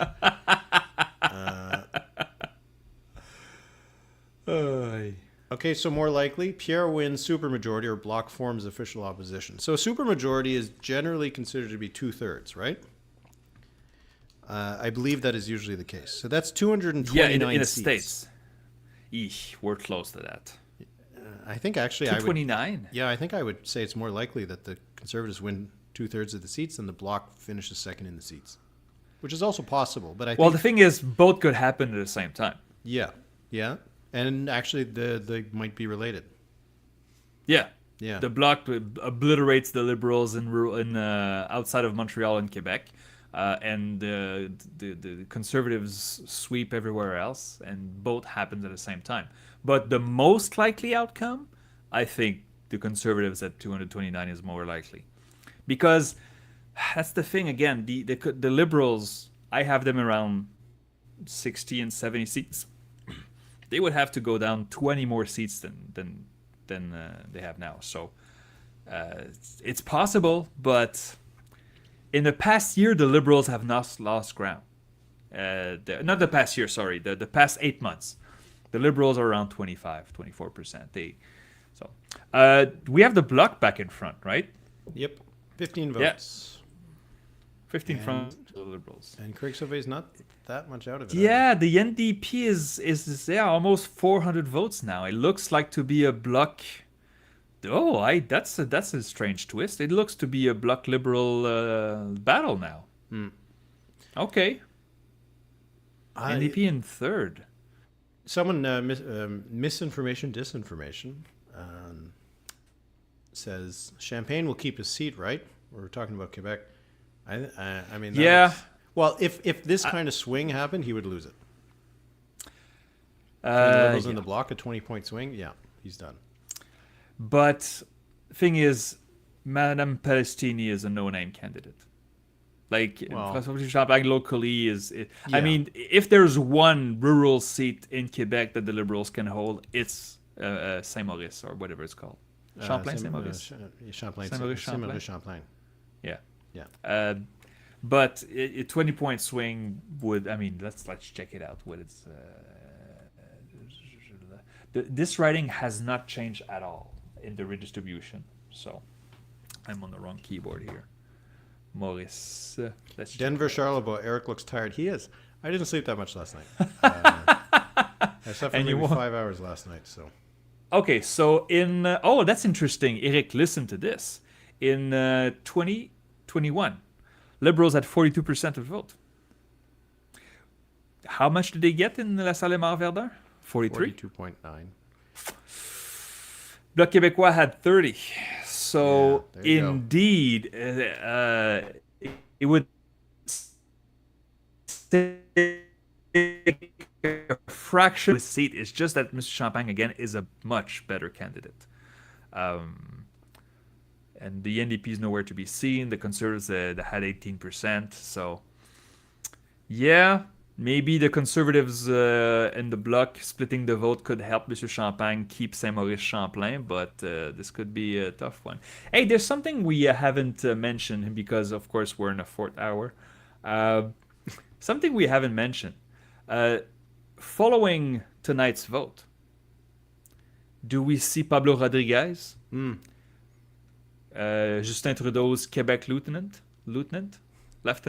I fucked this up again. You know what I mean, right? Lieutenant du Québec. It's either lieutenant or lieutenant.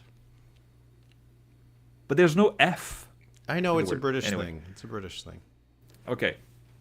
Do we see Pablo Rodriguez officialize his race for the PLQ leadership? Hey, he wins by 0.2 percentage points. Big victory. Look at me. I can help deliver victories all across. Quebec. My work is done here. He would be more likely, I suppose, after this, if they win, even if it's by a teeny little bit. Yeah. Why would Liberals he? back But in the front. thing is, why would he get out now? The race isn't starting till January for the Quebec Liberal leadership. It's true, but you do have to get ready, right? You do have to a leadership race.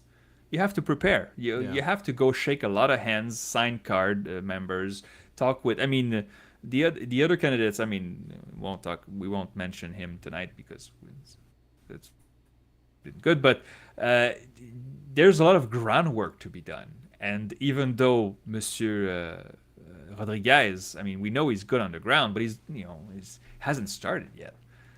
You would think he would like to have a head start. It's easier for him to go after a victory, even if it's a slim victory. And speaking of which, Liberals are back in front. So So it looks like the NDP is coming up short. Now they're 500 votes back. Yeah, they're starting to fall back. So I had a double NDP winning in my draft. That's out.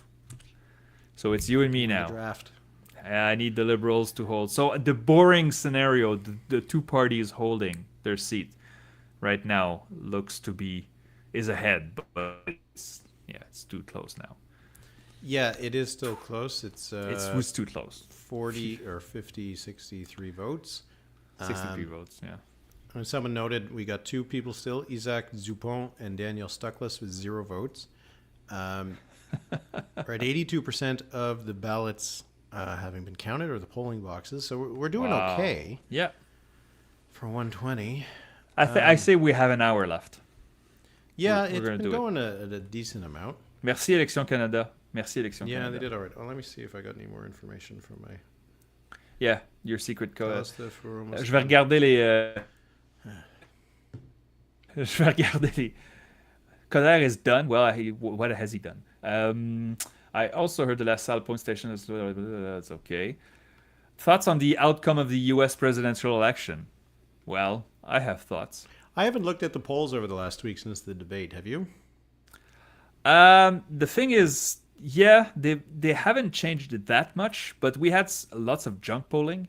There was a high-rated firm coming just this afternoon. It's +3 in Pennsylvania for Ms. Harris. Okay. Still within the margin of error. There was this weird poll in Iowa that was done. Iowa was won by, I think it was 19 points by Trump. And the gap was only... Seltzer who did it?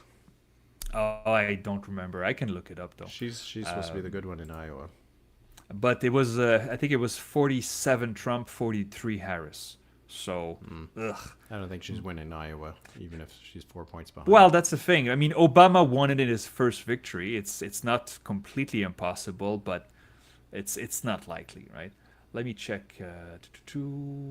I have... Oh, no, it's the wrong computer. I don't have it. Yeah. I can find it. Who did you say was the Iowa pollster? I can't remember her first name, but her last name is Seltzer. Oh, I It was think that's, Seltzer. yeah, I think that's it. Yeah. Okay, well, she's supposed to be the good one. She's supposed to be the soothsayer in Seltzer Iowa. and Go, they won register. Yeah. So 47 Trump, 43 Harris, 6 RFK because RFK is still on the ballot there. So. Oh, he is? Okay. Yeah, I don't know. We'll see. We'll see. Huh.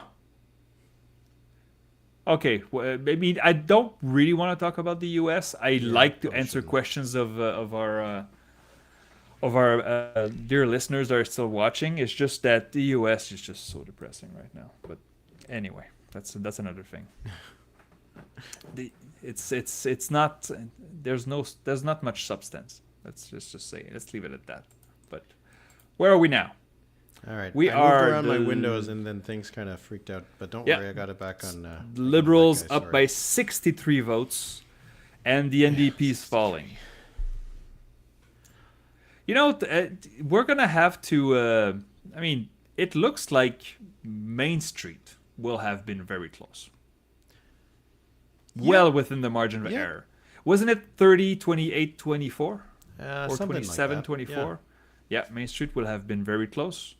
And it's okay, by the way. It's not that I doubted Main Street. It's just I said a riding poll for a by-election is risky business. Well, it looks like all three big parties will be within the margin of error. Yeah. But Not the Conservatives, though, but who cares? Yeah. Yeah. But we have complete results in Elmwood Transcona. Oh, there you go. So 4 why don't we points. just talk about that for a second? Okay. So, 48.1% of the vote for the NDP, which is a drop of 1.6 percentage points. You were sticking up your finger. What's up? Yep. Down 1 point, right? Yeah. 1.6, you said? Okay. Yeah, and they dropped about 7,000 votes. The Conservatives were at 44%, so they are up 15.9 points. They actually gained votes. That's big. That's big. They gained 700 really big. votes, Yeah. which is when you see that in a by-election with turnout of 39%. That means they had to find people that did not vote for them before. It wasn't just turnout. They actually got some of their people out. Some converted some people. Yep. Liberals 4.8, so they dropped 9.9 points, and they lost about 5,000 votes. PP, the Greens 1.3%. 5,000 dropped votes. 0.3. Wow. The People's Party was 1.2, so they dropped 4.6 points. And the Canadian Future Party, 0.5%. Up. Up 0.5, up an infinite amount. There you go. Yeah. So that's it. So, it is surprising how much the NDP's vote held up in that riding, I have to say. Yeah. Yeah. And then for the Conservatives to make that kind of gain, it's the best outcome they could have had without a win. Right? I think so too. Yeah. Is it possible that some former Liberal voters switched not only to the NDP but to Liberal? I mean, the Liberals lost 5,000 votes there. Yeah. Some of them might have been going to the Conservatives, but the NDP held its own. I think that's matter. I mean, if you get 48% of the vote, you'll win. I mean, it's Yeah. You're not going to lose works. that. So you have to be happy if you're the NP, even though you're feeling the Conservatives very close. And as for LaSalle, Émard, and Verdun, I know the NDP will be disappointed to be out of this. They came close, but we said earlier they had a head start over their rivals. They were just not able to get those votes. They have almost 6,600. How many did they get in the general? I should. The find NDP, this. they had The NDP. They had 9,168. Yeah, they couldn't. They got 2/3 ish. Oh, there's still some votes left, but Yeah. that's not good enough. That's the NDP couldn't do it. I mean, if they can't do it now, you can't project the NDP as favorite in a general. They had to win this. They had to win this. And you wonder what Craig Sauvé is going to do, right? Because he might, if he didn't win this, does he try to run again next time? Or does he try to run for re-election municipally? If they don't get him to run again, the NDP probably falls back. Yeah. But It's tough recruiting NDP candidates in Quebec. It's you really have to work hard convincing because the NDP is not popular in Quebec. They are more popular in Montreal. But damn, that has to be disappointing. So we're at 83% counted. We're still waiting on 32 polling boxes. And let's just take a guess. So far we are at 25. So each of the boxes has about 165 people so far. And we have 32 boxes left. So we're still looking at about 5,300 votes left to count. Okay. That's and the gap is what? 63. Yeah. No, it's yeah. I think it's fair to say the NDP is probably out. I thought the NDP. What you said, your secret contact at Elections Canada says the early vote is probably all counted already. You think that the candidate who had the head start over his rivals would try to get the vote out early. Could we conclude that the NDP still is not good at by-elections? They held their own in a riding where they had 50% of the vote. They were supposed to do better in Montreal. I remember it was Chantal Hébert who pointed the 22 by-elections before tonight. 22 federal by-elections since Jagmeet Singh became leader. They increased their share of the vote in only one, and that was Burnaby South. That was Jagmeet Singh. Now, they will increase their vote, the NDP, in LaSalle, Émard, Verdun, but not by that much, considering they had the star candidate of all the parties. So yeah, the fact that the NDP went down less than 2 points in Elmwood, Transcona is their best by-election result since Burnaby South, because they've been averaging, and they've been pretty consistent, always losing at least 3 or 4 points, usually around 6. I think that the context was different for here because almost every other by-election under Jagmeet Singh, the NDP was not really in it. They weren't defending their own seats. Right. In some cases they were, like, Nanaimo Ladysmith, they lost that. But there are some, but especially in the last little while, in the by-election since the last election, the 8 by-elections, now we're up to 10, but in the 8 before, the NDP was never in it. So there wasn't, it's sort of like what we saw with the Liberals in Elmwood, Transcona. It's just hard to get that vote out because it's not motivated to come out. It doesn't feel like it has to. So I'm not sure if we could say this is a sign that the NDP wasn't good enough. The fact that the NDP got 26% of the vote, or is at 26% in LaSalle, Émard, Verdun, it's still not bad. It's better than the last two. It's below expectations, though. I think so, yeah. It's not high enough to win. No. Right? No. They would have needed to be at 27.8 in order to... No, but I tell you that Party X has 27.8 in your head. Like, that's not loot. They're not going to win. A winning score. By the way, I just noticed Kyle, our friend Kyle, just posted on Twitter. Damn, 238 Canada, you really nailed it here. I want to say thank you. I did not notice that I had the Conservatives in LaSalle, Émard, Verdun at 12%. My projection was 28, 28, 26, 12. By the way, is it really 28, 28, 26, 12? Yeah. That's what it is. Go on 238 and look for LaSalle. That's rounding. 28. That's amazing, but I want to say it's great. I'll take it. It's fun. But being that close is also a bit of luck. Like, I want to be within the margin of error of everybody. To have it, to pin it almost to the point for the 4 parties. I just want to lower expectations for everybody. Well, how'd you do in Elmwood? Elmwood, I had the Liberals at too high. Let me check. But I had the NDP winning by 4, I think. 3. So I had 42 NDP, 39 Conservatives, and 10 Liberal. Hey, So margin was cut good. cut Margin the was Liberal good. in half. Cut the Liberal in half and distribute it. Sure. I mean, again, I'm within range, but that LaSalle, Émard, Verdun, I'm it's perfect. That's very So, good. Congratulations. But we I'll- still got votes to count there, sir. I'm sorry. That's We true. got, 27 Could be a polling boxes. surge of the Conservatives getting to 15 and just screw with me. But Yeah, yeah. Well, we don't know where they're going to come from. That's the problem. We still got 27. We're at 86% counted. And we can't make a call here.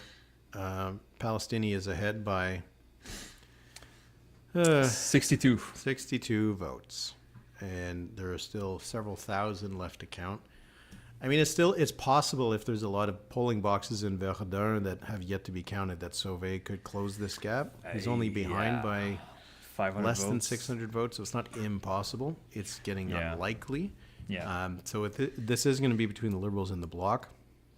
And, I mean, that's the next election is in Quebec. It's not going to be between the Liberals and the NDP. Exactly. It's going to be between the Liberals and the Bloc and the Conservatives, and usually the Bloc rather than the Liberals. A couple of ridings, it is Liberal-Conservative. A couple in Quebec City, that's about it. But for the yeah, but I'm sorry. Go ahead. Yeah, that's it. No, I was gonna say for the NDP. I mean, there are not that many potential pickups, and that was one of them. Okay, Laurier-Sainte-Marie, maybe. Eventually, Papineau, maybe when Justin Trudeau retires. They're not winning Outremont. I'm trying to think. I mean, the NDP has nothing in Atlantic Canada and one seat in Quebec. You'd think that, if you want to parade yourself, not parade yourself. Sorry, I'm tired. Je manque mes mots. I'm missing my words. If you want to showcase yourself as the potential replacement of the Conservatives, if you have one seat east of Ottawa, that's not going to do it, right? No, that's not going to do it. I mean, Québec solidaire does well in Montreal, and you would think that there's a crossover. I mean, I published last week in L'Actualité Léger poll that among NDP voters, half vote for Québec solidaire, and among Québec solidaire voters, about half of them vote NDP. That's a good crossover, but it did They're not not the translate proxies. here. They're not the equivalents, exactly. No, yeah. I got this question from Lost Bullets. He asked a couple times and I missed it, but says he knows that parties employ people like us internally, but is there a difference in their approach to the way we do things? I mean, the biggest one is that we're using publicly available data, That's right. and they're using their own private data, which is going to be a lot more targeted to what they actually need it for, know? Because, if you're the Liberals, you would have been able to poll in maybe the western half of Montreal, get a good idea of what's going on. We don't have that. And so I think it's primarily in what they have access to, because they also have access to the door knocking data, the volunteers, all the reports from the field. So we're just scratching the surface. So I think that's the biggest difference. I don't know if the approach is any different. I don't think because you are a pollster for the Liberals or the Conservatives that you skew the numbers to help the party. Because if it's all internal, you're not helping the party, or you would be misleading them. And if you do that, it will be your last contract. Yeah. You will never get a contract again. They don't want to hear what they want to hear. They want to know the information that'll actually help them win an election. Yeah. I mean, there are exceptions to that. I know. I can't reveal names, so don't ask me. But I know a pollster who did polls for a party internally that were not made for the public. And the party did not like the results, and the contract was terminated because of the results, which is insane. But this is the exception, not the rule. I know it happened before, but the pollster was like, okay, I kept my integrity, and now I can move on. But usually the party, and also they can go into more granular stuff. Yeah. If you're asking questions about specific parts of a speech, let's say. And we don't do that. It's interesting, but we don't. I don't have the resources, and plus polls cost a lot of money. And again, especially if you're doing them well. especially if you do them well. Yeah. Yeah, like one of the things that pollsters party pollsters would explain to me is that they're not polling 2,000 people across the country. They're choosing the areas that they plan to fight over, and then kind of using that to extrapolate it on. Like if you're the Conservative Party, you're not wasting money finding out how people in rural Alberta and Saskatchewan are going to vote. You know how they're going to vote. You're looking at the suburbs, you're looking at a few key ridings, areas that maybe you think are representative of larger areas, so they can really target it, get better results in those areas that matter, versus what we work with, which is broader stuff. But you know what? Some elections, I know I've done better than... Well, in 21, right? 21 was a good one. 21 was your best one. And also we, because of the Commission on Foreign Interference, the official pollster or the aggregator for the Conservatives revealed what they thought they had was too high, and you had them right on. So yeah. But you know what was really interesting? Both of our projections. We're getting a little off topic, I guess. Well, the whole. It's almost 2 a.m., man. We're allowed. For a while. But some of the ridings where our mistakes were the biggest. Were the ridings with a large Chinese Canadian population. Yep. Richmond Center. And so that doesn't suggest that there is election interference automatically, but it does suggest that voters, Chinese Canadian voters, were reacting to the 21 campaign in a different way than other people. And that's one of the tools, one of the reasons why what we do can sometimes be revealing. Because your errors aren't just about how you messed up. They often reveal something about what happened in the election campaign.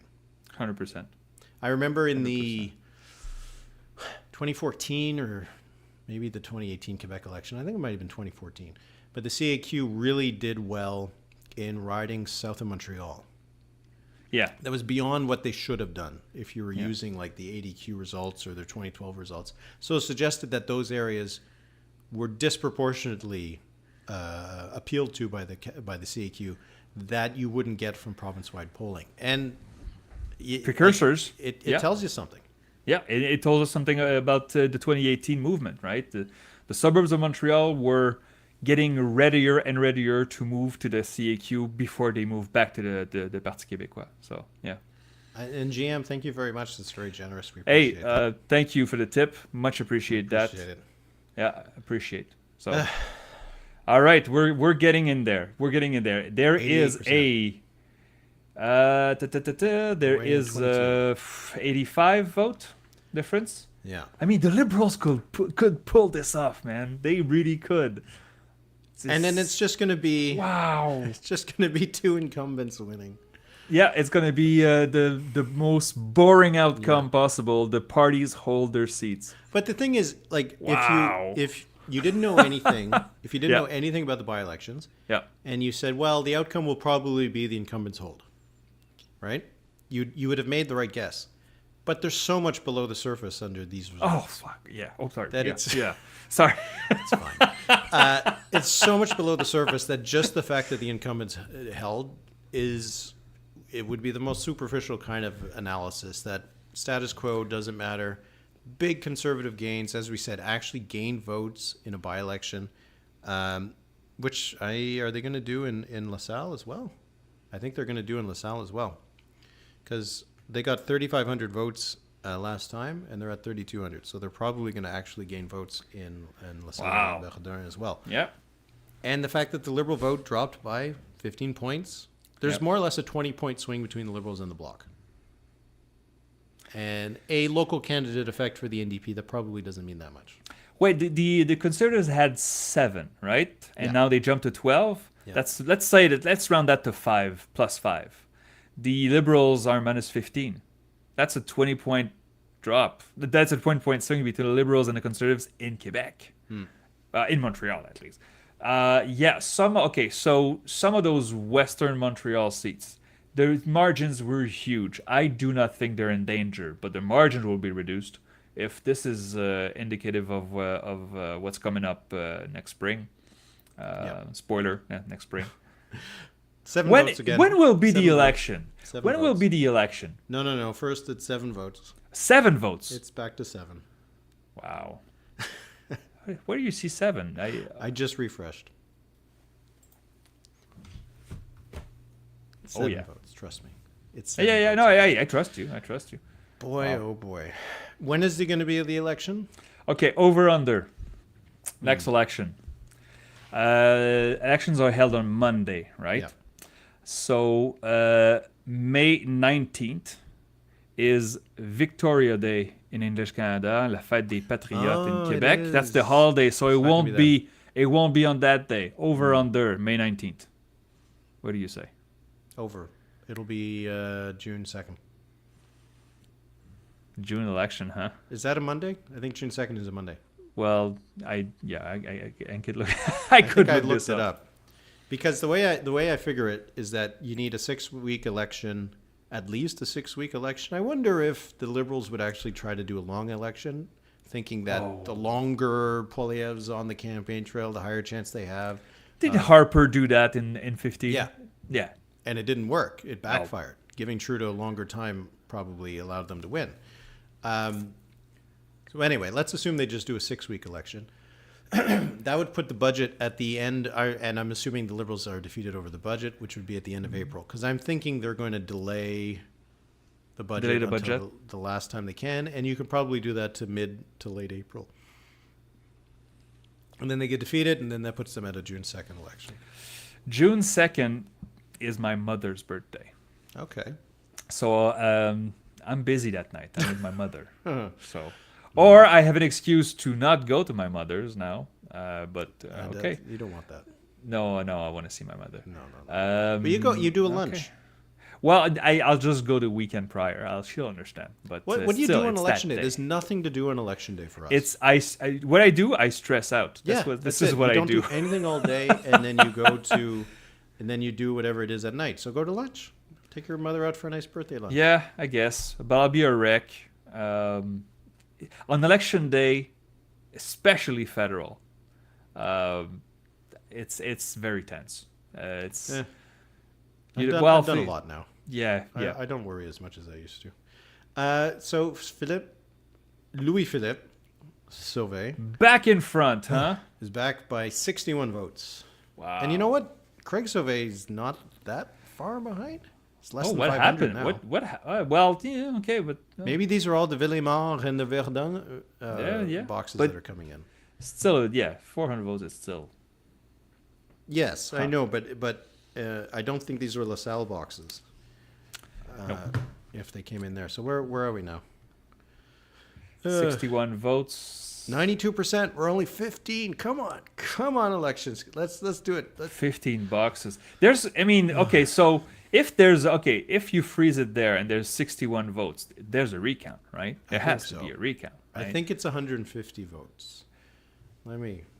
Because the thing is also is like 61 votes is not nothing. Again, we mentioned earlier the Châteauguay-Lacolle or whatever it was that ended by 12 votes. 61 votes is still that's a stack of votes. Yeah. But it's so close that you have to have a recount. Here's the rules. Okay. A judicial recount must take place if the difference between the number of votes cast for the candidate with the most votes and the number of votes cast for any other candidate is less than 1/1000th of the valid votes cast. So 0.1%. Okay. Yeah. Well, right now it's 0.2%. So the percentage difference between the 1 and 2 is 0.2%. So there would not be a recount. Right. Oh, that's interesting. And now you can request one. If the gap is a bit wider, I think you can request one. But anyway, this is not automatic recount territory. Okay, interesting. As it is. There you go. We're learning something.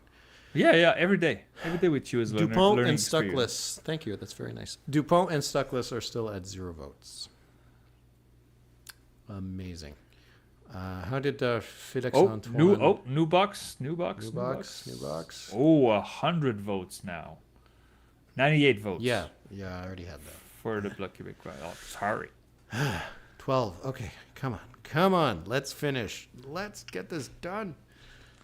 So about this time on June 24th, well, June 25th technically. But we that went means to we're bed. an hour faster. Yes. They definitely did a better job tonight. They did, So because again, we congrats went to to bed. It Elections. took 2 more hours for them to call it. So Elections Canada, you did a decent job. This is still really long. Although Elmwood Transcona only finished not that long ago. They're actually not that much slower. Well, maybe they put all the resources here in Montreal. Yeah. Well, I mean, all the resources. I'm sure it's just local people they hire, but... all right. Oh. No. Okay, we got another one. Another box. We're down to just 8. And the block is ahead by... 7. I'm doing math in my head, people, at this hour. 81 votes. And the gap is 0.2%, so not automatic. Wow. Bill Smith saying Isaac Dupont and Daniel Stuckless didn't even vote for themselves. They don't have to live in the riding. And most of these candidates, I don't think, did live in the riding. Of course not. This was the work of the longest ballot committee. So they have people that was getting the signatures needed in these ridings to get all these people. So a lot of these people don't live in the riding at all. So they couldn't even vote for themselves. Because you're allowed to run in a riding where you don't live. So there you go. I mean, okay. To be allowed to run in a riding where you don't live, I don't have much of a problem with that.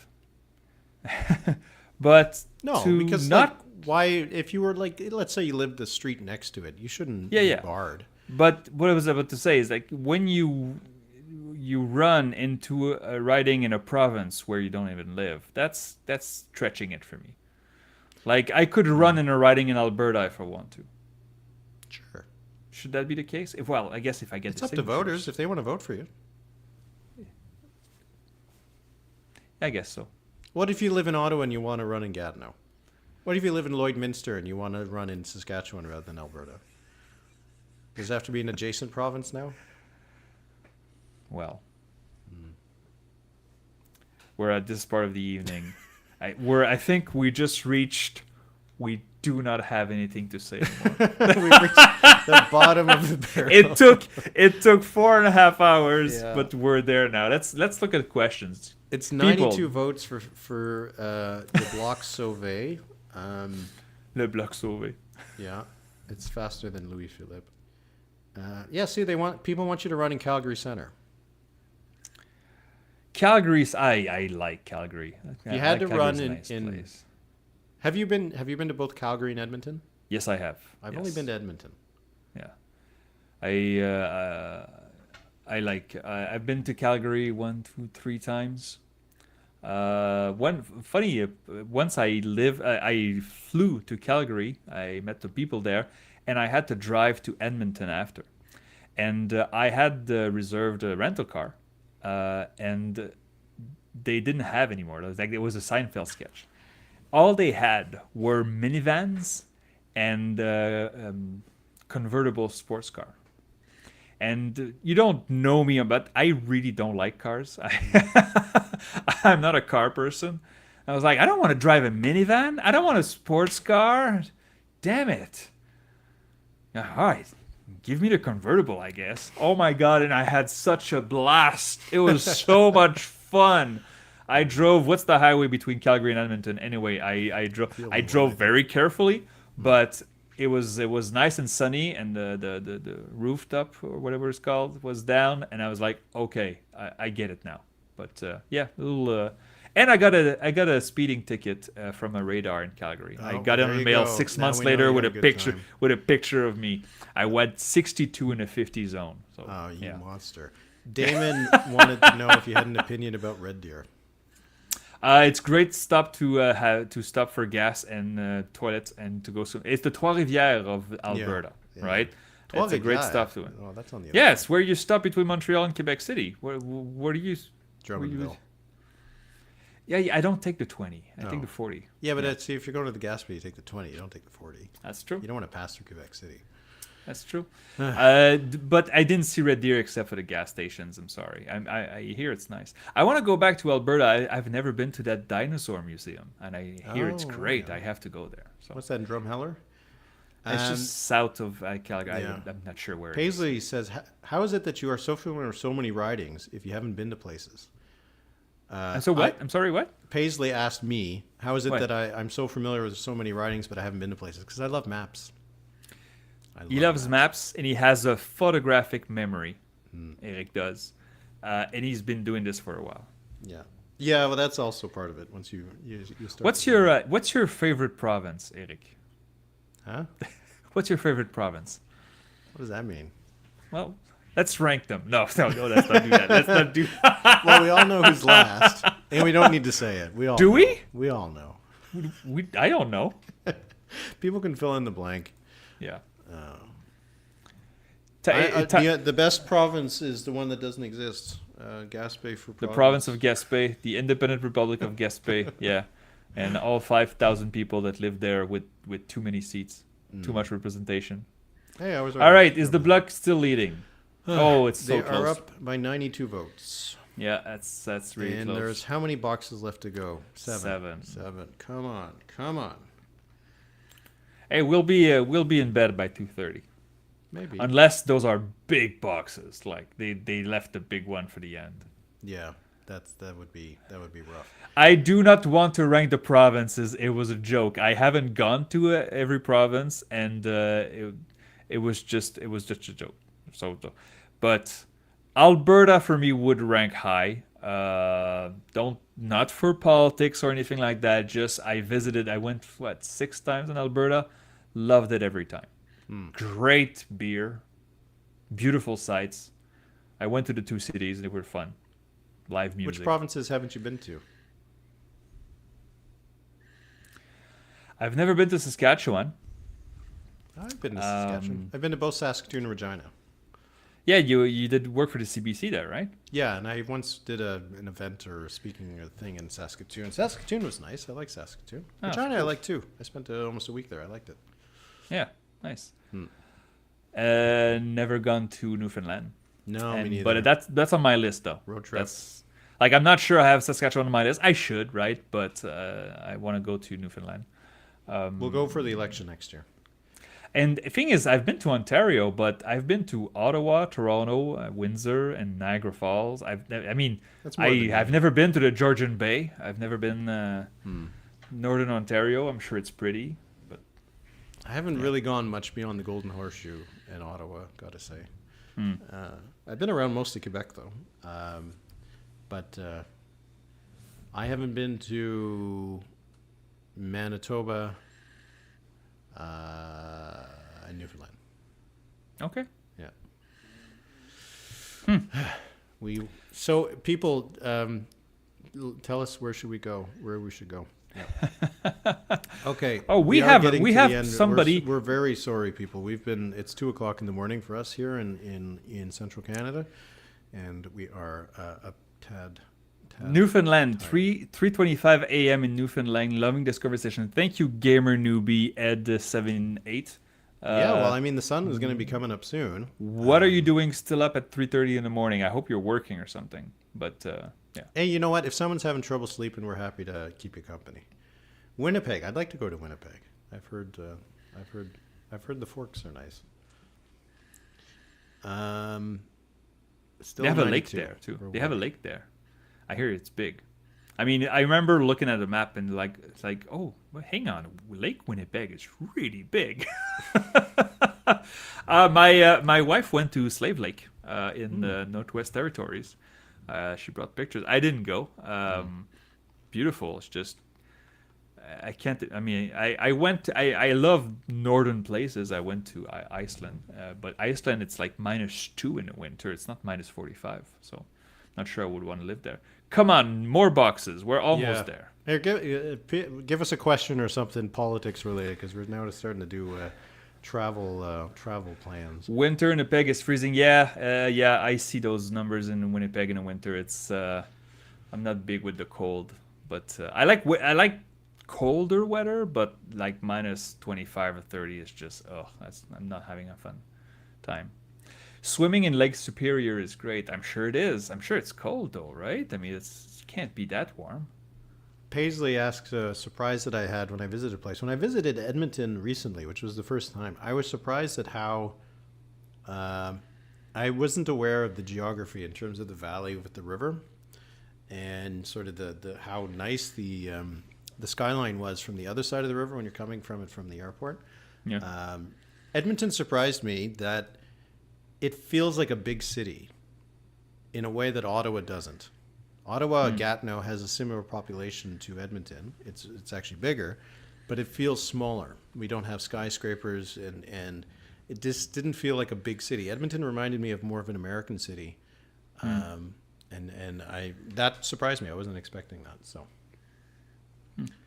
okay, let's see. We got some. I asked for some questions, so we got some questions. All right, let's see what we got.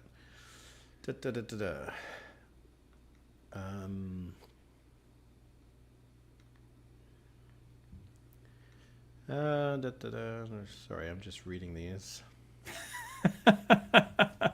Some of them I think we can answer, others we can't answer. Still 1,500 people in here. Hey, yeah, you guys are amazing because my tank is almost empty.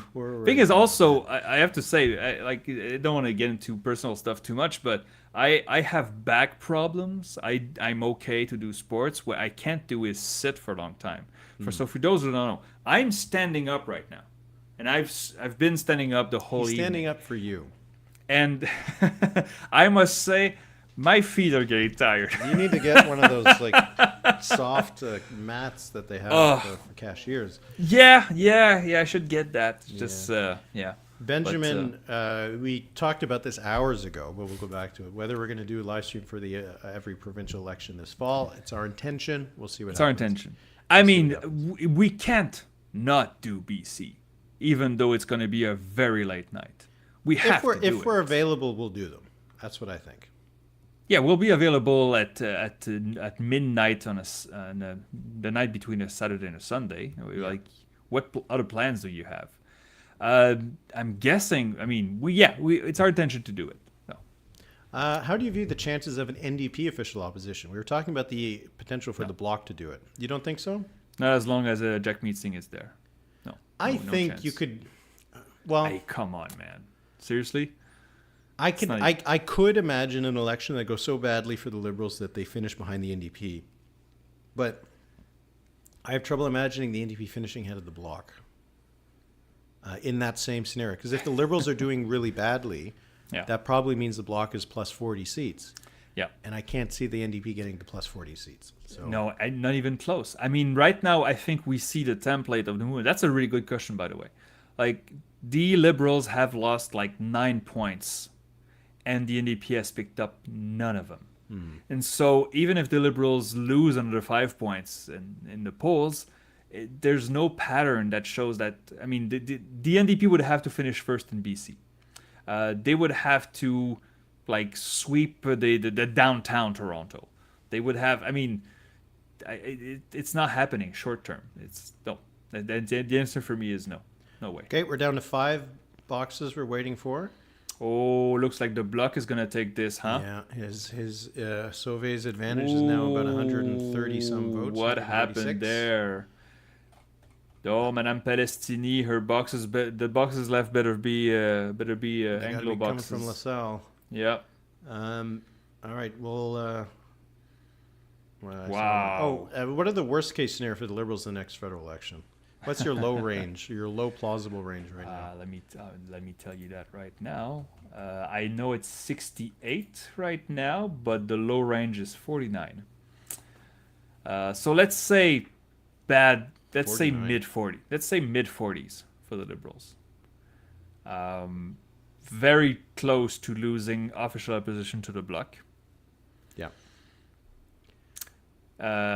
Conservatives pass 230 seats. And NDP, well, I don't know.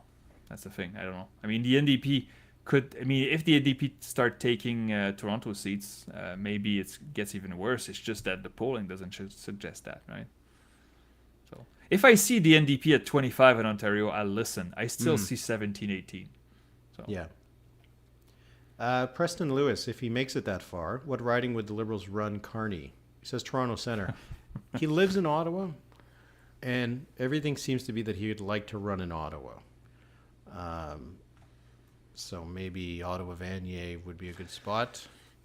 Nackby's going to run in centre, so I don't think that would be open. And I think Vandenbeld is running again in Madame Fortier is not staying in Vanier? Or is she in Vanier? Yeah, she is, right? She is, but there was rumors that maybe she wasn't, so I don't know. We'll see. But he seems to have said that he wants to run in Ottawa. So we'll see. If he runs at all. If he runs. I bet you he won't run.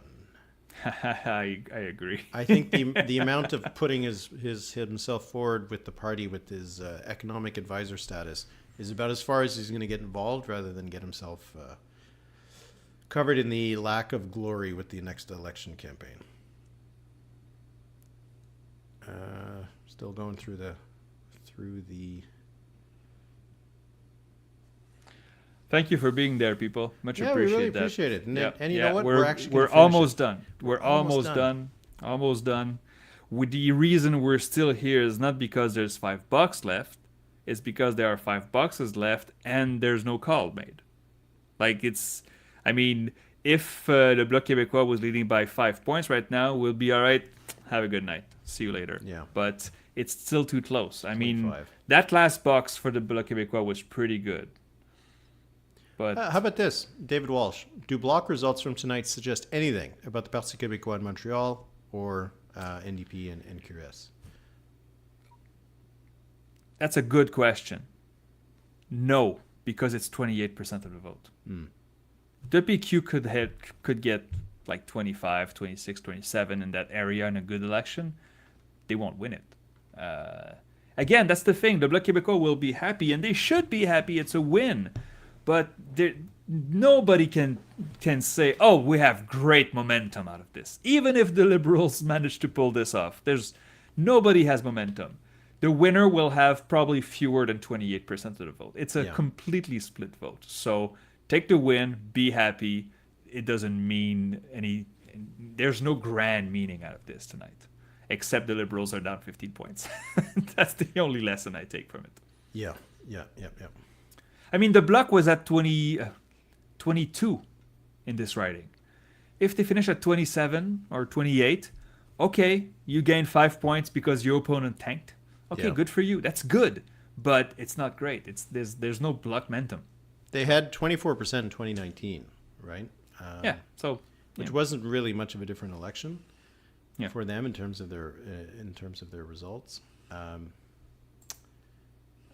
Did we get some? New box, and the Bloc is going to 4 take left. this. The Bloc is going to take this. Yeah, they're up now 270-ish votes. Yeah. Wow. 9%. Bloc Québécois and LaSalle, Émard, Verdun Are you with calling 28%. it? There's 4 boxes left. Yeah, 4 How many are boxes these with boxes? about 150 votes in it. There's like 600 votes left, right? Yeah, around 6, That's 700. like we're really close. Like I'm not calling it, but I mean, if they're all coming from like the furthest west part of LaSalle, like they could be pretty strongly liberal. But this is also the biggest gap we've seen in hours. How? yes, So 0.9% landslide victory for Louis-Philippe Sauvé. wow. But it's still incredible. We're looking at it. Like, I mean, and I always find it validating a little bit when we do these, and the results aren't so much like, did not see this coming, we're idiots. Yeah. It's like we thought, we were like, this, who knows? Yeah. We didn't know who was going to win. And you're going to have a gap of 1.7 points at this stage between first and third. Yep. It's incredible that it could be that close. Monsieur Louis-Philippe Sauvé is going to be an MP for 6 months or 8 months. Good for him. I'm being Good told for to him. refresh again. Maybe it's going to be... It's a point. It's It a point. grew There's 2 again? boxes left. Yeah, it's over. You want to call it? Yep. There you go. Calling it now. We did it. 207. Sorry. With 98% of the votes counted, I'm ready to make a call. I don't want to jump ahead. I don't want to get ahead of myself here. But I've seen this long enough. I know a few things. Yeah. And now, of course, I'm going to tweet this, and then that last box is going to be like super liberal, and It would be quite a bit. I don't think there's actually would be enough votes in these. Jean. Oh, and Dupont and Stuckless still have 0 votes. So it seems unlikely that Monsieur Hamel will be the lone record holder anymore for no votes. All right. We did it. Oh, I'm proud of us. I am proud of us. Okay, we should do some final thoughts. We can wait to see if the last 2 ones come in.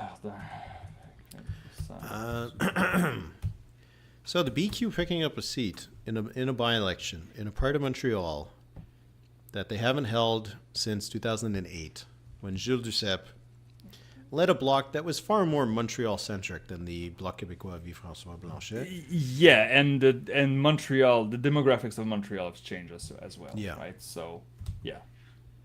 Does this change anything? We got one. Will this provoke an election? The Liberals are crumbling down. Yeah. Every by-election that we saw, even you remember Durham election, it didn't change hands, but the swing was what we expected. In Toronto, St. Paul's, the swing was even greater than we expected. And now there's this. I mean, it piles up, and it's over. So let me just. You know what? I bet you some Liberals are going to be happy they finished second. At least we didn't finish third. At least we didn't finish third. Yeah. They were only behind by 1 point. I bet you anything we're going to hear stuff like that. Oh, well, by-elections are tough for governments. It isn't even true. People always say that. I tweeted my call. There you go. It's you're over. A brave man. Kind of want to wait to finish the 2. Well, no, of course we're waiting. We're not going anywhere. There's still 1,600 people with us. Yeah. Okay. Go ask your questions, and thank you those who are thanking us. I appreciate. We thank you. Yeah, thank you. You stuck around. The only reason we're doing this, we wouldn't. Yeah. We would have gone to bed hours ago. The thing is, 2 a.m. is not that bad. Too bad. I could not do 4 a.m. That's at some point there's a threshold that you cross, and at 4 a.m. it's like I know I'll have to. Thing is, there's a thing. As I'm growing older, I realize I always get up at the same time. If I go to bed at 9 or if I go to bed at midnight, I wake up at the same time. And so the sleep is not translated in time. It's just cut, right? Yeah. But I'm going to do an incredible nap tomorrow, though. In the afternoon with my cats. We didn't see my cats. I closed the door. That's why. I'm going to nap with my cats. Sleeping on the couch. He's been sleeping on the couch all night. Oh, dear baby. Give us the boxes that are left now. Yeah. Come on. We got a lot of questions, though, about whether this means anything about Trudeau and his leadership. I feel I'm totally prepared for some shock. He's been faking us the whole time. He was waiting to see if he'd win here. He comes out tomorrow and says, I'm done. Could happen. But I think he is sticking here. I think that they reduced the expectations so much that I think Liberals are almost expecting that they were going to lose here. And so it doesn't change their prior. Before tonight, they were like, we're sticking with this guy. He's taking us in the next election after we lose Toronto and after we lose Montreal. They already had it gamed into it. So I wouldn't be surprised if this doesn't really change anything. But as I said earlier, I think that you might see a few more Liberals say, I'm not up for another one. What you said, plus expect a lot of leaks in Ottawa in the next few days. As we mentioned earlier, the fall sitting began not today, yesterday now, on Monday. And MPs are all in Ottawa, and they're all talking, and they're all texting, and the media is there on their tail. And what do you think they're going to talk about tomorrow? What do you think? Do you think that Yves-François Blanchet's head's going to fit through the door tomorrow when he, gets up and asks his questions? It's going to be invivable for the Liberals. And I don't understand why they don't give their leader the booth. They should fire him. They should say, you're done. They should at least Well, maybe there's no mechanism to do that, but you can start You can publicly put enough saying, public pressure that Yeah. they can't choose anything. but than that, that's the logical thing. Again, that's the logical thing that should happen. Clearly Trudeau is done. We've known that for a while, but by-elections after by-elections, poll after poll, we see he's done. Like, Yeah, but But- if the Bank of Canada drops the rate down by 0.25 again, everybody's Yeah. going to be happy. Yeah. Eric Campbell, I just wanted to read this because I enjoy your comment. He says, "Thank you for keeping me entertained on night shift." So we're happy to do that. That's especially great. Absolutely. If you have to work overnight, we're happy to keep you company. And he says, "I never thought I would be working night shift in Northern Ontario cheering on the Bloc, but we live in strange times." See, we're bringing people together. We're there you bringing go. people together. That is There what you we go. do. And this is why Dear people dear go English Canadians, do not hate on the Bloc, because if you go with their policies, not with the sovereignty aspect, you would find yourselves agreeing with them many times. They are a none of the above party. They are a provincial party that looks only for their interest. Many other provinces would love to have that, but our system doesn't allow it. Doesn't allow it to work. Wow. Don't hate on the Bloc. They don't do that. It's not because you agree with most of what the Bloc stands for. Just Well, that not was the thing, main right? Daniel Smith was talking about how it would be wrong for the government to follow the bloc in the separatists. vote, and Yeah. Yves-François Blanchet says, like, more or less says, you should have a bloc Albertan, a bloc Alberta, and it's a possibility, but. Where's the lie? Yeah. Absolutely. Well, like one of the just because now the Bloc is going to have more of a role, so it's it makes sense to talk about it. One of the policies that the Bloc wants to have the government do in order to keep them in office is about, I can't recall exactly what it is, but it's something to do with seniors' benefits, being at a 65 rather than 67, something like that. And it doesn't really have anything to do with Quebec, right? It's just a policy that is supported by them.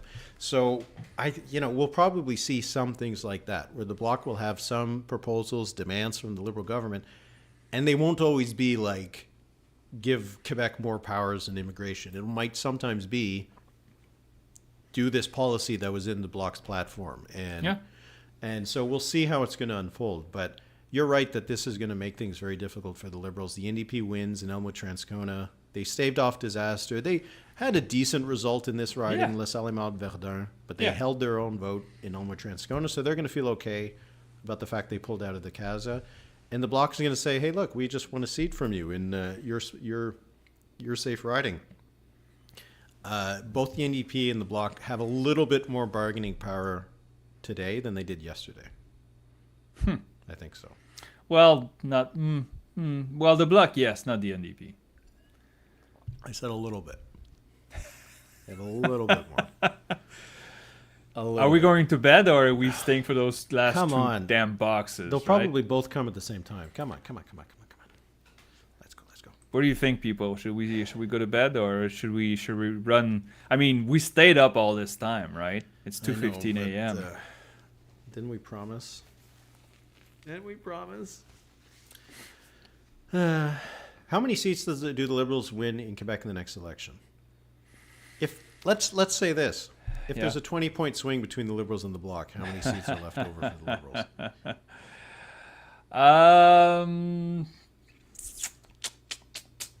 Like 18 or something. People want us to stay. Look at that. Look at it. They want us to stay. Sickos of the night. I bet most of them are much younger than us. I used to stay up all night too on my computer and go to bed at 3 a.m. We've got 1,600 people but- with us. So. But thank you. But okay, so how many? Every seat outside of Quebec, in Quebec, outside of Montreal, Laval, and Gatineau, they're gone. That's even François Philippe Champagne. Many seats in Montreal are gone. Hochelaga, forget about it. I mean, even Papineau would be hard at this point. Laurier-Sainte-Marie is gone. Laval, there's 4 seats in Laval. Liberals hold all of them. I think 2 of them would switch. And then you would have to look at the Gatineau seats. I know one of them is really safe. So yeah, 18 seats, 16, something like that. 16 though? I mean, you think about, I know it's not the same situation, but you think about 2011, they won what, 7? 7, yeah, but it was the NDP. I know. It's a bit of a different situation, but yeah. You Thing is, imagine... the conservatives can win like 15 seats in Quebec, and so to have the Liberals and the Conservatives almost tied in seats in Quebec would be a sight to see, considering. And the Bloc would have 48. When would have been the last time the Conservatives won more seats than the Liberals in Quebec? It probably would have been 1988. Mulroney, right? Because even in 2011, the Conservatives won 5 seats in Quebec. Yeah, that's right. And the Liberals had 7. Yeah, they had the name Maxime Bernier into cabinet because they need some Quebec people in there. Right? Well, yeah. So that worked out. I don't think he was in cabinet before. Was he? I don't think he was. Or maybe a minor role. But was Maxime Bernier in cabinet before the majority? Yeah. He was? I think so. Wasn't he the foreign minister? Defense? Oh, foreign ministers. And then he. Times have changed, huh? Yeah. Wow. I don't think that's going to happen. No. No. No, you don't think so? What else okay, so most people want us to stay. Kyle told us to go to bed. What about a Hunsick? I think the Liberals hold Hunsick Cartierville. Let me. The thing is, Mélanie Joly. I guess Mélanie Joly would say, you know what, I'm going to do something else. Well, she'll probably be the leader. Yeah, you want to be the leader of. Yeah. So that's Hunsick Cartierville, right? Yeah, that margin is still pretty high. Who would win that anyway? Well, it used to be the Bloc, but the writing changed and it took a chunk of West. So, like right now, I have 43 Liberal, 21 Bloc, and that's considering the polls of today. Not how much did she win it by? Here's a fun one. 52%. And this will help us kill time. Benjamin, letter grades for the major parties tonight. Okay, let's do that. Yeah, I like that. We'll do just the 4 because I don't think the Greens or the PPC had enough of a thing to count. Conservatives, what would you say? Conservatives, I give a B+. Yeah, it's not great, but it's fine. They showed that they have game in Winnipeg, and that's what they needed. I think you need to have a win to have an A. Yeah. So a B+ sounds good, and I think you're right. Oh, did we get one more box? We got one more box, and the gap is still wider. Actually, no. I think it shrunk by. It's now 0.9. It shrunk, but there's one box left, and there's not 300 votes in that box. No. Hang on. My tweet never left. I never posted it. So now you're going to tweet it with one box with to go? One box left. There you go. Wow. There you go. It's done now. Wow. Okay, so the Conservatives, I think, we both agree B+. It's on the record that I put, like, it was 15 minutes ago or something. But. All right, so the Conservatives get a B+. Let's go with, we'll save the Liberals to the end. The NDP, what do they get? I think when you got to win, you got to give an A. Yeah, but they held.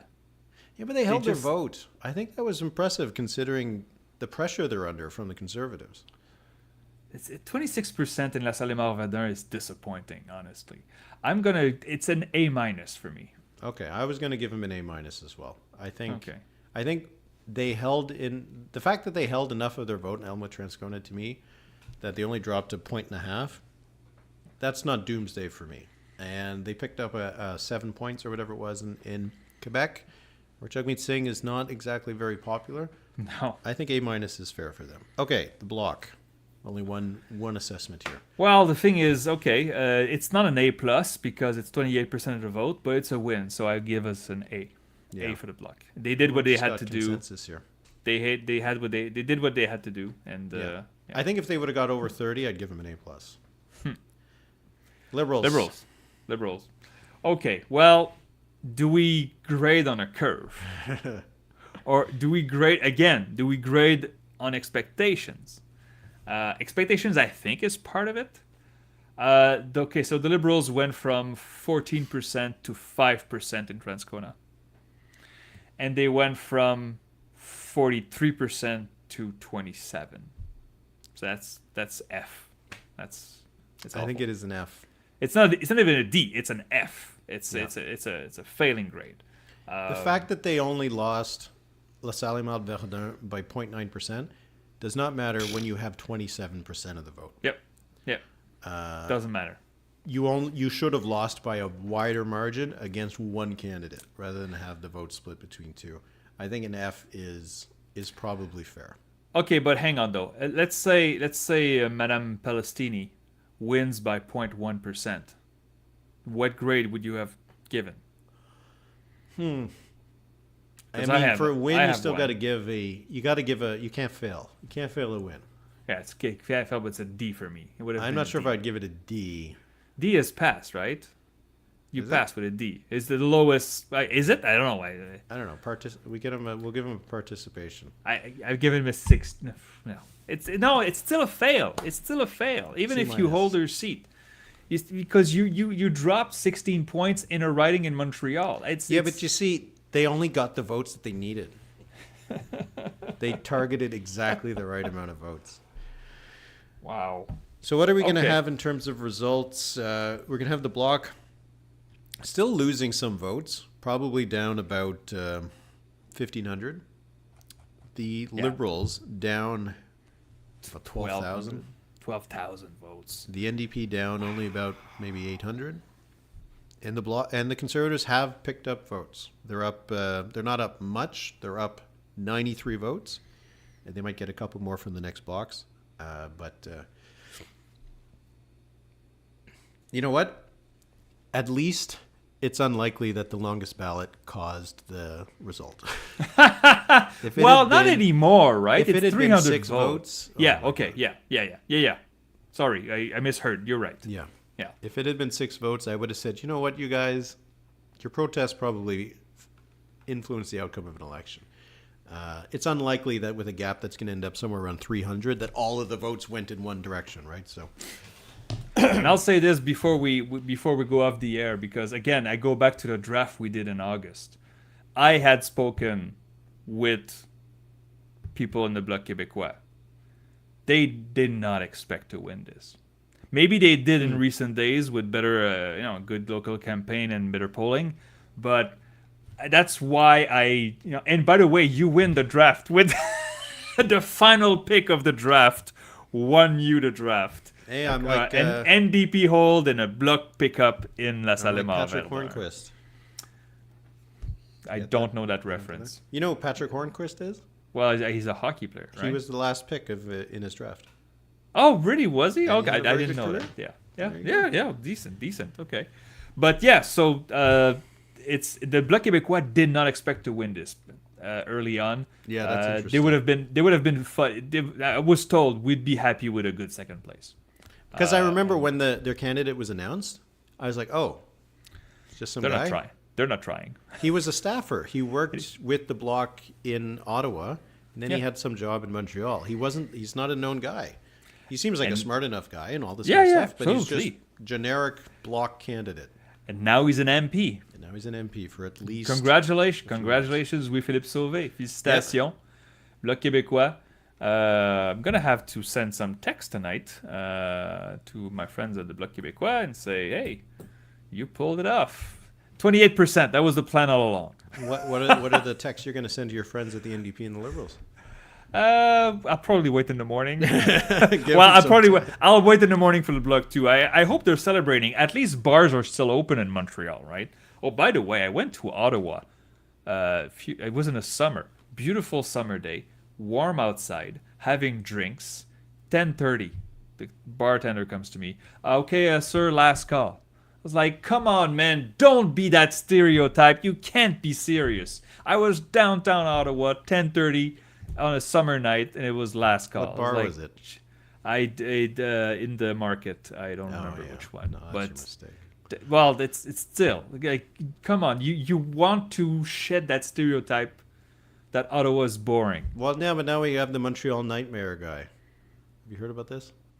No. No? What's this? Oh, What's this? We have a nightmare. Like literally or They named some guy who's supposed to run Ottawa's nightlife, and he was a guy from Montreal. Okay. And they gave him a different title. Anyway, he's supposed to spice it up. Anyway, that's not going to work. We're waiting for. Come on, let's just get this last one. No, I don't want to go to bed at 1:86 No. out of 1:87. I want to go to bed. It's over. It's like, come on. No, people are going to be upset. No, they're not going to be. Hey, but people, are you going to be upset if we don't wait for the last box? Yeah, I think we're going to just have to go. All right, so that'll be it for this evening. Yes.